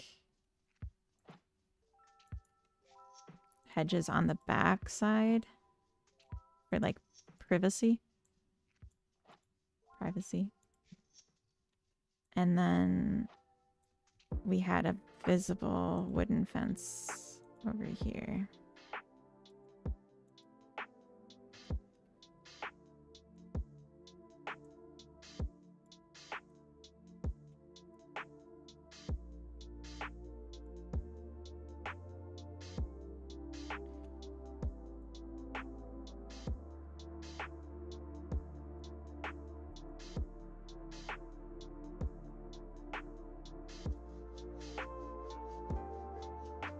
We had to schedule for sure. Yeah.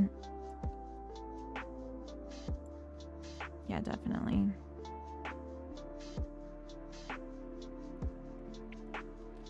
I like the variety this gives, that this creates.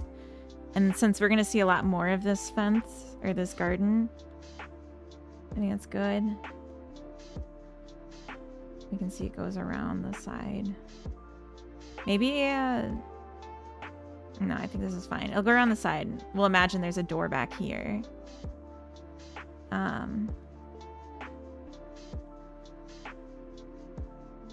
And these windows aren't transparent. They're just colored. I could technically go out here, but that doesn't really help me because I'm trying to see what it looks like when we're here. So maybe some bushes along the house would be good. Just to break up the line a bit. And obviously we'll do a roof too. And this could maybe go out a little bit more. It looks a little compact.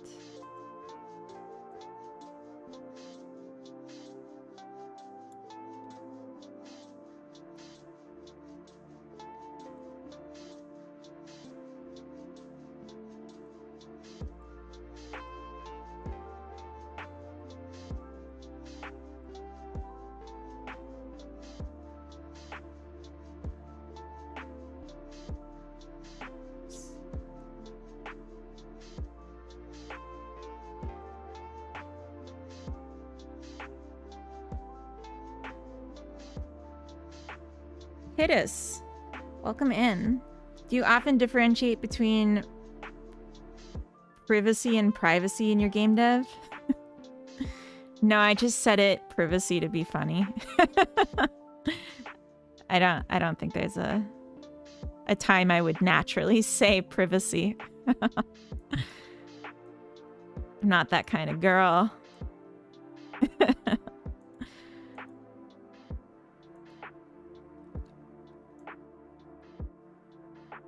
Actually, I think all of these can turn around.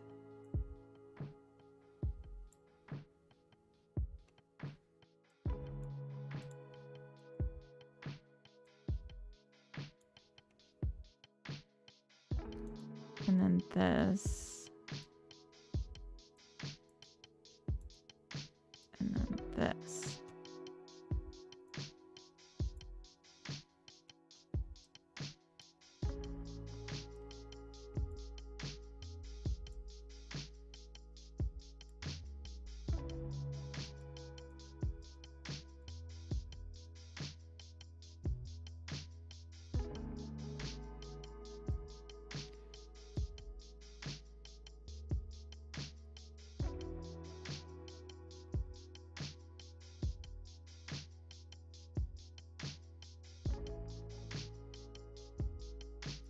Alright, I don't think that's going to be visible at all. So let's just check. No, it just looks like it continues and it's just a side garden. Is this the Untitled Bean Project or my Wendy Life? This is something else. This is I Have ADHD. And I started making this for Sunday Funday last week, and I liked it so much I haven't been able to put it down since. Yeah.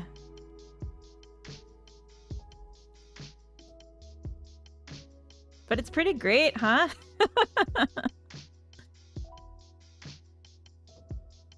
What's it's becoming? It's so the idea is I'm making a 3D Animal Crossing style controls game version of a 2D game that I made forever ago called Farm to Bakery, which was like a UI based control game. Should I add a door and just like push this all back? Like you're not gonna see it, but it's like gotta be believable that a door would be here.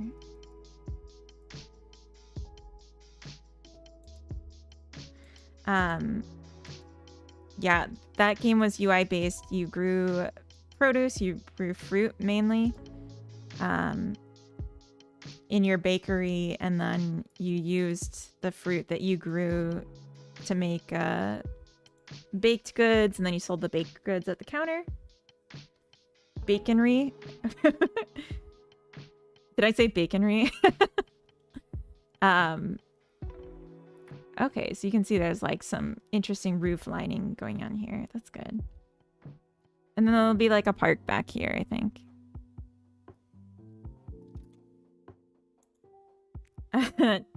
Yeah, okay. I wasn't sure if that was me or if you were just joking. Either way is fine.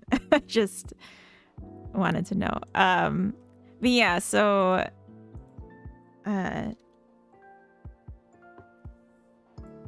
we're just making a 3D version of that and maybe playing with... Oh, this is tiny. Okay, this goes here. This is going to be the plant I make, I think. Isn't that cute? Ah, it's so cute. Freddy Confetti, thank you for the follow. Welcome in. Here, let's put this in the medium pot.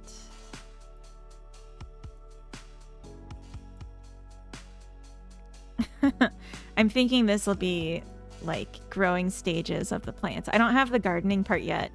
I've just been working on the bakery functionality and now the cafe part of the bakery and NPC customers and staff. But now we're just taking some time to decorate a little bit. All right, we need a big bush, a large bush.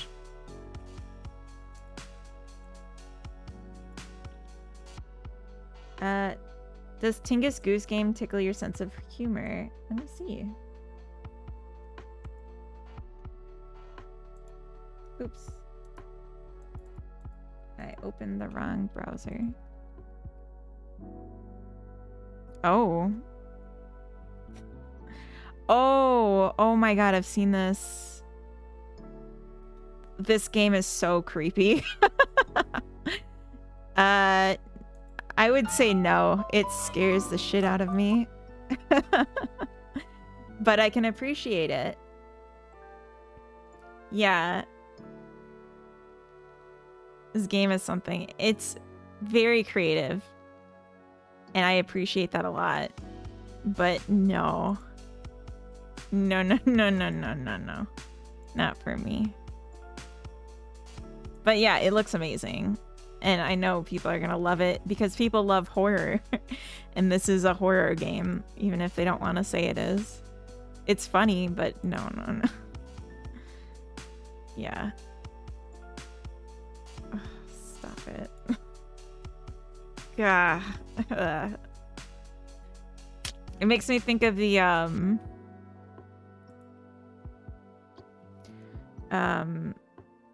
nose picking game that Fullbox made.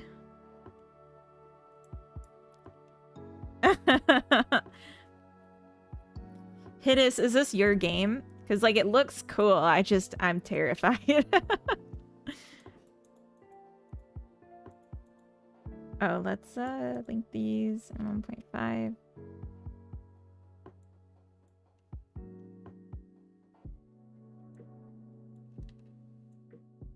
Oh.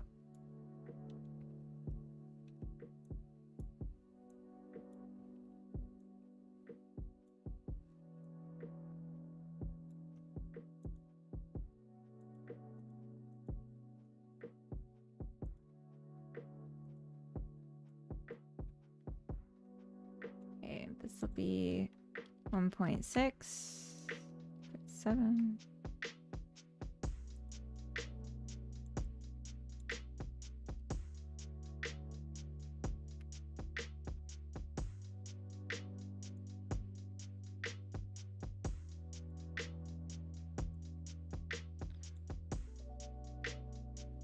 My throat is so in need of coffee right now.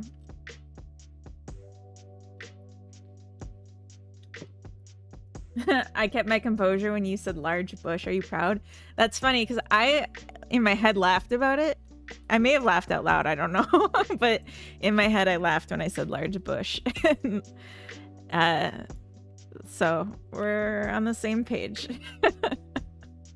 Also, welcome into the chat, Freddie. Would be lovely to not only execute those visions, but also to have the visions in the first place. But def jealous of Tinga's skills. Okay. Yeah.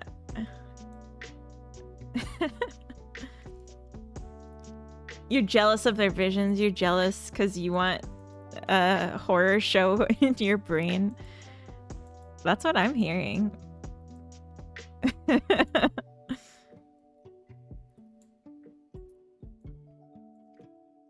Alright, let's make this one 1.4. So just like a little... Ah, that looks terrible. What am I thinking? How could I? This. You didn't keep your composure. Okay.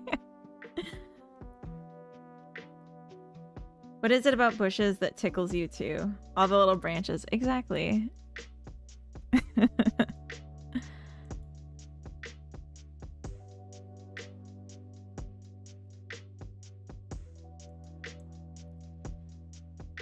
Yeah, I think I put down too many. I think it's just too cluttered.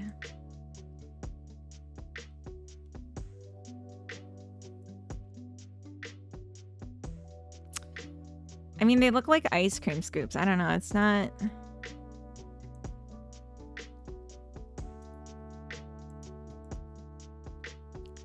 Try something else.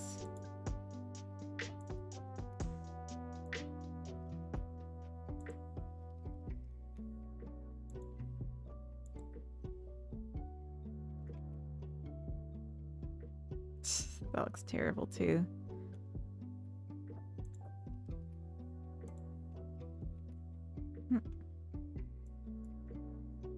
In some cultures, storks bring babies. We want a shrubbery? What? No, those cultures haven't seen Tingus vision. They just don't know it's a goose. Watering stomach of female goose. Yeah, I don't want to watch the full trailer, so I don't want to know what this lore is that you're describing. Sorry. It's scary. I'm scared.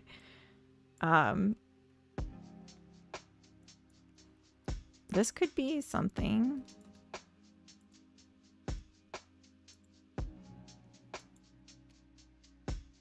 Oh wait, no, not this one.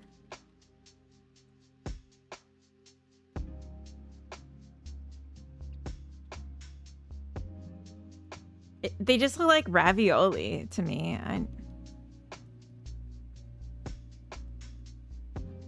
Or like, they look like sea lards or like platypi or something. It's just weird. It's not godly. It's not good.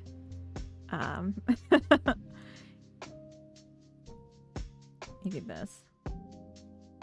Just put some waffle cones underneath. You'll have some ice cream and bushes. I know they.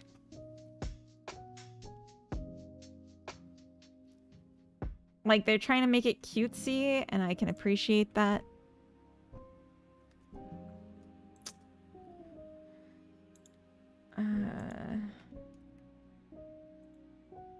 What if I did, like, 4, but then moved it in?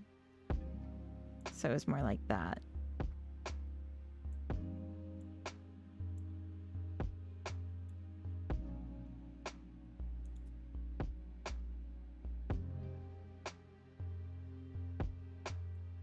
Something like that might be good. One's slightly taller. You're right. You're right.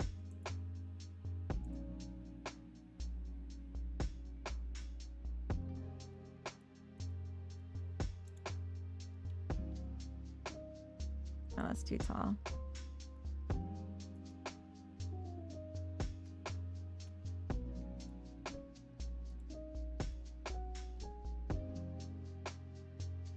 There we go. Oh yeah, and one's shorter and a little fatter. We can do that. Maybe 3.5.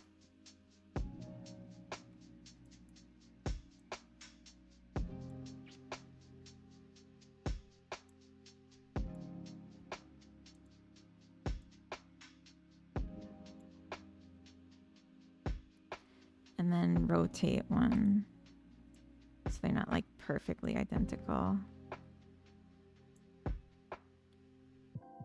Or not. I guess they just like super symmetrical. Oh, well.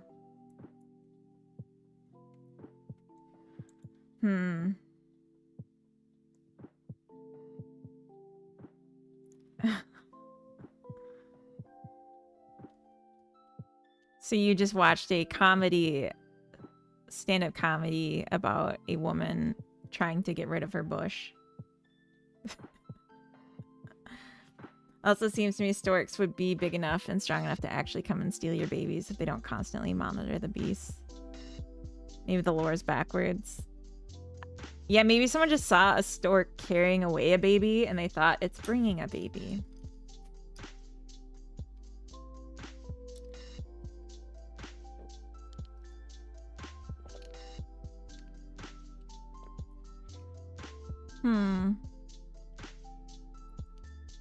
I hate the bushes. I hate them.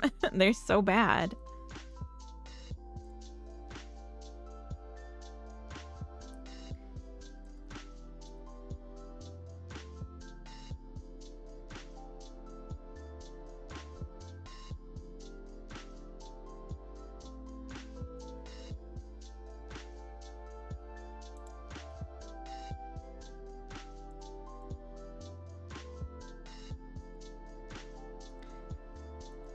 Okay.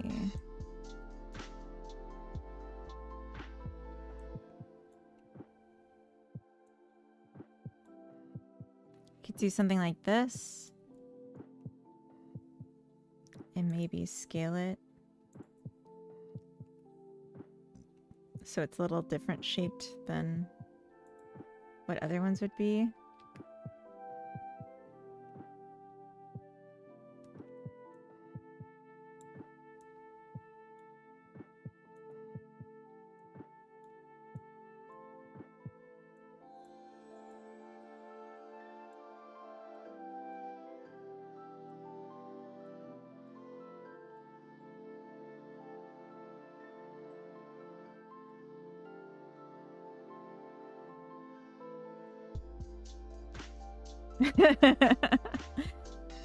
You kind of like the bushes?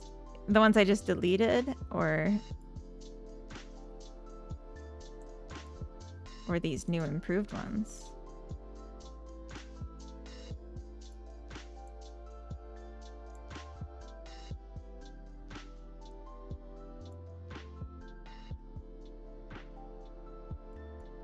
Let's add a tree just to kind of like obfuscate this whole obscene mess.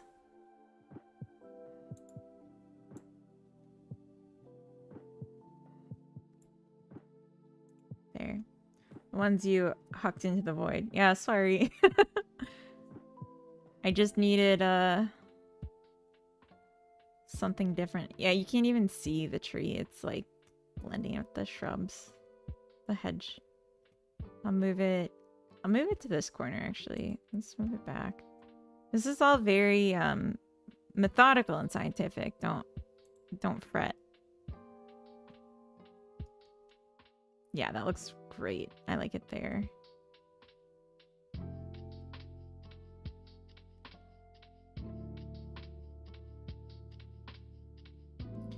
Maybe 2 trees.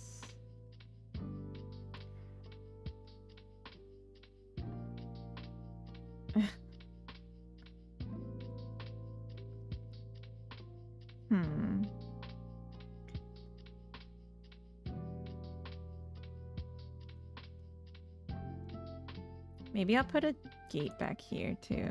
Just make it more interesting looking.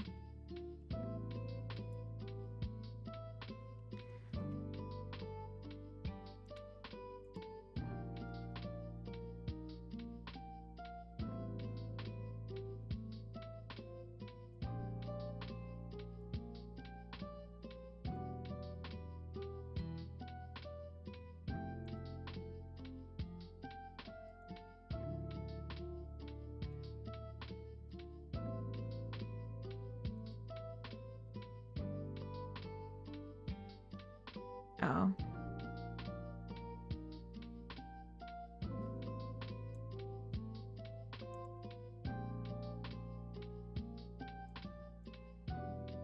I just need another post.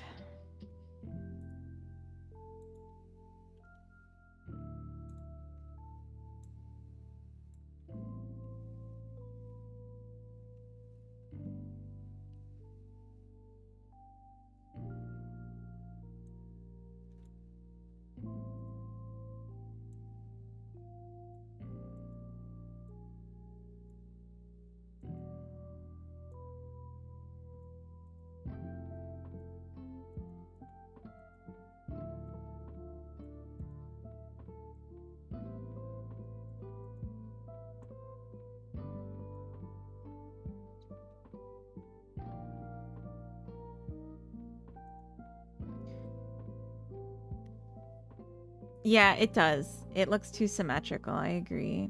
The tree is very weird. So let's fuck it up. Let's give it a baby.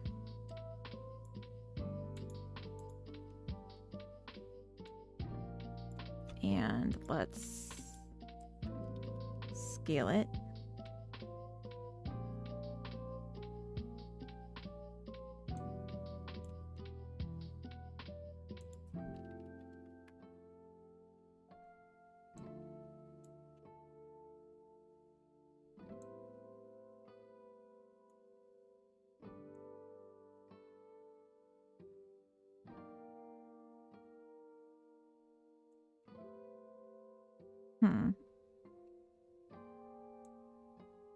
Yeah, it looks like that because the trunk blends in with the fence behind it too.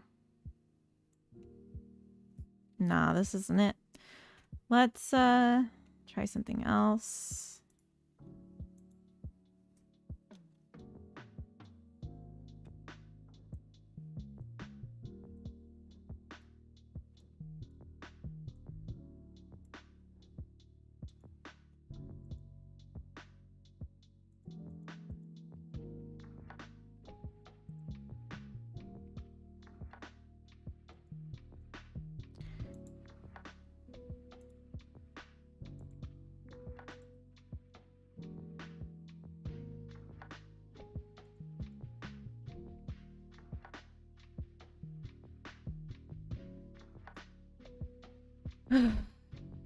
Everything looks like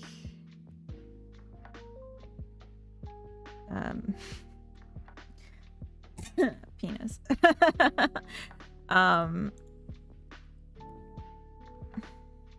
It's just like nature, right? Like it's got symmetry.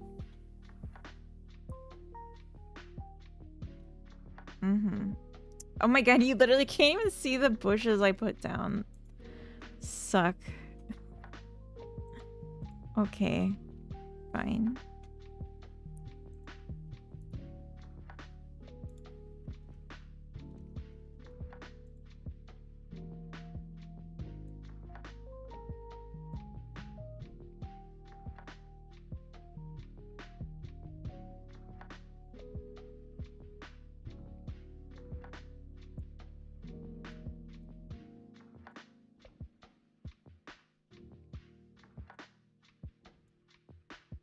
Something like that. Making a whole neighborhood. Yeah, just enough so that it feels like there's stuff going on out here. Oh, you paused the stream. Oh. Yeah, stream shouldn't get that quiet. What's life without neighborhood? Yeah. This still looks terrible, huh? Fudge. And I don't know why these are different colors. Just big bushes. I like big bushes, and I cannot lie.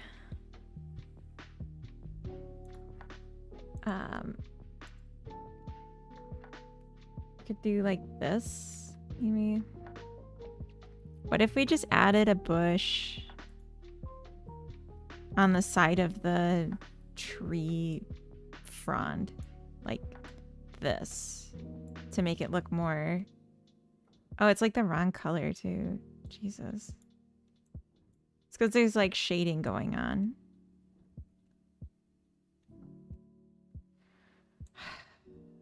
I want to stick with the pack because it's like, I know I don't have to, but I just feel like it's nice to be able to be like, yeah, it's all from the same asset pack. Some leaves on the ground. Like, you can't see the ground. Oh my god, it looks like it has... It looks like a tree with pimples or something. No. No.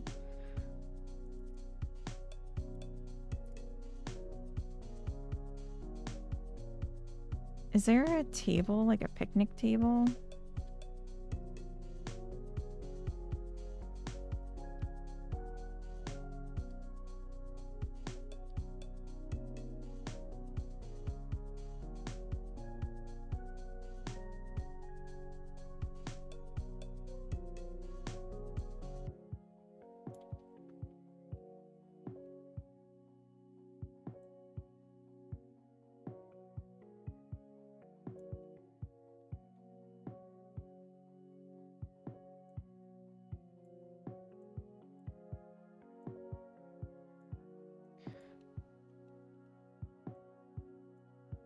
I wish I could like put a grill out here. That would be, I feel like, so appropriate for how this space looks to me.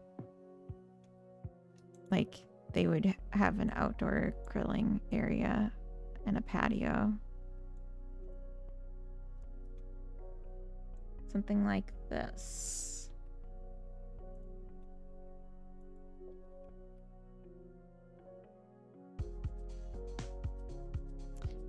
I mean, that's super high res, so no. No. It would have to fit with these. So this one does have other trees. And actually, so does this one. In the house. So I do have these trees. We could mix in some pines. Maybe that would be good. Sorry, I'm like really zoomed out. Maybe a low poly bench thing. I mean, they have a bench. They just don't have the table to make it complete. But I might do just the bench under the tree to make it feel more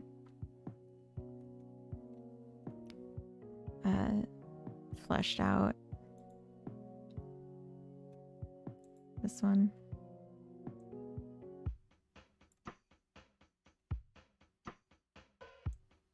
But I don't know that you can even see that is the problem. So it might do better to be over here.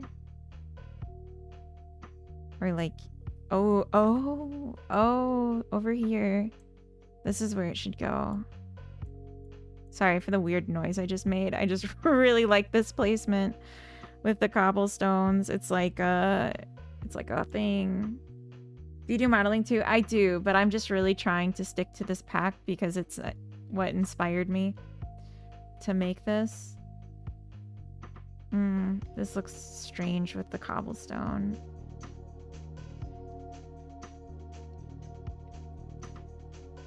Yeah, the cobblestone sticks up too high, I think. Maybe let's push it down like I did the other cobblestone. Yeah, I do modeling too. Why is there money? Because you're running a cafe. You're running a bakery. You get money for your services and then you use the money to upgrade. And then you use the money to hire staff.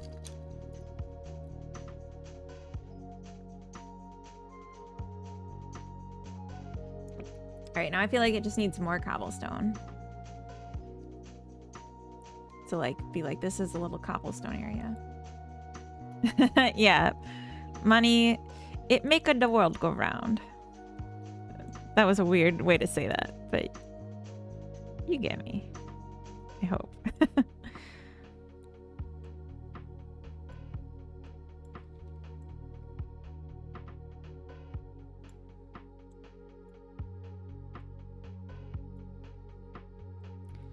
We live in a society and we need money.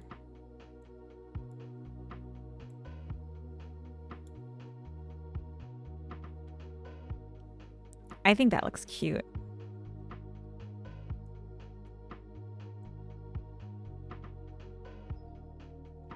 In our back garden, we have like a paved, or paved's not the right word. It's like a cement block in the ground that's like part of the foundation, which I really like because I would like to avoid touching grass. Personally, I don't want to.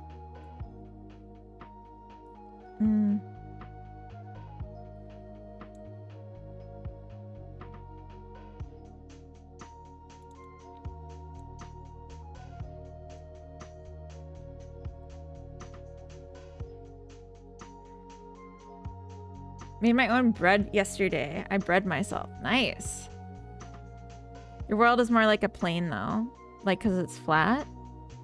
Wait, I missed so much of the chat. Hold on. Yeah, I could make the cobbles more uneven. That's true.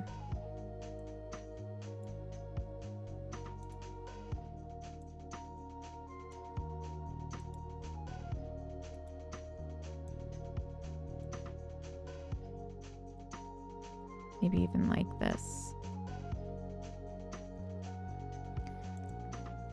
Not wanting to touch grass is curable disorder these days. No, I like the way I am.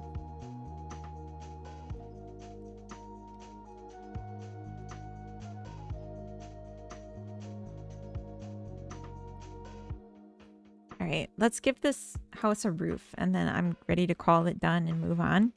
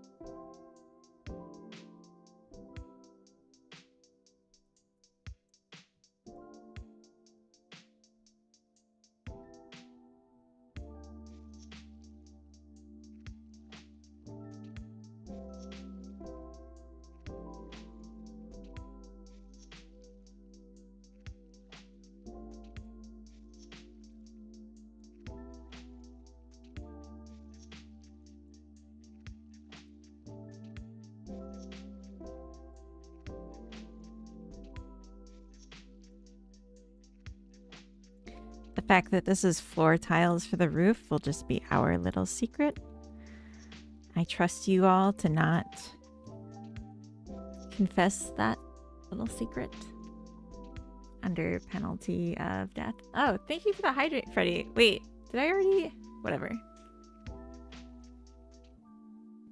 That was an old one I either missed or just got double watered. I'm telling, no. Moving on sounds like a plan. Yeah, we can always come back to it later if there's a better solution. But I like that this looks like a more of a modern house. It's not for kids. It's just like a little pebble area with a bench, and it's still very clean and, you know, little low line roof, just like a flat rambler. Grumble. No. Wait. Oh, because the world isn't round, it's flat. I see. I see.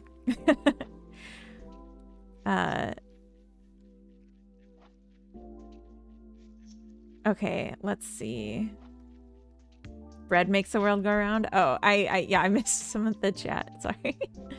Holy crap, there's 80 people here right now. Are you all asleep or like what's happening? How did that happen?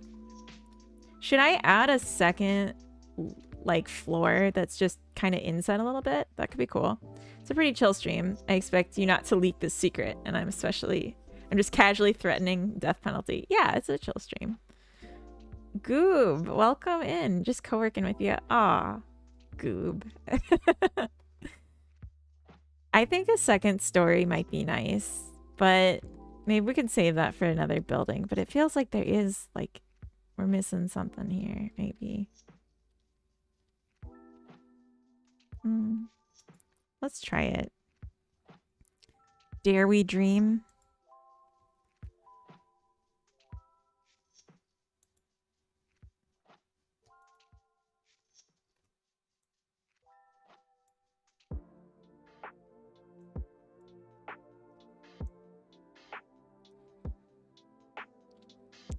Something like this. This is really coming together. I'm liking it.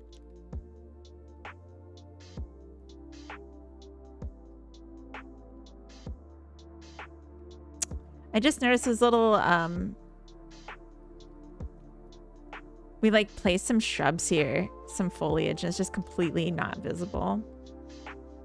I feel like this should be farther back, maybe. Maybe to the left. Or not the left, but you know. Okay, first foliage. You are not even visible. Let's move you to the yard that has everything.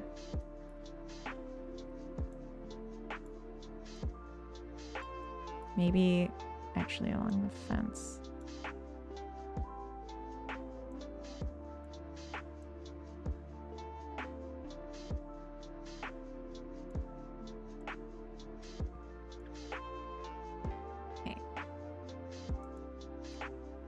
It's the flip and angle. There's just stuff you can't see. I know, but that's nice. Like, I like the limitation because it means I don't have to make the whole world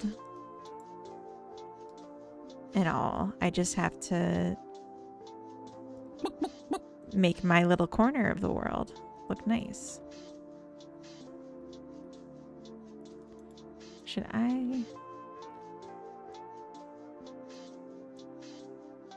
Oh, we could even take that down.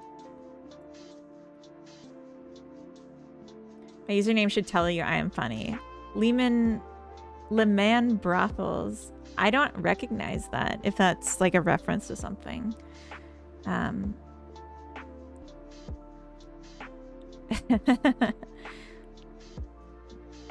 soon as you add the second story, I'm sure you're gonna be like, so there's a lot of open sky in the middle of the screen. There really is. There really is. It's a pun on Lehman Brothers. What's Lehman Brothers? I'm sorry, I'm dumb. I don't know what that is. Like, it sounds kind of familiar. Oh, yeah, the stuff I explicitly put there. Something changed because it was visible before. I think, and we should be a little generous with the angle. It was a financial company that collapsed in 2008. Oh. Yeah, I wouldn't have gotten that reference. Sorry. I feel like something changed with the angle. I'm not sure how. But we used to be able to see the bottom here. Maybe I just... Probably not getting the joke. Yeah, the...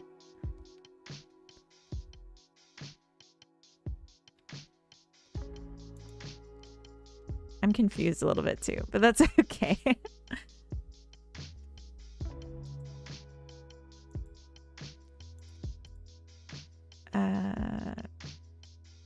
Let's put this here. So it's just like on this side. And then we need more of this.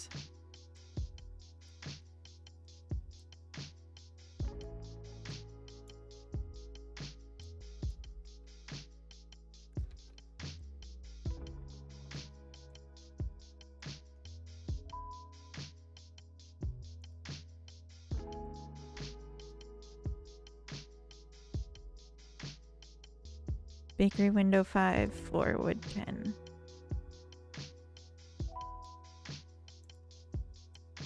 Good. Bakery window 4, floor wood 11.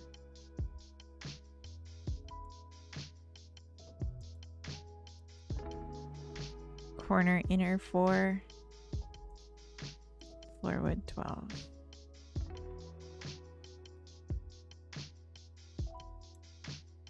Okay, just in case we need to move it again, I don't want to have to find those separately. We have ads starting in 3 minutes again already? How?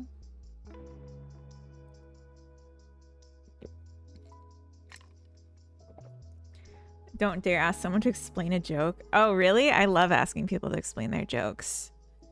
But that's only if I think they're being, like, gross or something. Then I'll make them explain it. Or like make them think I want them to explain it and then they'll freak out. Oh shit. Oh my god, I almost just fell off the world because I was trying to see. Yeah, even farther back, I think.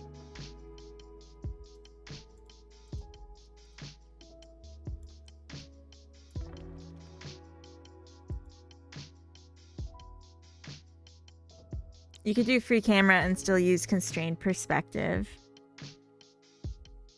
I don't understand what you're saying. I could use free camera and still use constrained perspective.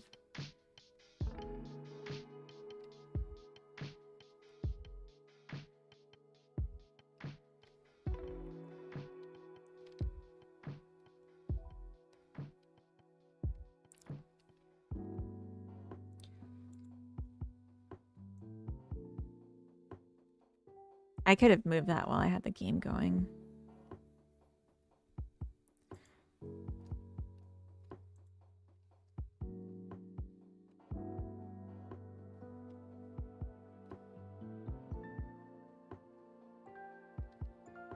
Yeah, I feel like this looks interesting enough with the second story windows.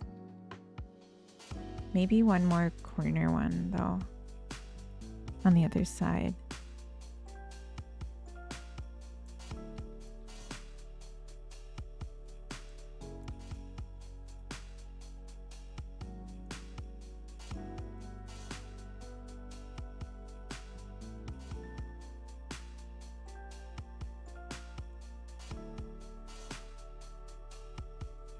We're heading home. Yay, come home.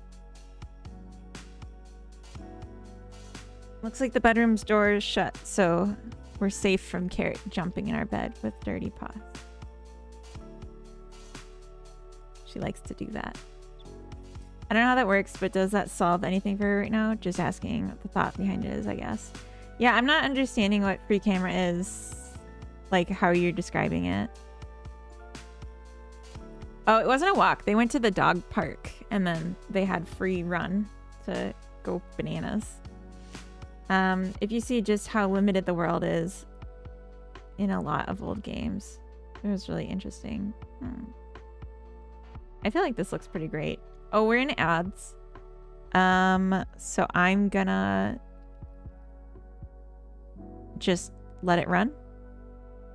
I guess maybe let's get one staff.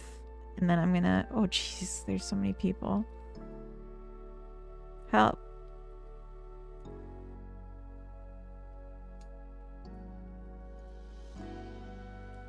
We need to fix the spawner soon. But... let's just get this going. Nope.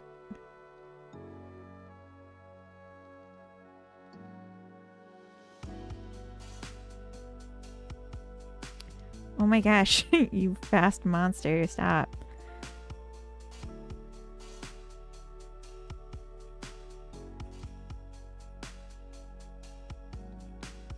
Alright, now we'll be able to like watch people coming and going. Alright, I'll be right back.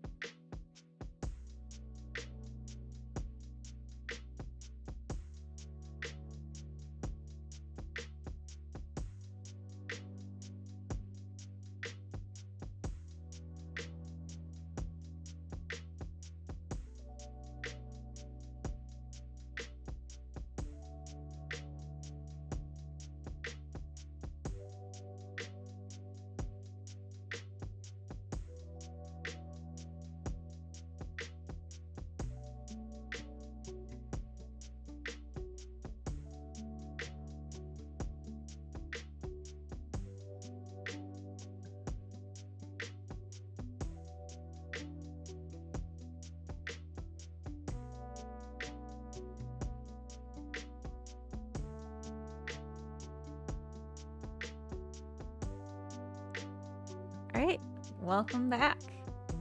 You laughed out loud when you saw the customers? Yeah, it's just because I had a set for like how much I wanted spawned, and I had it high because I was trying to test something, and then we doubled the spawners because I was trying to see like them coming from the from like out around here, but then also here.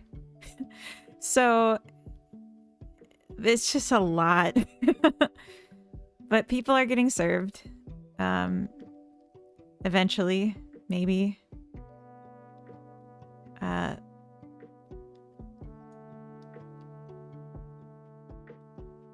My computer's getting really slow from it, though. It's really struggling with so many people. So many NPCs here.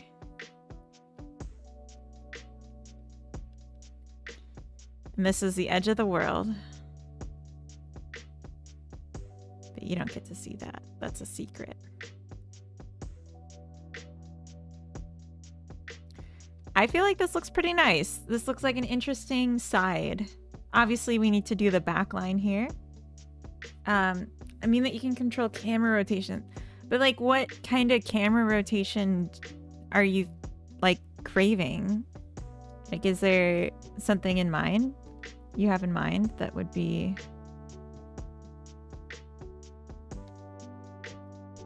an improvement?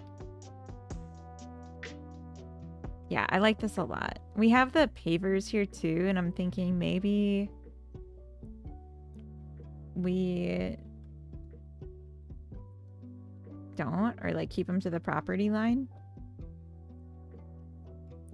And then I mean, I don't have a terrain paint because this is a solid block, but it'd be cool to have like it look more like a path, you know?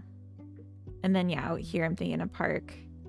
This would be a place to do some scatter multi-mesh for some trees. All right, let's save what we have though. Olga Dev, hello, welcome in. Hi. Adds more non-collision decorations around bakery.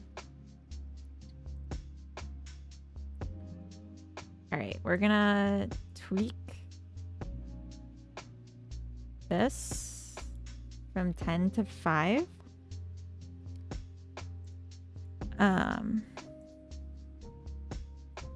I'm actually not sure how best to handle this because like I want the 2 markers.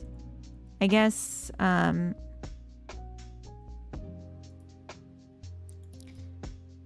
if we had a child node 3D called like attach the script, attach it here.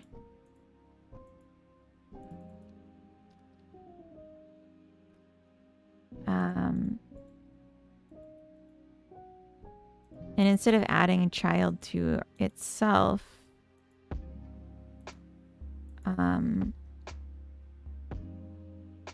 get children that pick random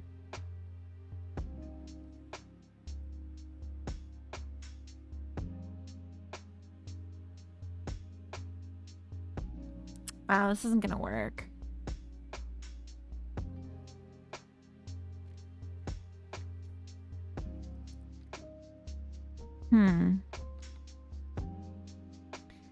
So the occupancy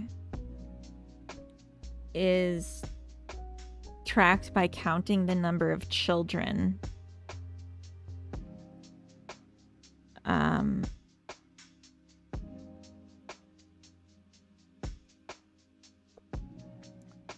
Considering the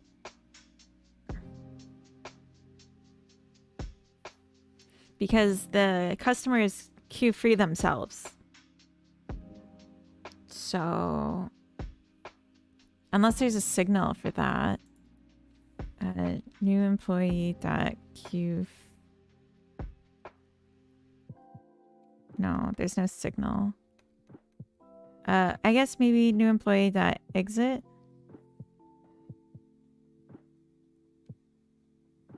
Wait, what's child exiting tree? Emitted when the child node is about to exit the scene tree. Oh. We don't need that. We just need exit scene tree.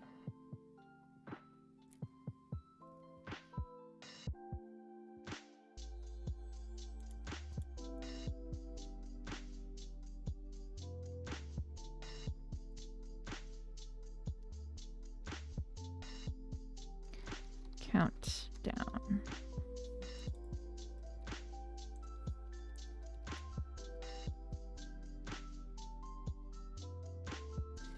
All right, we're gonna do it this way. Var customer count.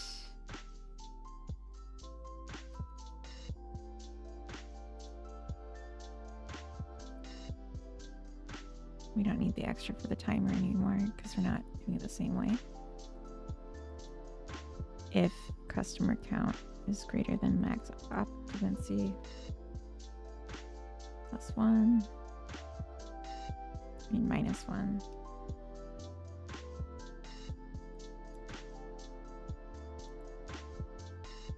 +1. There we go. Mila Dev, hello from the YouTube side. Voice is not clear and stream quality is not good. Fix it. Okay. Don't be creepy. Perhaps. Hello, but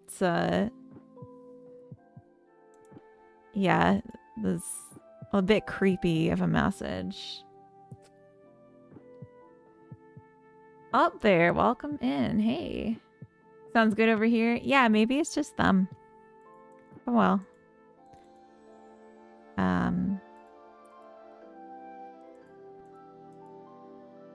Okay, so then we can just do get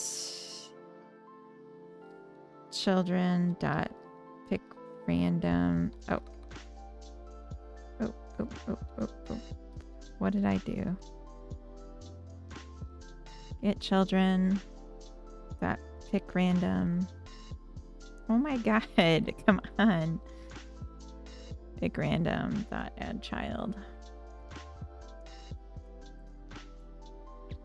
So they'll go out the way they came in because the NPCs always go back to their parent.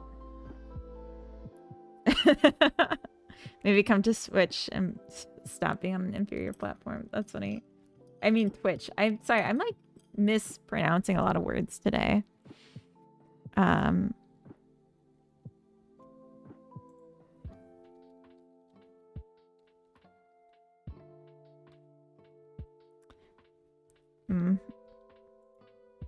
Okay, so good. We're gonna see a quarter of as many NPCs in the scene now.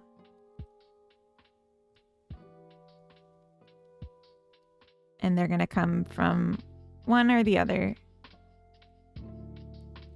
Here they go.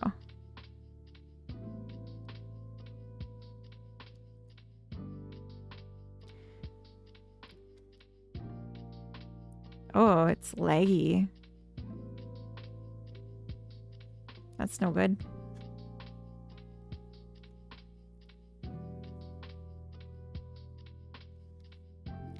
So maybe what we should do is instead of... So right now the NPCs join the queue immediately upon spawn.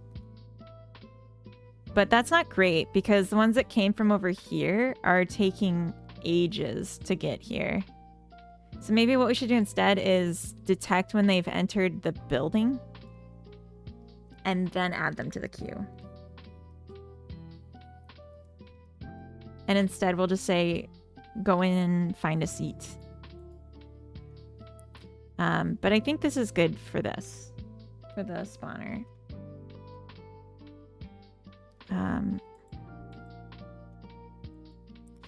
And I'm going to set customer spawn timer 1 shot. And then each time we'll start timer.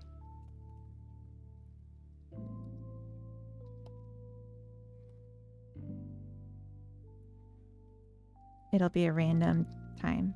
So it's a little more sporadic. Fun ends, time to work on performance. Oh, I'm sorry.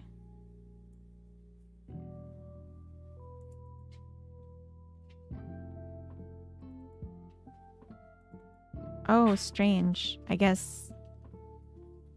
Okay.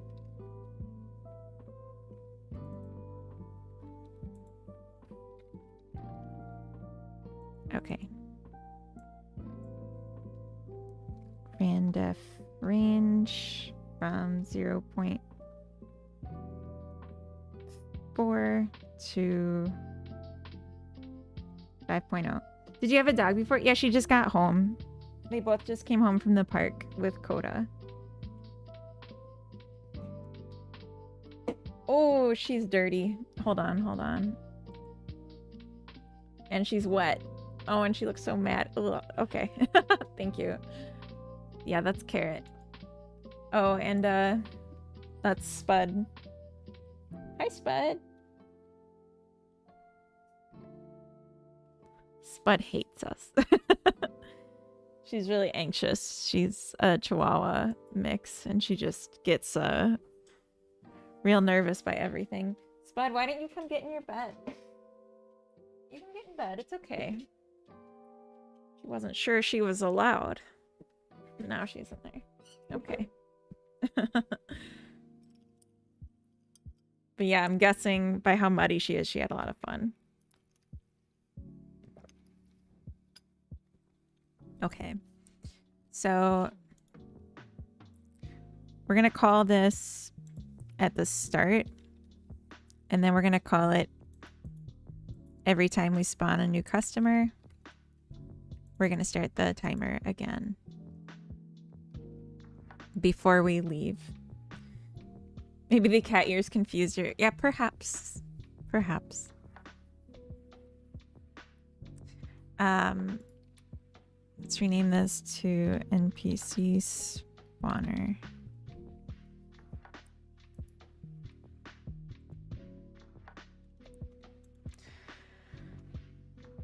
Okay. So I guess we should probably test this before I call it done. Let's set the max occupancy to 50 and just see what happens. Where are all the dog ear headphones? I mean, this could be dog ear headphones.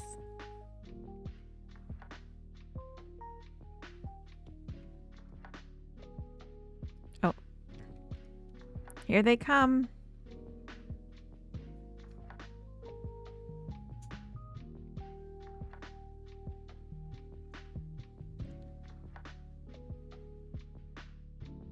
I set it to 50 customers, so they're just going to keep pouring in. But yeah, it seems to be working. They're clamoring for my bakery. All right. I think 50 is perhaps too many. And it's a variable, so we can do an increase of customers if you like do something to earn it, like paying for marketing or something. Changes dual spawners to have mutual parent logic.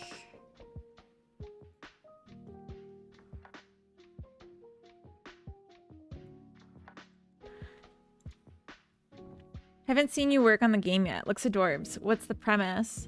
Yeah, so I just started it on Sunday Funday last week. So it's been like just about a week now. And it was just like because I found this asset pack and I thought it was cute and I wanted to make something with it. But the premise of the game is you're running this bakery. Oop, and you're just like earning money and using the money to unlock more equipment for the bakery, hire staff, and it's heavily based off of 2 UI based games that I've made in the past. So like 2D, just mouse clicking buttons that were idle games. So pretty much everything you do in the game is activating an idle sequence. So like you turn on the coffee maker, the espresso maker, and then you just leave while it runs till it brews. You put something from the fridge into the mixer and then you leave it while it mixes, and then you put it in the oven and you leave it while it bakes. And at every step and then you put stuff in the sink and it washes. At every step there's no consequence. You don't burn things from the oven. Things don't get expired by sitting out. It's just kind of an idle game. And I'm adding in next, but it's not here now, and I'm just focusing on polishing what I have. Gardening, where you'll grow the produce that you use for your baked goods. So there'll be like an extra leg of the circuit for earning money and like idly setting stuff up. Yeah, very low pressure, cozy. And like the NPCs are going to be like smart enough to take care of themselves, and you just kind of give them instructions that are like, this is what I'd prefer you do, and then they do it. And I'm thinking, You'll be able to talk to the customers. You'll be able to talk to your staff beyond just giving them instructions. So it'll be kind of cute in that way. You won't be able to go out here. So the gates of this are the edge of the world. And they are open right now, but they will be like invisible walls for the player because there's no mesh, or there's no collision shapes out here. You'd just fall if you went out here. And it's fixed perspective, fixed angle on the camera. So you're just like Animal Crossing kind of thing. But yeah, we were decorating out here today and it's looking really cute. Like when it's live and you can see the limited angle, it's very cute. Right now it just looks like unfinished, but it looks finished when it's live. And I was gonna make the windows or like the roofs more filled in, but now I'm like, it kind of looks nice over here. It looks like a hacienda kind of thing, so I might just leave it. I might even do the same thing where I tuck in the walls on this side, so it's got like a roof and then another height or something. Because up here is your apartment. We haven't decorated it yet, but this will be a place where you can relax at the end of your day. And it's really fun to run around in it. I put the character up there a few times to just check it out, and it's very satisfying. So anyway, it'll be like a little studio apartment. Just nothing big, but just cute. So yeah. I was talking about changing the NPC logic. Do we have... Yes. So that there's a detector when they enter the cafe so that they don't join the queue until they're in. And I might put the thing for that on both doors just in case they go in the wrong door.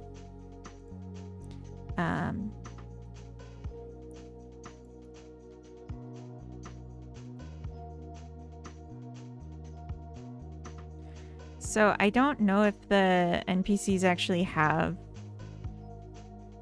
an active collision right now, so I might have to add it. Yeah, it's disabled. What layer? Okay, we'll just say customers. Or layer 4. Or NPCs. Actually, no, it's fine.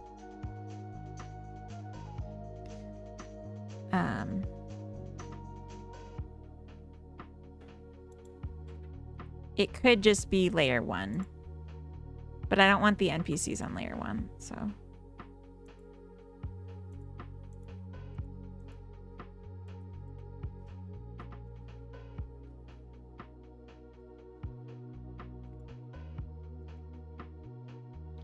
NPCs. Hey, Silly Goose. Hey, Lenny. Welcome in. I almost said happy Sunday to you, but it's not Sunday. I don't know. I got Sunday vibes. Not in a bad way. We like Sunday here.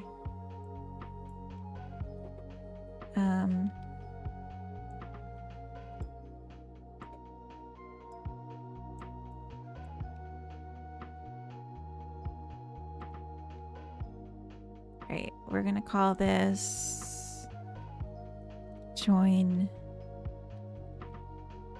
queue entry zone.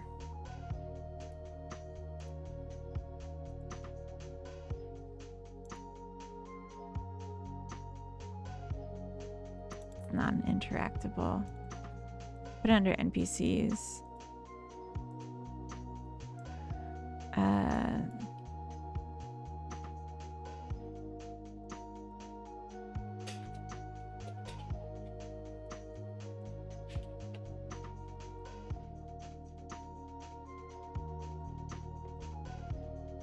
If body is customer, body dot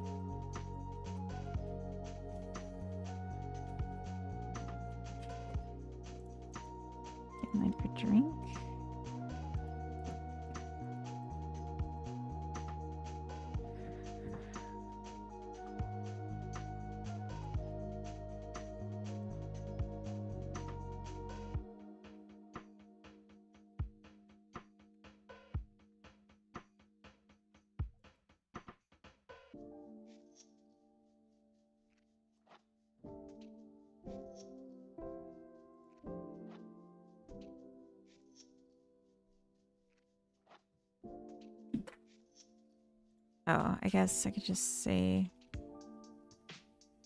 Yeah, no, it's fine. Harriet, settle down. Jesus. Hope you're well, and no, thankfully it's not Sunday. That's okay. You don't have to like Sundays. Oh my goodness, carrot cake, please stop. I don't know if that's audible. Can we discuss food on the next ad break? Yeah. I was gonna make a protein shake soon. You can have as much of the leftover chili as you want. But I was also thinking about going to the grocery after stream. I want to get McDonald's for us. Oh, that sounds good.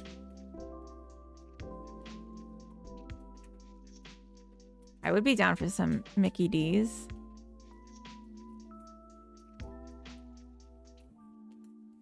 Feel like 2 days away from being healthy again. Oh no, are you sick? Or are you just unhealthy? Oh, you must be sick. Sorry. Sorry for laughing at that. I just felt silly after I said it.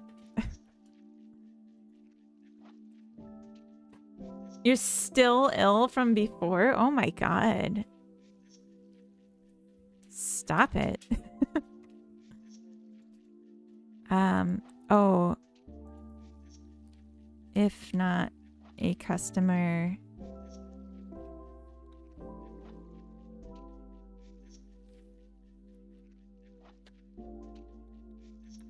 If not, customer queue has a customer. Append. I should also say, if not body dot finished business. So we're not just joining the queue every time we try to leave. Because that would be unfortunate.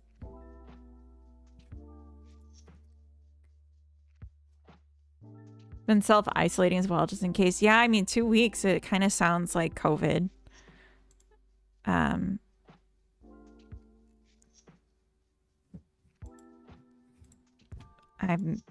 Are you like having other COVID-esque symptoms?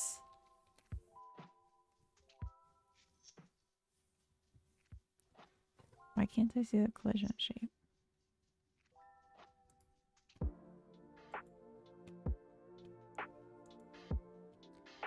Oh.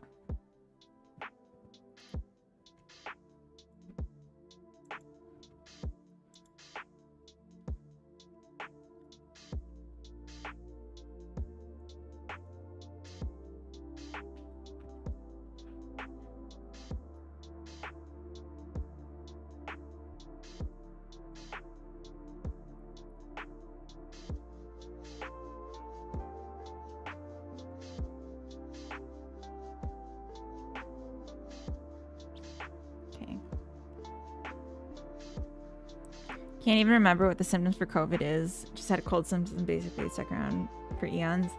Yeah, I think it keeps changing, but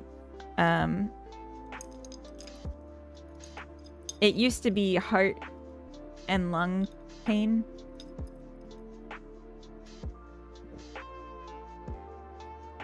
But I think it did turn into just general cold symptoms, which I think is why people don't care as much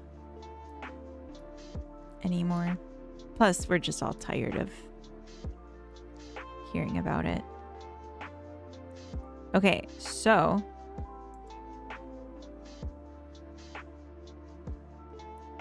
will people come and get in line? Oh.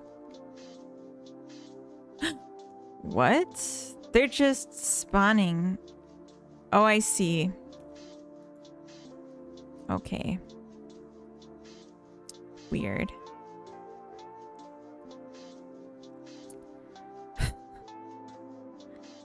Okay.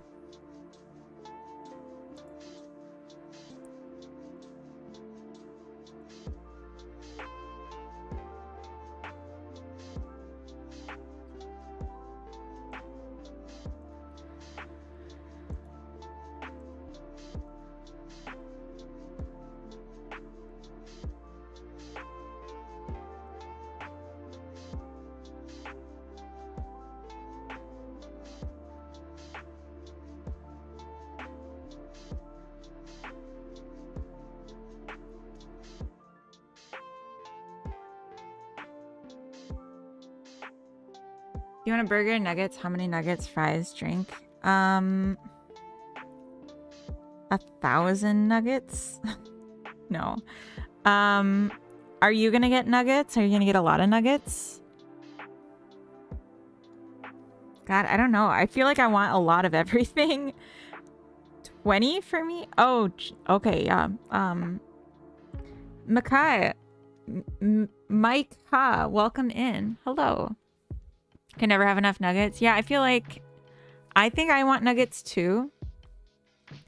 Even though I like the McVegan, I think nuggets and fries and Sprite Zero would be good. I don't want nuggets and a McVegan. I don't want a McVegan. I just want nuggets. I'll do a 9-pack of nuggets. Micah, the H is silent. Oh, gotcha. Never had nuggets in my life. They make vegan ones now. They're really good. Yeah, McVegan. It's like a Big Mac, or no, it's not a Big Mac. It's just a regular burger, I think. But it's vegan burger at McDonald's. They're really good. It just doesn't sound good right now. I want the nuggets. Nuggets, 9-piece and fries, please. And a Diet Sprite. Just like the regular, not the jumbo meal. Want some nuggets right now? So good. I'm so glad Coda has suggested this right now. Okay. Yeah, I can take care of that side of things. The fact that I haven't eaten yet today is not helping. Well, you gotta eat something. I had a protein bar before I started stream, and I've been on coffee. And so that's keeping me sane. Although now I'm like thinking about nuggets and I want nuggets. And so I'm like, nuggies. I love the way she runs around like, ah. Okay, anyway. So people still showed up and got in line. That's good. And I think it's good. I think this worked the way I wanted it to. So they came in and then they got in line. They didn't teleport into chairs through the walls.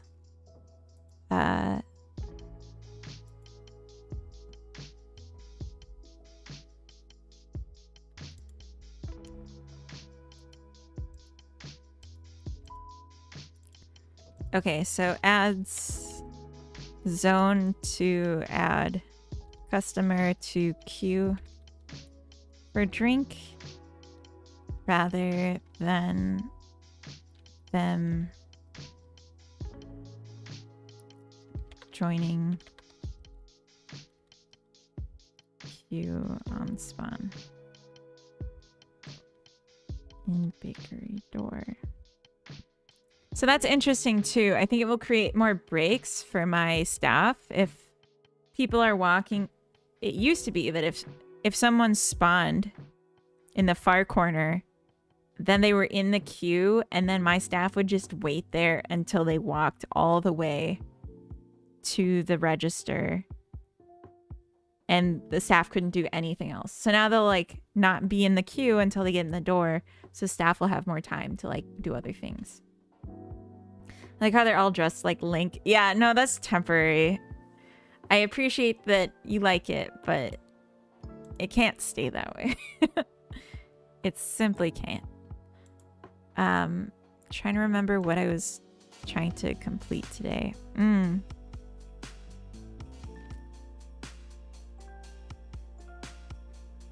Yeah, we were doing the extension.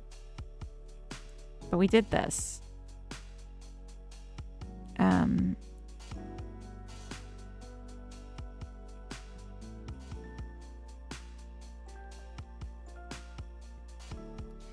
Yeah, definitely. This is just like the models that I got for free that fit with the scale of everything. But I'm thinking what I'm gonna do is I'm gonna bring her into Blender, and there's gonna be 2 versions for like your character and then for the staff. So for your character and the staff, I'll give them an apron that's like a fluffy apron and a dress under it that'll be cute and polka dot, but like different colors, different look of the dresses. And then for your character, I know she'll have a bun and a hair tie, like a rolled bandana kind of thing. And then she'll have a more curvy, buxom, but like in an old lady kind of way figure. Not like a Jessica Rabbit, but more like a Muriel from Courage the Cowardly Dog kind of body. It'll be good. It'll be good. Well, that's my plan. But I was hoping to do that today, but I don't know that I'll have much time. And yeah, there's more pressing matters to attend to in short order. Maybe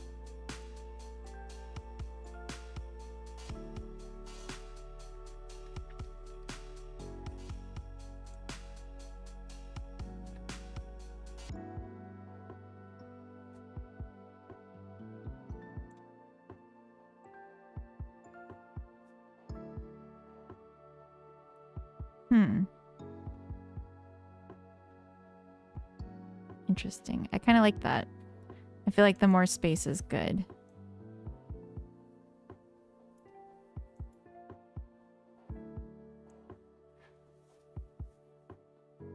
Yeah.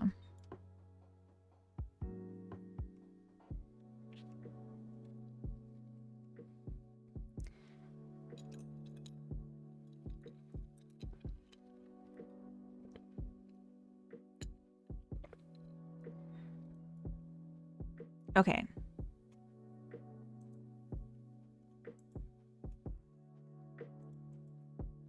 Moved fence and gate slightly. All right. Going to get dinner, BBL. Sounds good. Exciting. Oh my gosh, you guys, we're getting nuggets. I never expected this. So I think back here we'll make a park and let's do a spawner out here for more complex shape, or a more of a scatter mesh kind of thing. Multi mesh.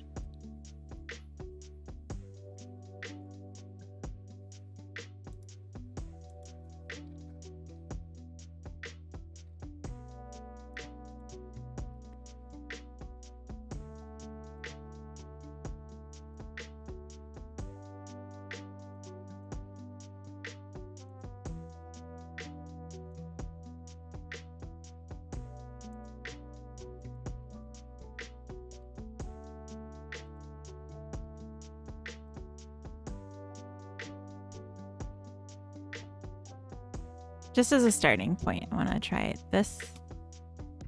And did I...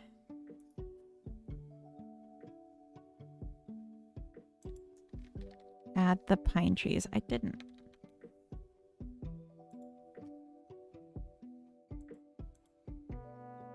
Let's go get the pine trees.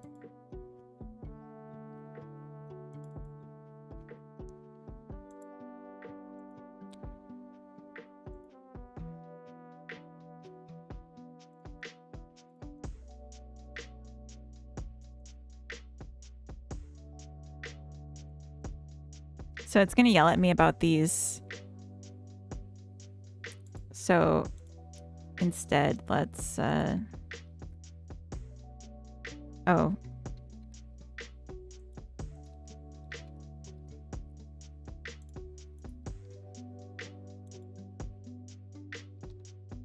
Pine tree.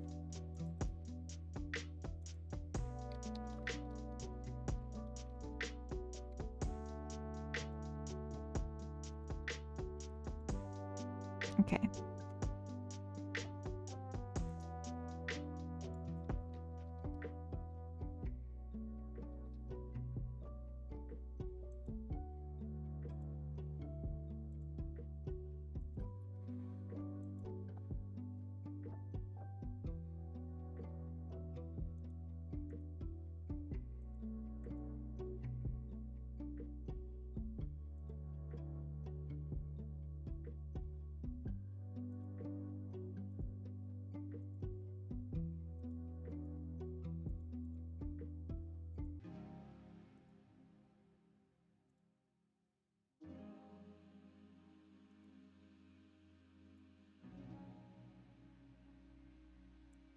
They're tiny. Right. Okay.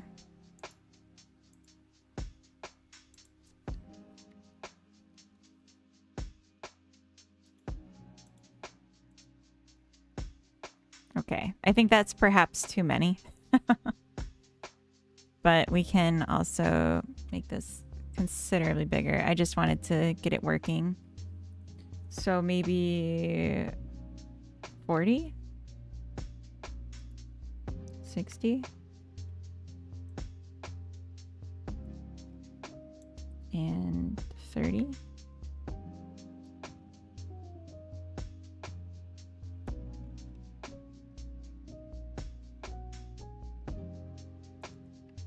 $20.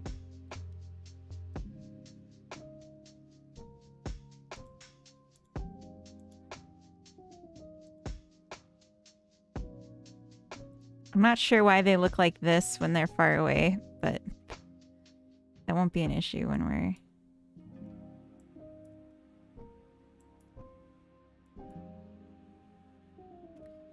And then we could maybe do some variation on the scale. 20. Oh. Okay.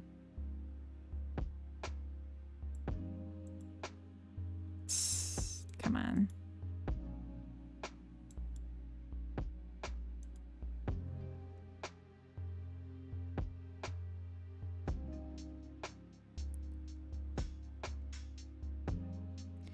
That looks so bad, though.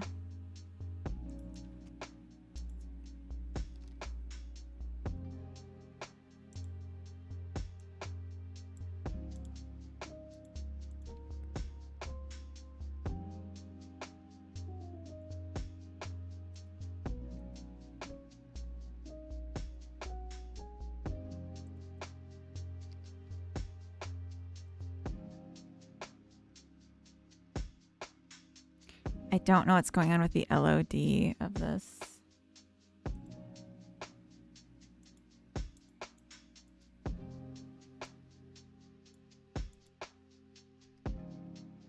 Oops.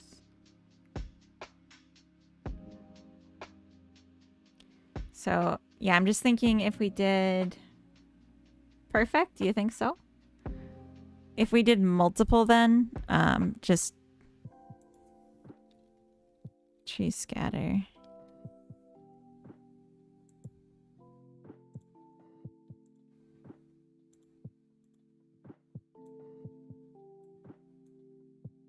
The scale looks pretty much consistent though. But if we did this...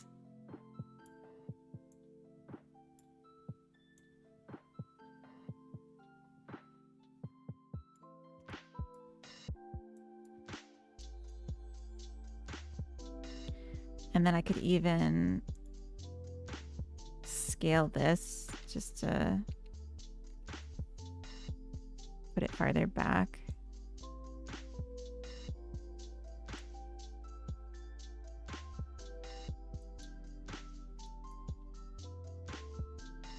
Okay.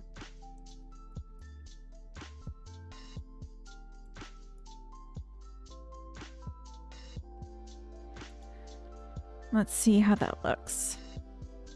And obviously the ground plane shouldn't be tan like that. Okay, so you can see that it's not continuing here. And over here, you can see it a little bit. So I'll just make the whole thing a bit wider.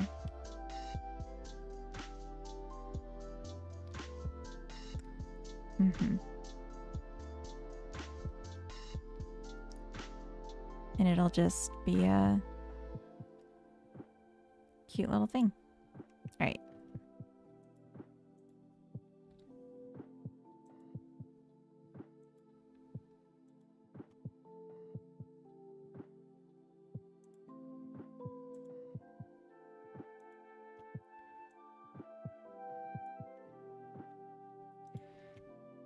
So we'll make it 80. And that would just be the full stretch.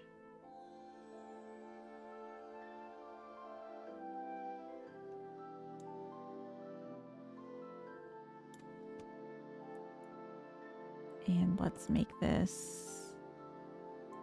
If I just make this invisible...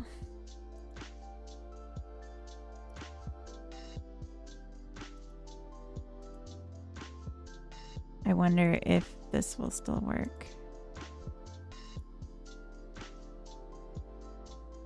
It does.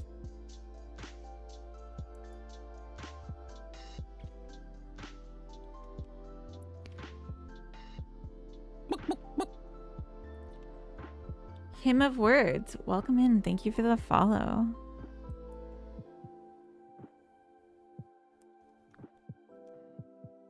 Yeah, these ones will...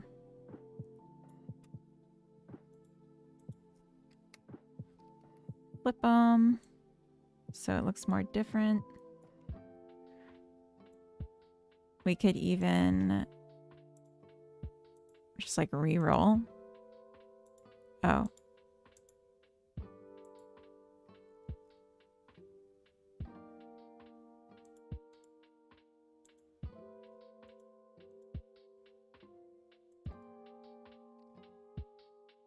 I guess all of this got reset.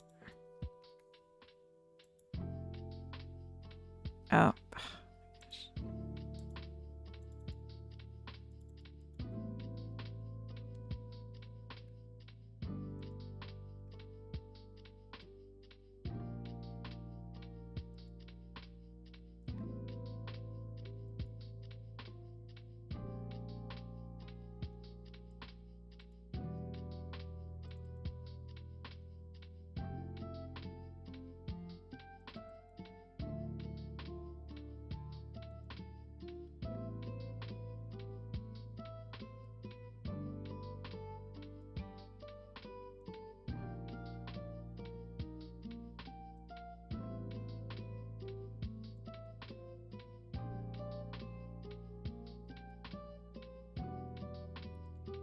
Something like this.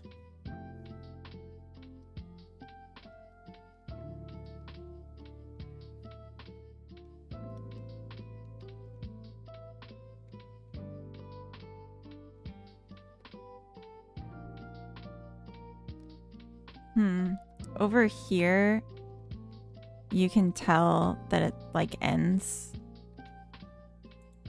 Maybe we need a little more densely over there.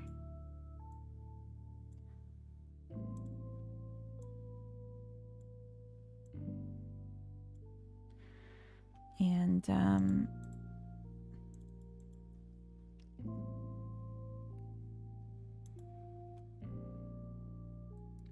I know 150% is quite a bit bigger, but I think for the angle, it's the only way we'll be able to see. Oh no, that's actually way too much. Just kidding.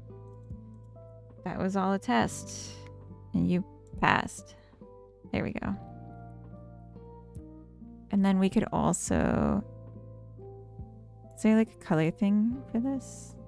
No. Multi-mesh is just not that good.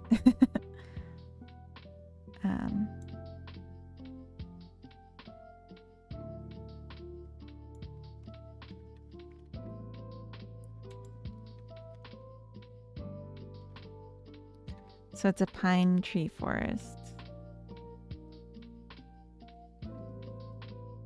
There's a lot of intersects though.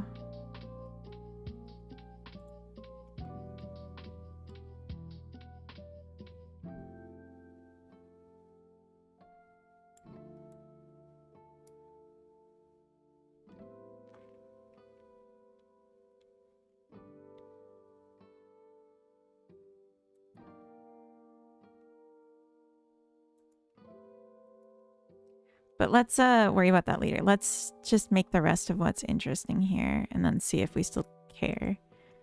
So we're gonna bench.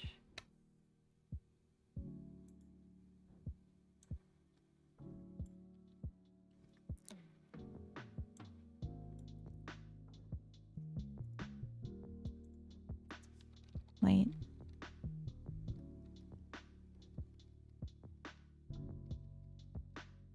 Post. Lamp post.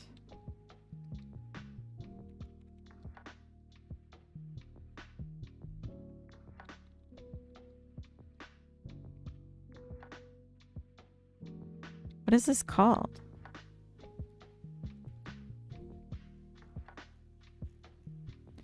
Did I not add it? Maybe it's just not here. Nope. Decided to check out the YouTube side of things. Sound and video is nearly identical over here. I had a feeling. Thank you for checking. Oh, wait. This is where I had it. Doormat? That's actually... Do I already have that? Skip.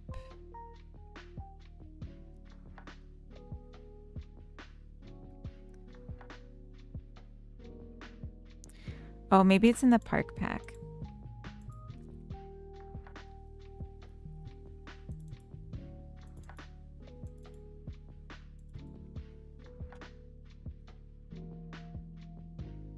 Street lantern.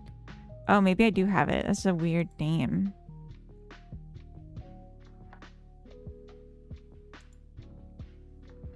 Weird name. But yeah, street I should have thought of.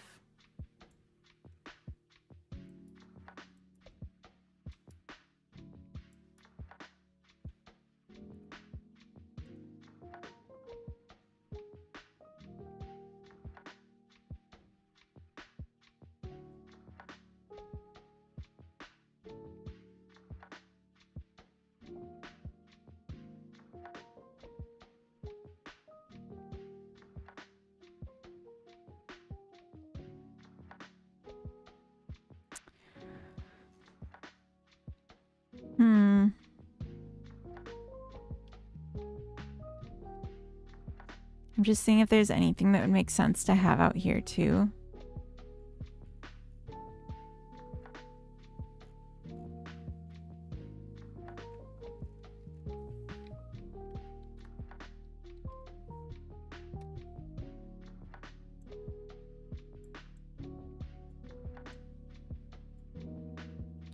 We could have some... Oh my gosh, I keep clicking the wrong button. We could have some foliage and like stick it up around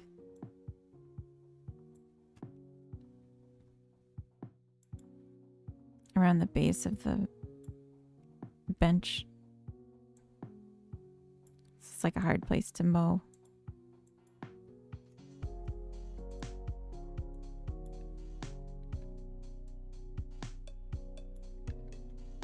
Something like that, maybe.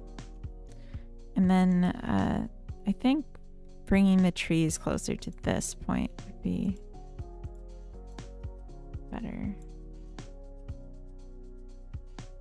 I just wanted to leave room for this.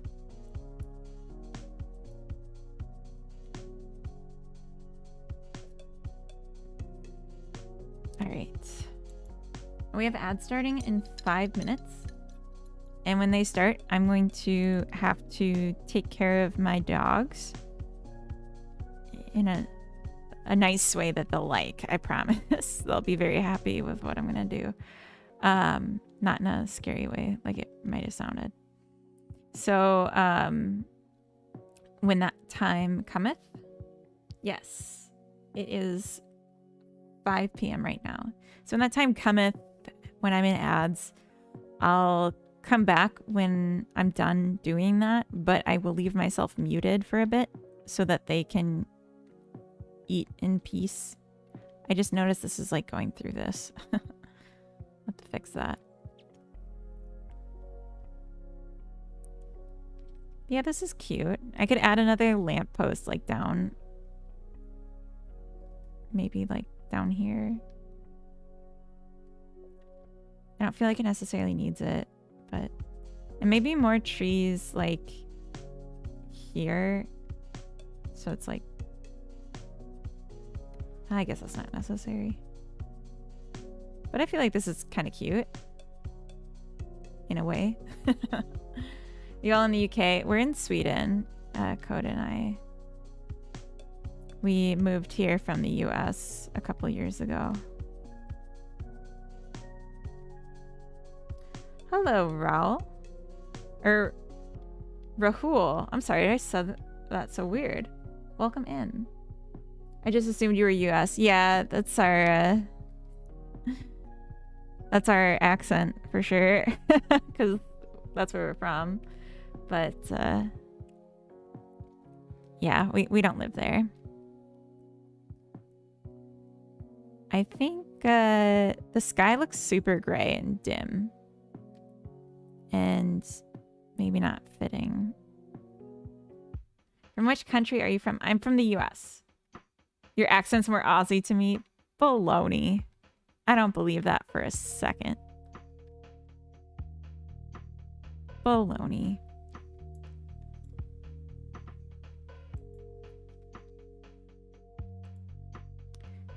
I'm gonna play with the environment a little bit.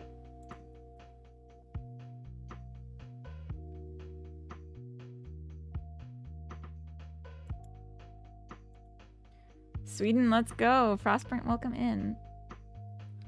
That's Cat. Yeah. Lenny is a known liar. That's okay. We like Lenny.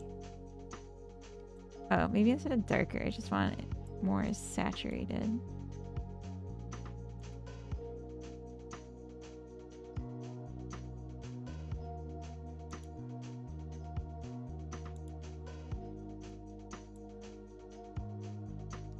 That is quite bright.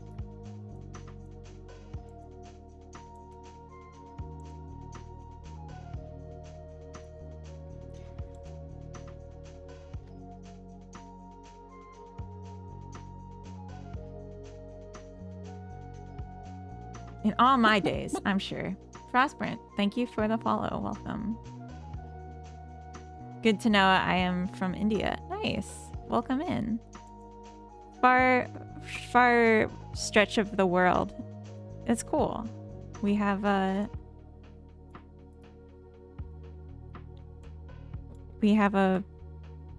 broad reach.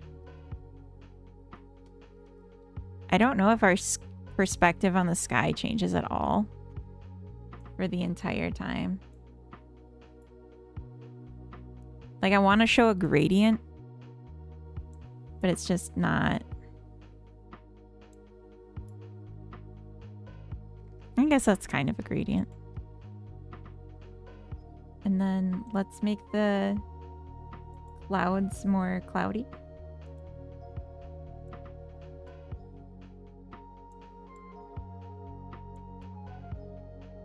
Oops. Okay, we're in ads, so I'm gonna go take care of the dogs. And I will be back, but muted for like a minute.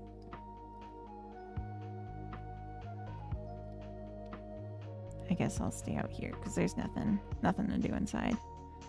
All right, BRB.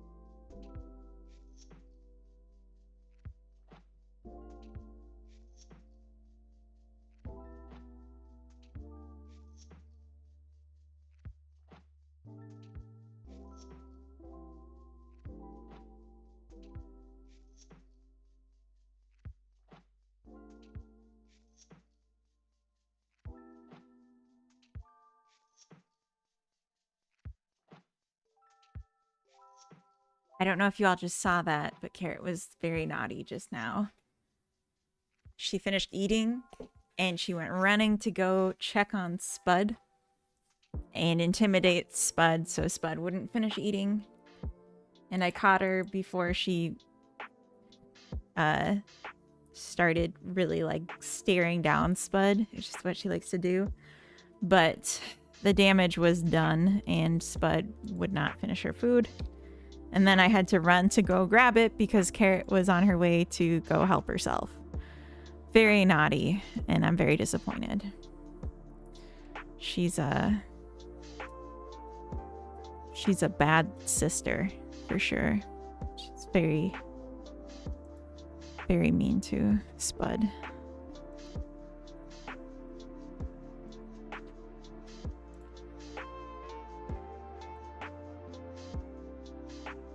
And now she's being noisy and trying to put up a front, I think. But I'm still disappointed in her. I'm playing with lifting the trees to see if there's or angling the trees to create like an illusion of lift. Let's see. There's still like a gap here, so maybe we could just hide it. Yep, that did it. You can see the edge of the ground here. I'm also thinking that the ground plane, instead of doing the casting shadows. Carrot, stop.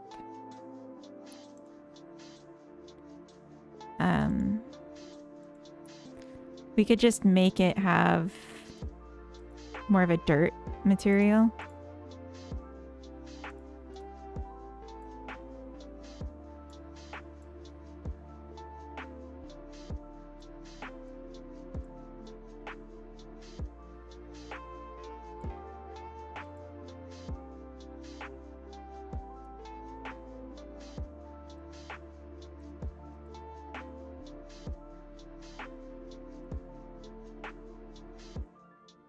But you can see from here, the lighting on it makes it look super light.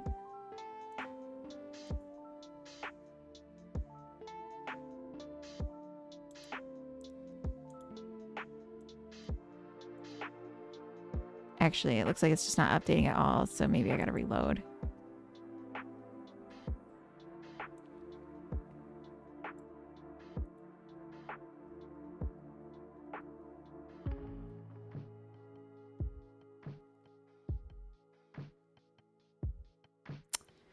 Not great. Let's do something different. Just save as.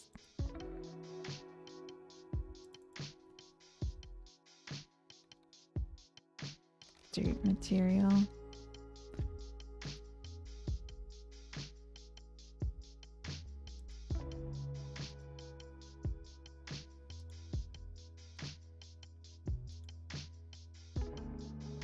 Oops.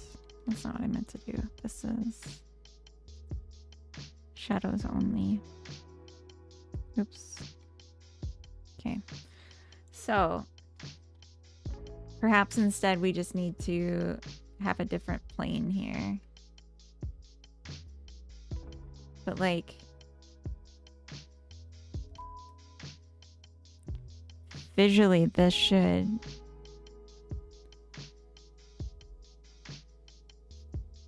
kind of continue like in a arc kind of thing.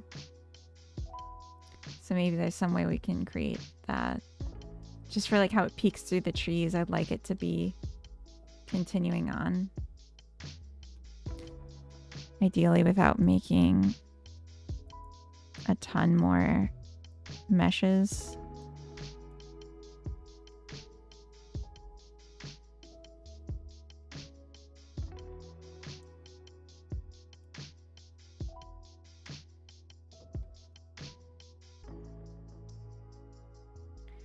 So yeah, instead of doing this, we could add a back wall plane.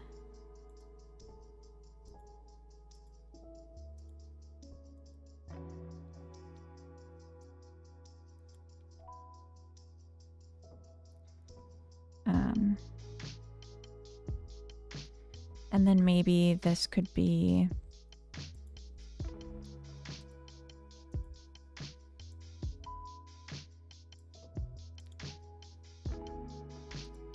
just like more of the grass texture.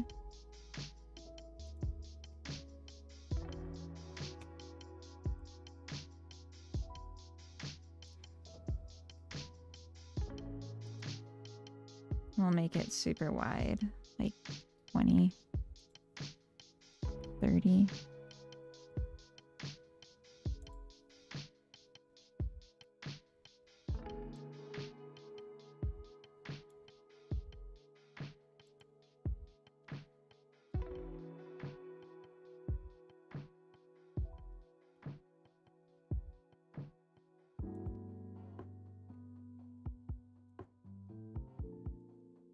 Huh, I can't seem to see it.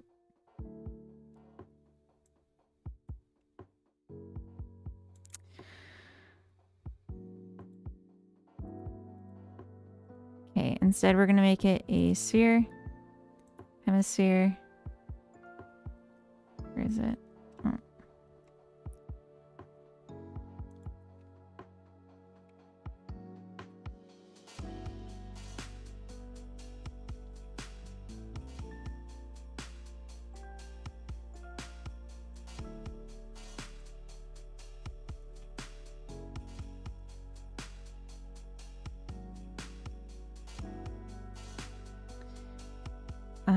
It's going to have a radius of 80. That's perhaps too much. Okay, let's just...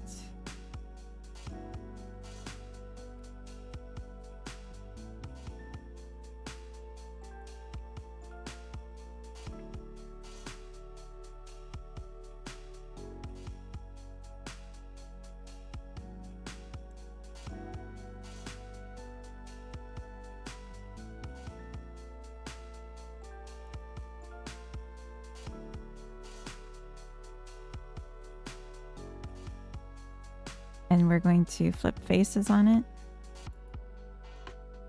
And we're going to give it this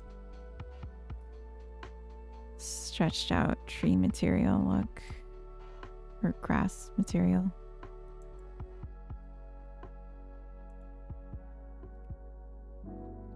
You can see it's not showing up here. We'll need to reload the scene to see it. But I'm just trying to create like a horizon line that's more rounded.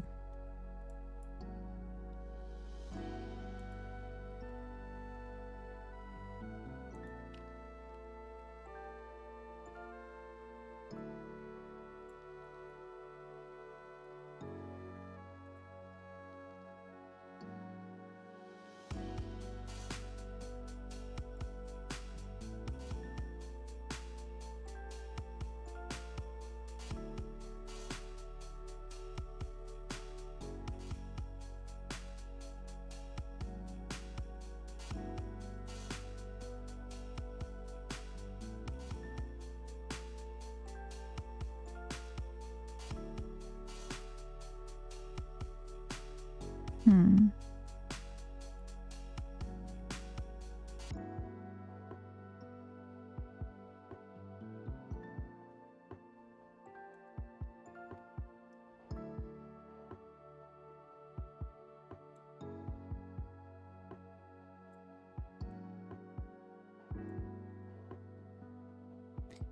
No, this isn't gonna work. Doing too much. Flair, welcome in. Hello.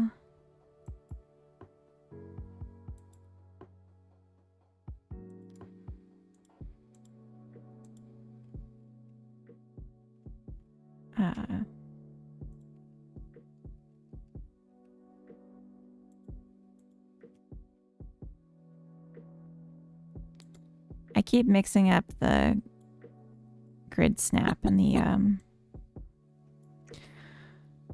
the lock in place buttons. Unshoe Studios, thank you for the follow. Welcome in. What you doing? I'm trying to make a little wall here so that you can't see that the sky's peeking through the base of the trees. Just to create more of an illusion that the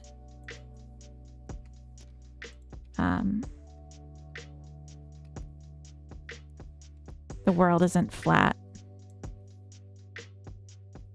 But it's all for show because you can't travel outside of the fence.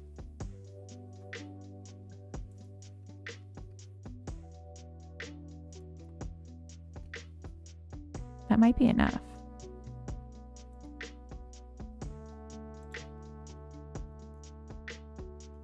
$80 and $5.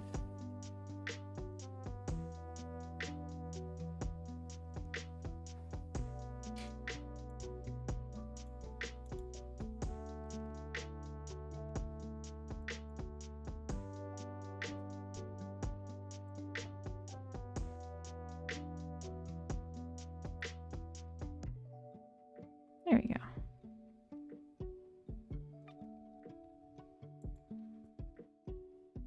Flat Earth confirmed. Yes. Exactly. All right. So it works until it doesn't on the corners, but we can fix that. All right. And if I angle this more, it'll make it lighter. Ooh. But it's probably not worth it. Oh, wait. Grass. Horizon.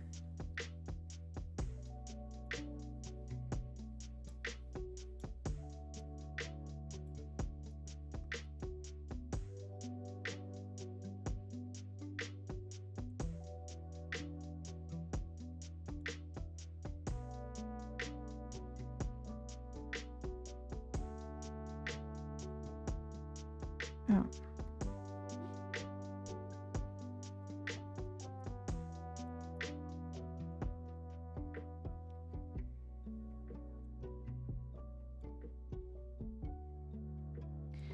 Okay. Let's see.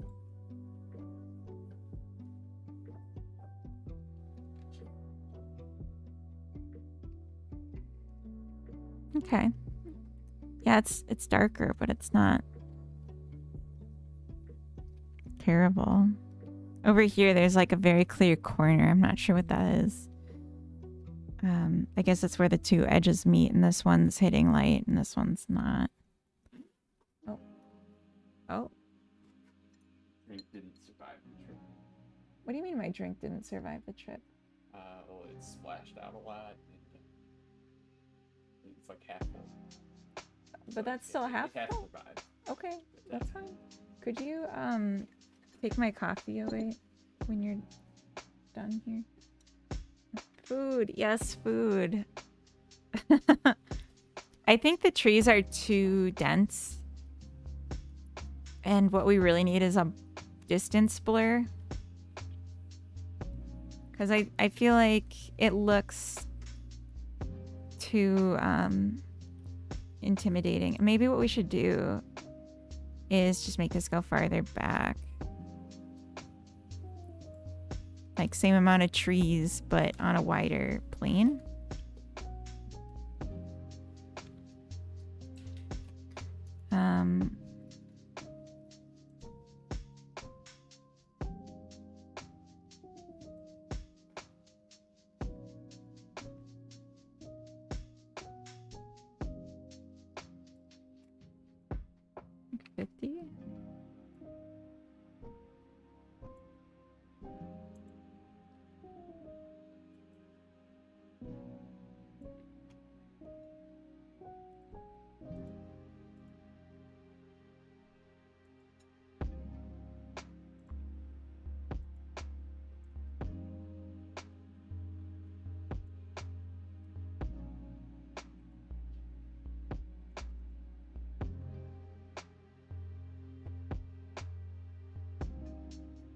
Thank you.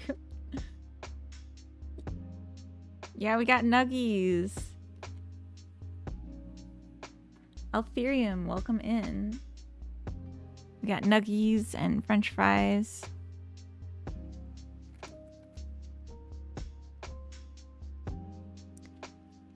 Oh, now we're like getting caught on the distant thing. How productive has your day been? Pretty good. Not as good as I'd have liked. You saw Coda's butt? Usually gotta pay for that kind of thing.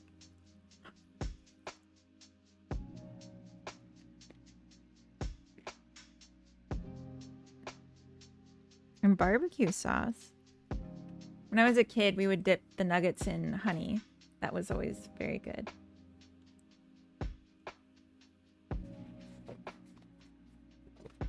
But I don't eat honey anymore. Okay. So I got this food.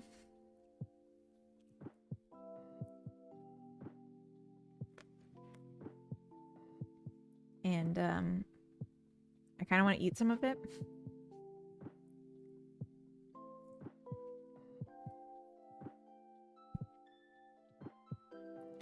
Sounds productive AF. Well, good. Yeah, I tried.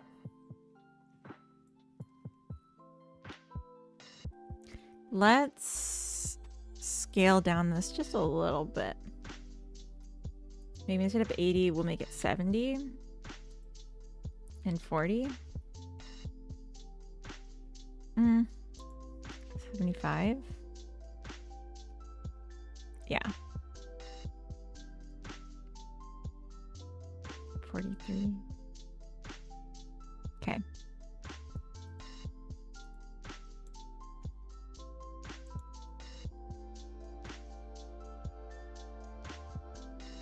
I like this a little better. I felt like the trees were a bit too much. And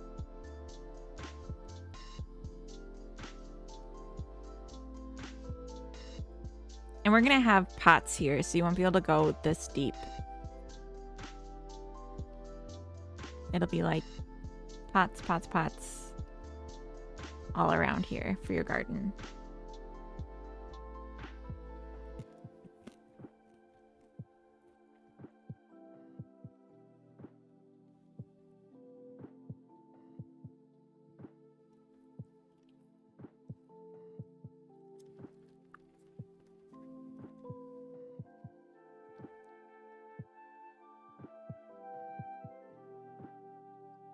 It's really laggy when I run around.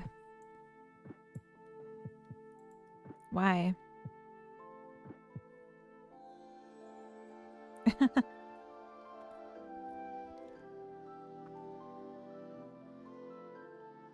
Yes, you'll get ingredients from the garden to cook. Right now, when you open the fridge, you just have a button for stocking it, and you have a couple different fruits and vegetables. But this button won't be here, I'm thinking. Or, I mean, maybe we'll still have the ability to stock if you want to. If you don't want to have, like, a garden focus. But anything you use for baking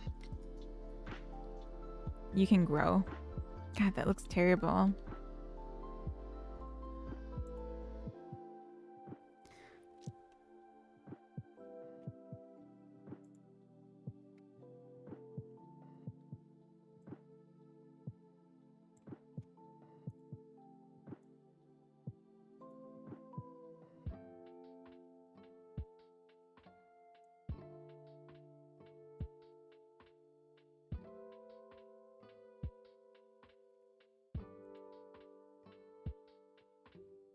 Maybe you can disable lots of stuff to render less. Like when you are inside the house, you don't need to see outside the house or in the fridge. I think that's already the case. I think that happens automatically.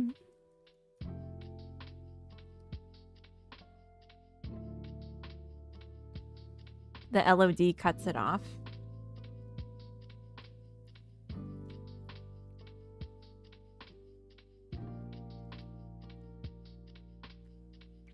But, yeah, when you're inside, you shouldn't have anything from outside rendered. I mean, I guess a little bit you do, but I think if anything, it's the NPC logic that's slowing it down. But we can check.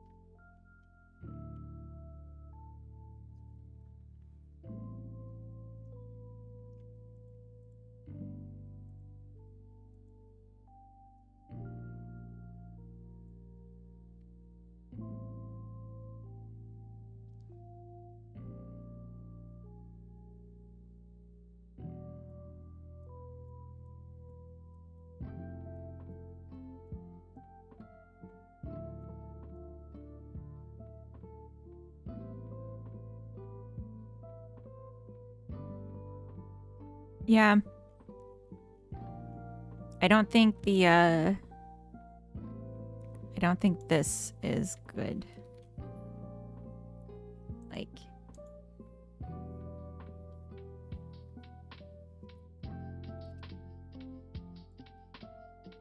yeah, everything that's not visible, or everything out here doesn't have a static body or lights.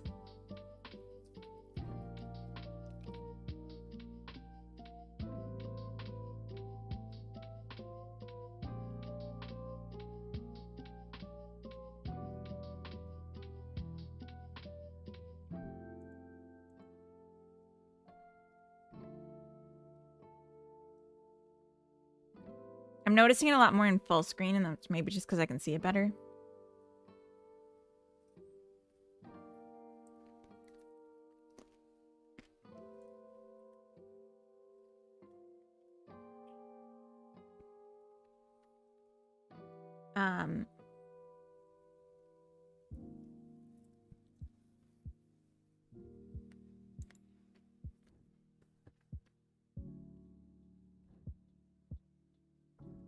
So I want to try something.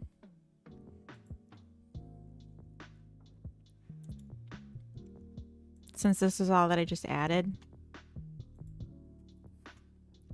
I want to see if I'm seeing the same issue. Ooh.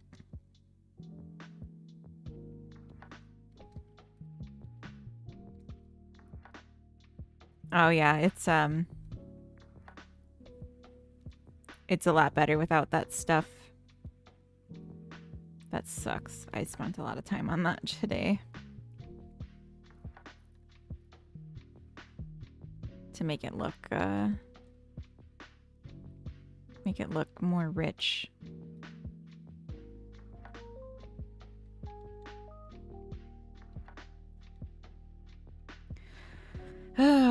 Okay. Oh, well, I mean, still a little bit.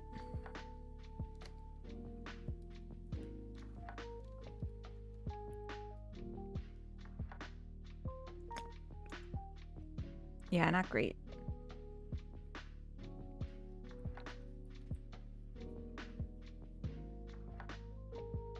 Okay, I think what I want to do is I'm gonna push what I've added. I'm not crazy about the trees still, but it's better than nothing, I guess.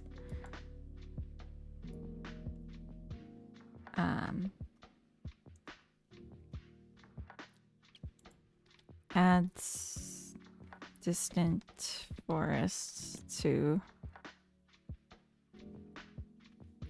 outside bakery.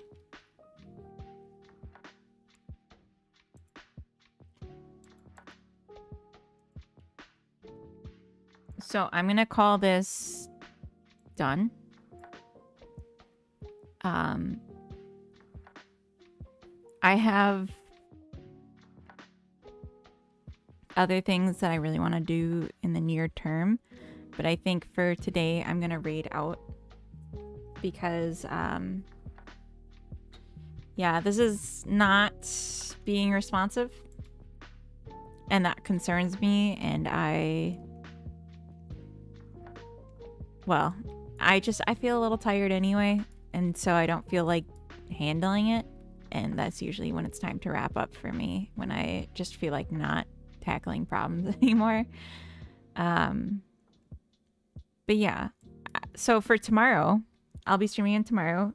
I think it would be fun to focus on D9, thank you for the giant emote.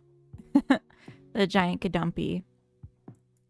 I think it would be fun to focus on our character models and focus on maybe setting up the ability to teleport to our second story apartment, and also populating that a bit with things and stuff.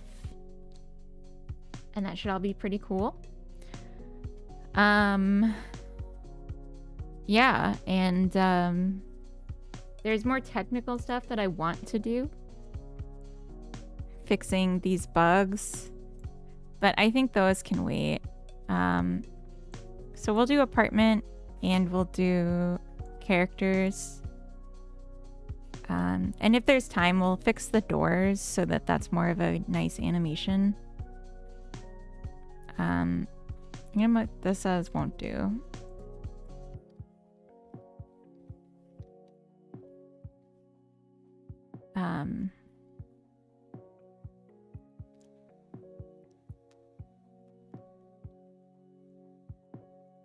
Yeah.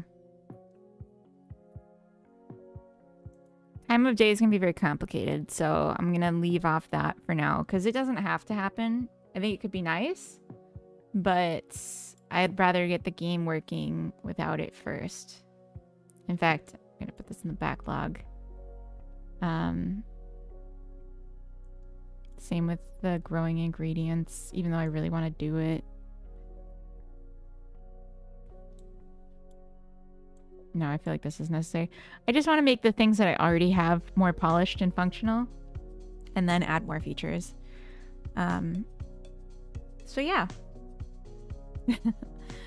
Thank you all for hanging out. I will find us a raid target. Oh, I already got Twitch open.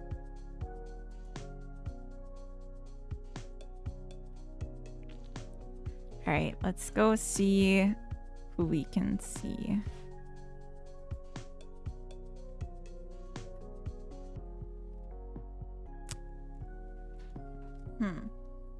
Hypnotic's not on yet. I was gonna go see Hypnotic. Morpha, thank you for the follow. Welcome in.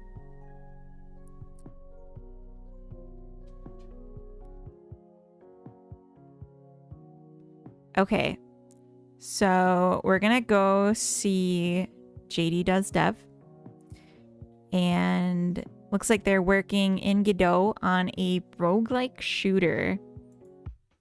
Not quite vibe coding. Oh. Oh, he's going on break. No, come back. 2 minutes? Oh my god.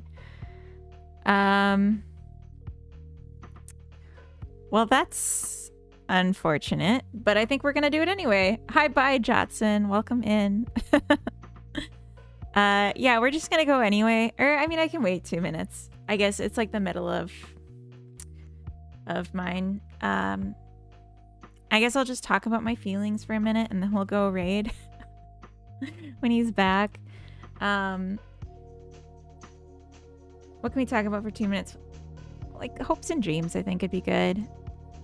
I was really mad at myself for working on this bakery game.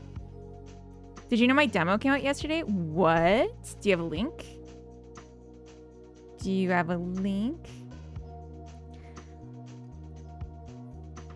It's a horror game, Jotson. So that's I'm not gonna play it unless I do like an everyone's horror games at once rejection. Oh, just me then? Wait, what? That's your hopes and dreams? I was mad at myself for working in the bakery game because I have so many other games that I haven't really made progress on, that some of them I actually really want to like put on Steam, like how this gets to go on Steam, like really finish a commercial game. And I keep getting distracted and doing things that aren't like exactly working towards my specific game that I should be doing. But I'm a hobbyist and I'm having a lot of fun, and I'm just kind of thinking maybe while I'm a hobbyist, that's all right to just have fun and be a little ADHD about it, and making games like playing games for me and just streaming that experience. And maybe that's okay. Like, I know there's a lot of people that do just make tiny games and then they make a living from that just in other ways. So, thinking about it. Okay. Anyway, it's not that scary except for the 2 parts where it's really scary. Oh no. I'm such a chicken though. Very people that strict about my hobbies, I would never have fun with them anymore. I mean, I would like to someday be a full-time game dev. So that's like part of the mindset here. If it's not fun, there's no point in doing it. Doing it commercially takes some of the fun away. Yeah, very true. But I'm also worried that like chat is going to see me as impulsive and flaky and not invest in like the concept of me ever finishing a game because I'm not finishing them. But let's watch the trailer. Oh.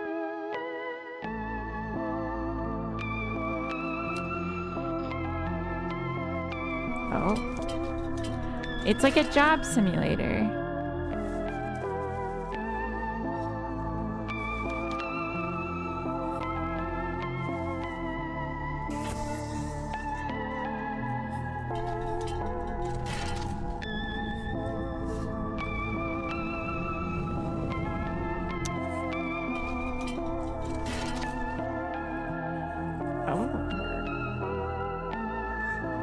That looks really cool, honestly.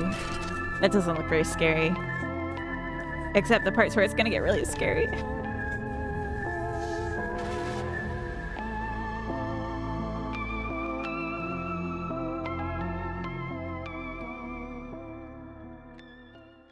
Yeah, that looks awesome. Scary, but awesome. Maybe I'll do, because I know Mad Chirpy's demo came out recently too. Maybe I'll do a horror game night where I try out those demos purposely, because like it's not something you can just casually pick up, you know.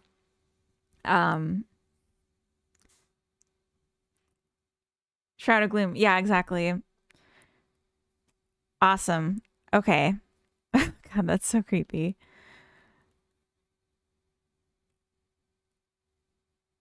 When is it coming out?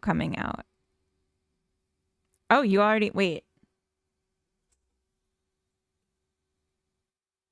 Oh, this is specifically the demo. Oh gosh. Okay. Oh, that's why. Okay. Okay. Start of next year. Sounds good. Music really sets the vibe. It really does. It's spooky season though. Yeah, now I'm like maybe for Halloween I should do it.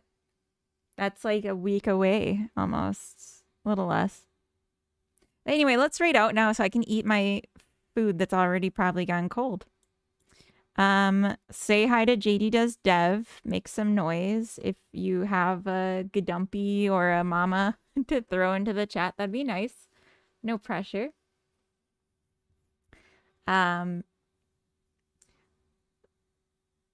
So yeah, I will hopefully see you all tomorrow. I'll be back and have a good night.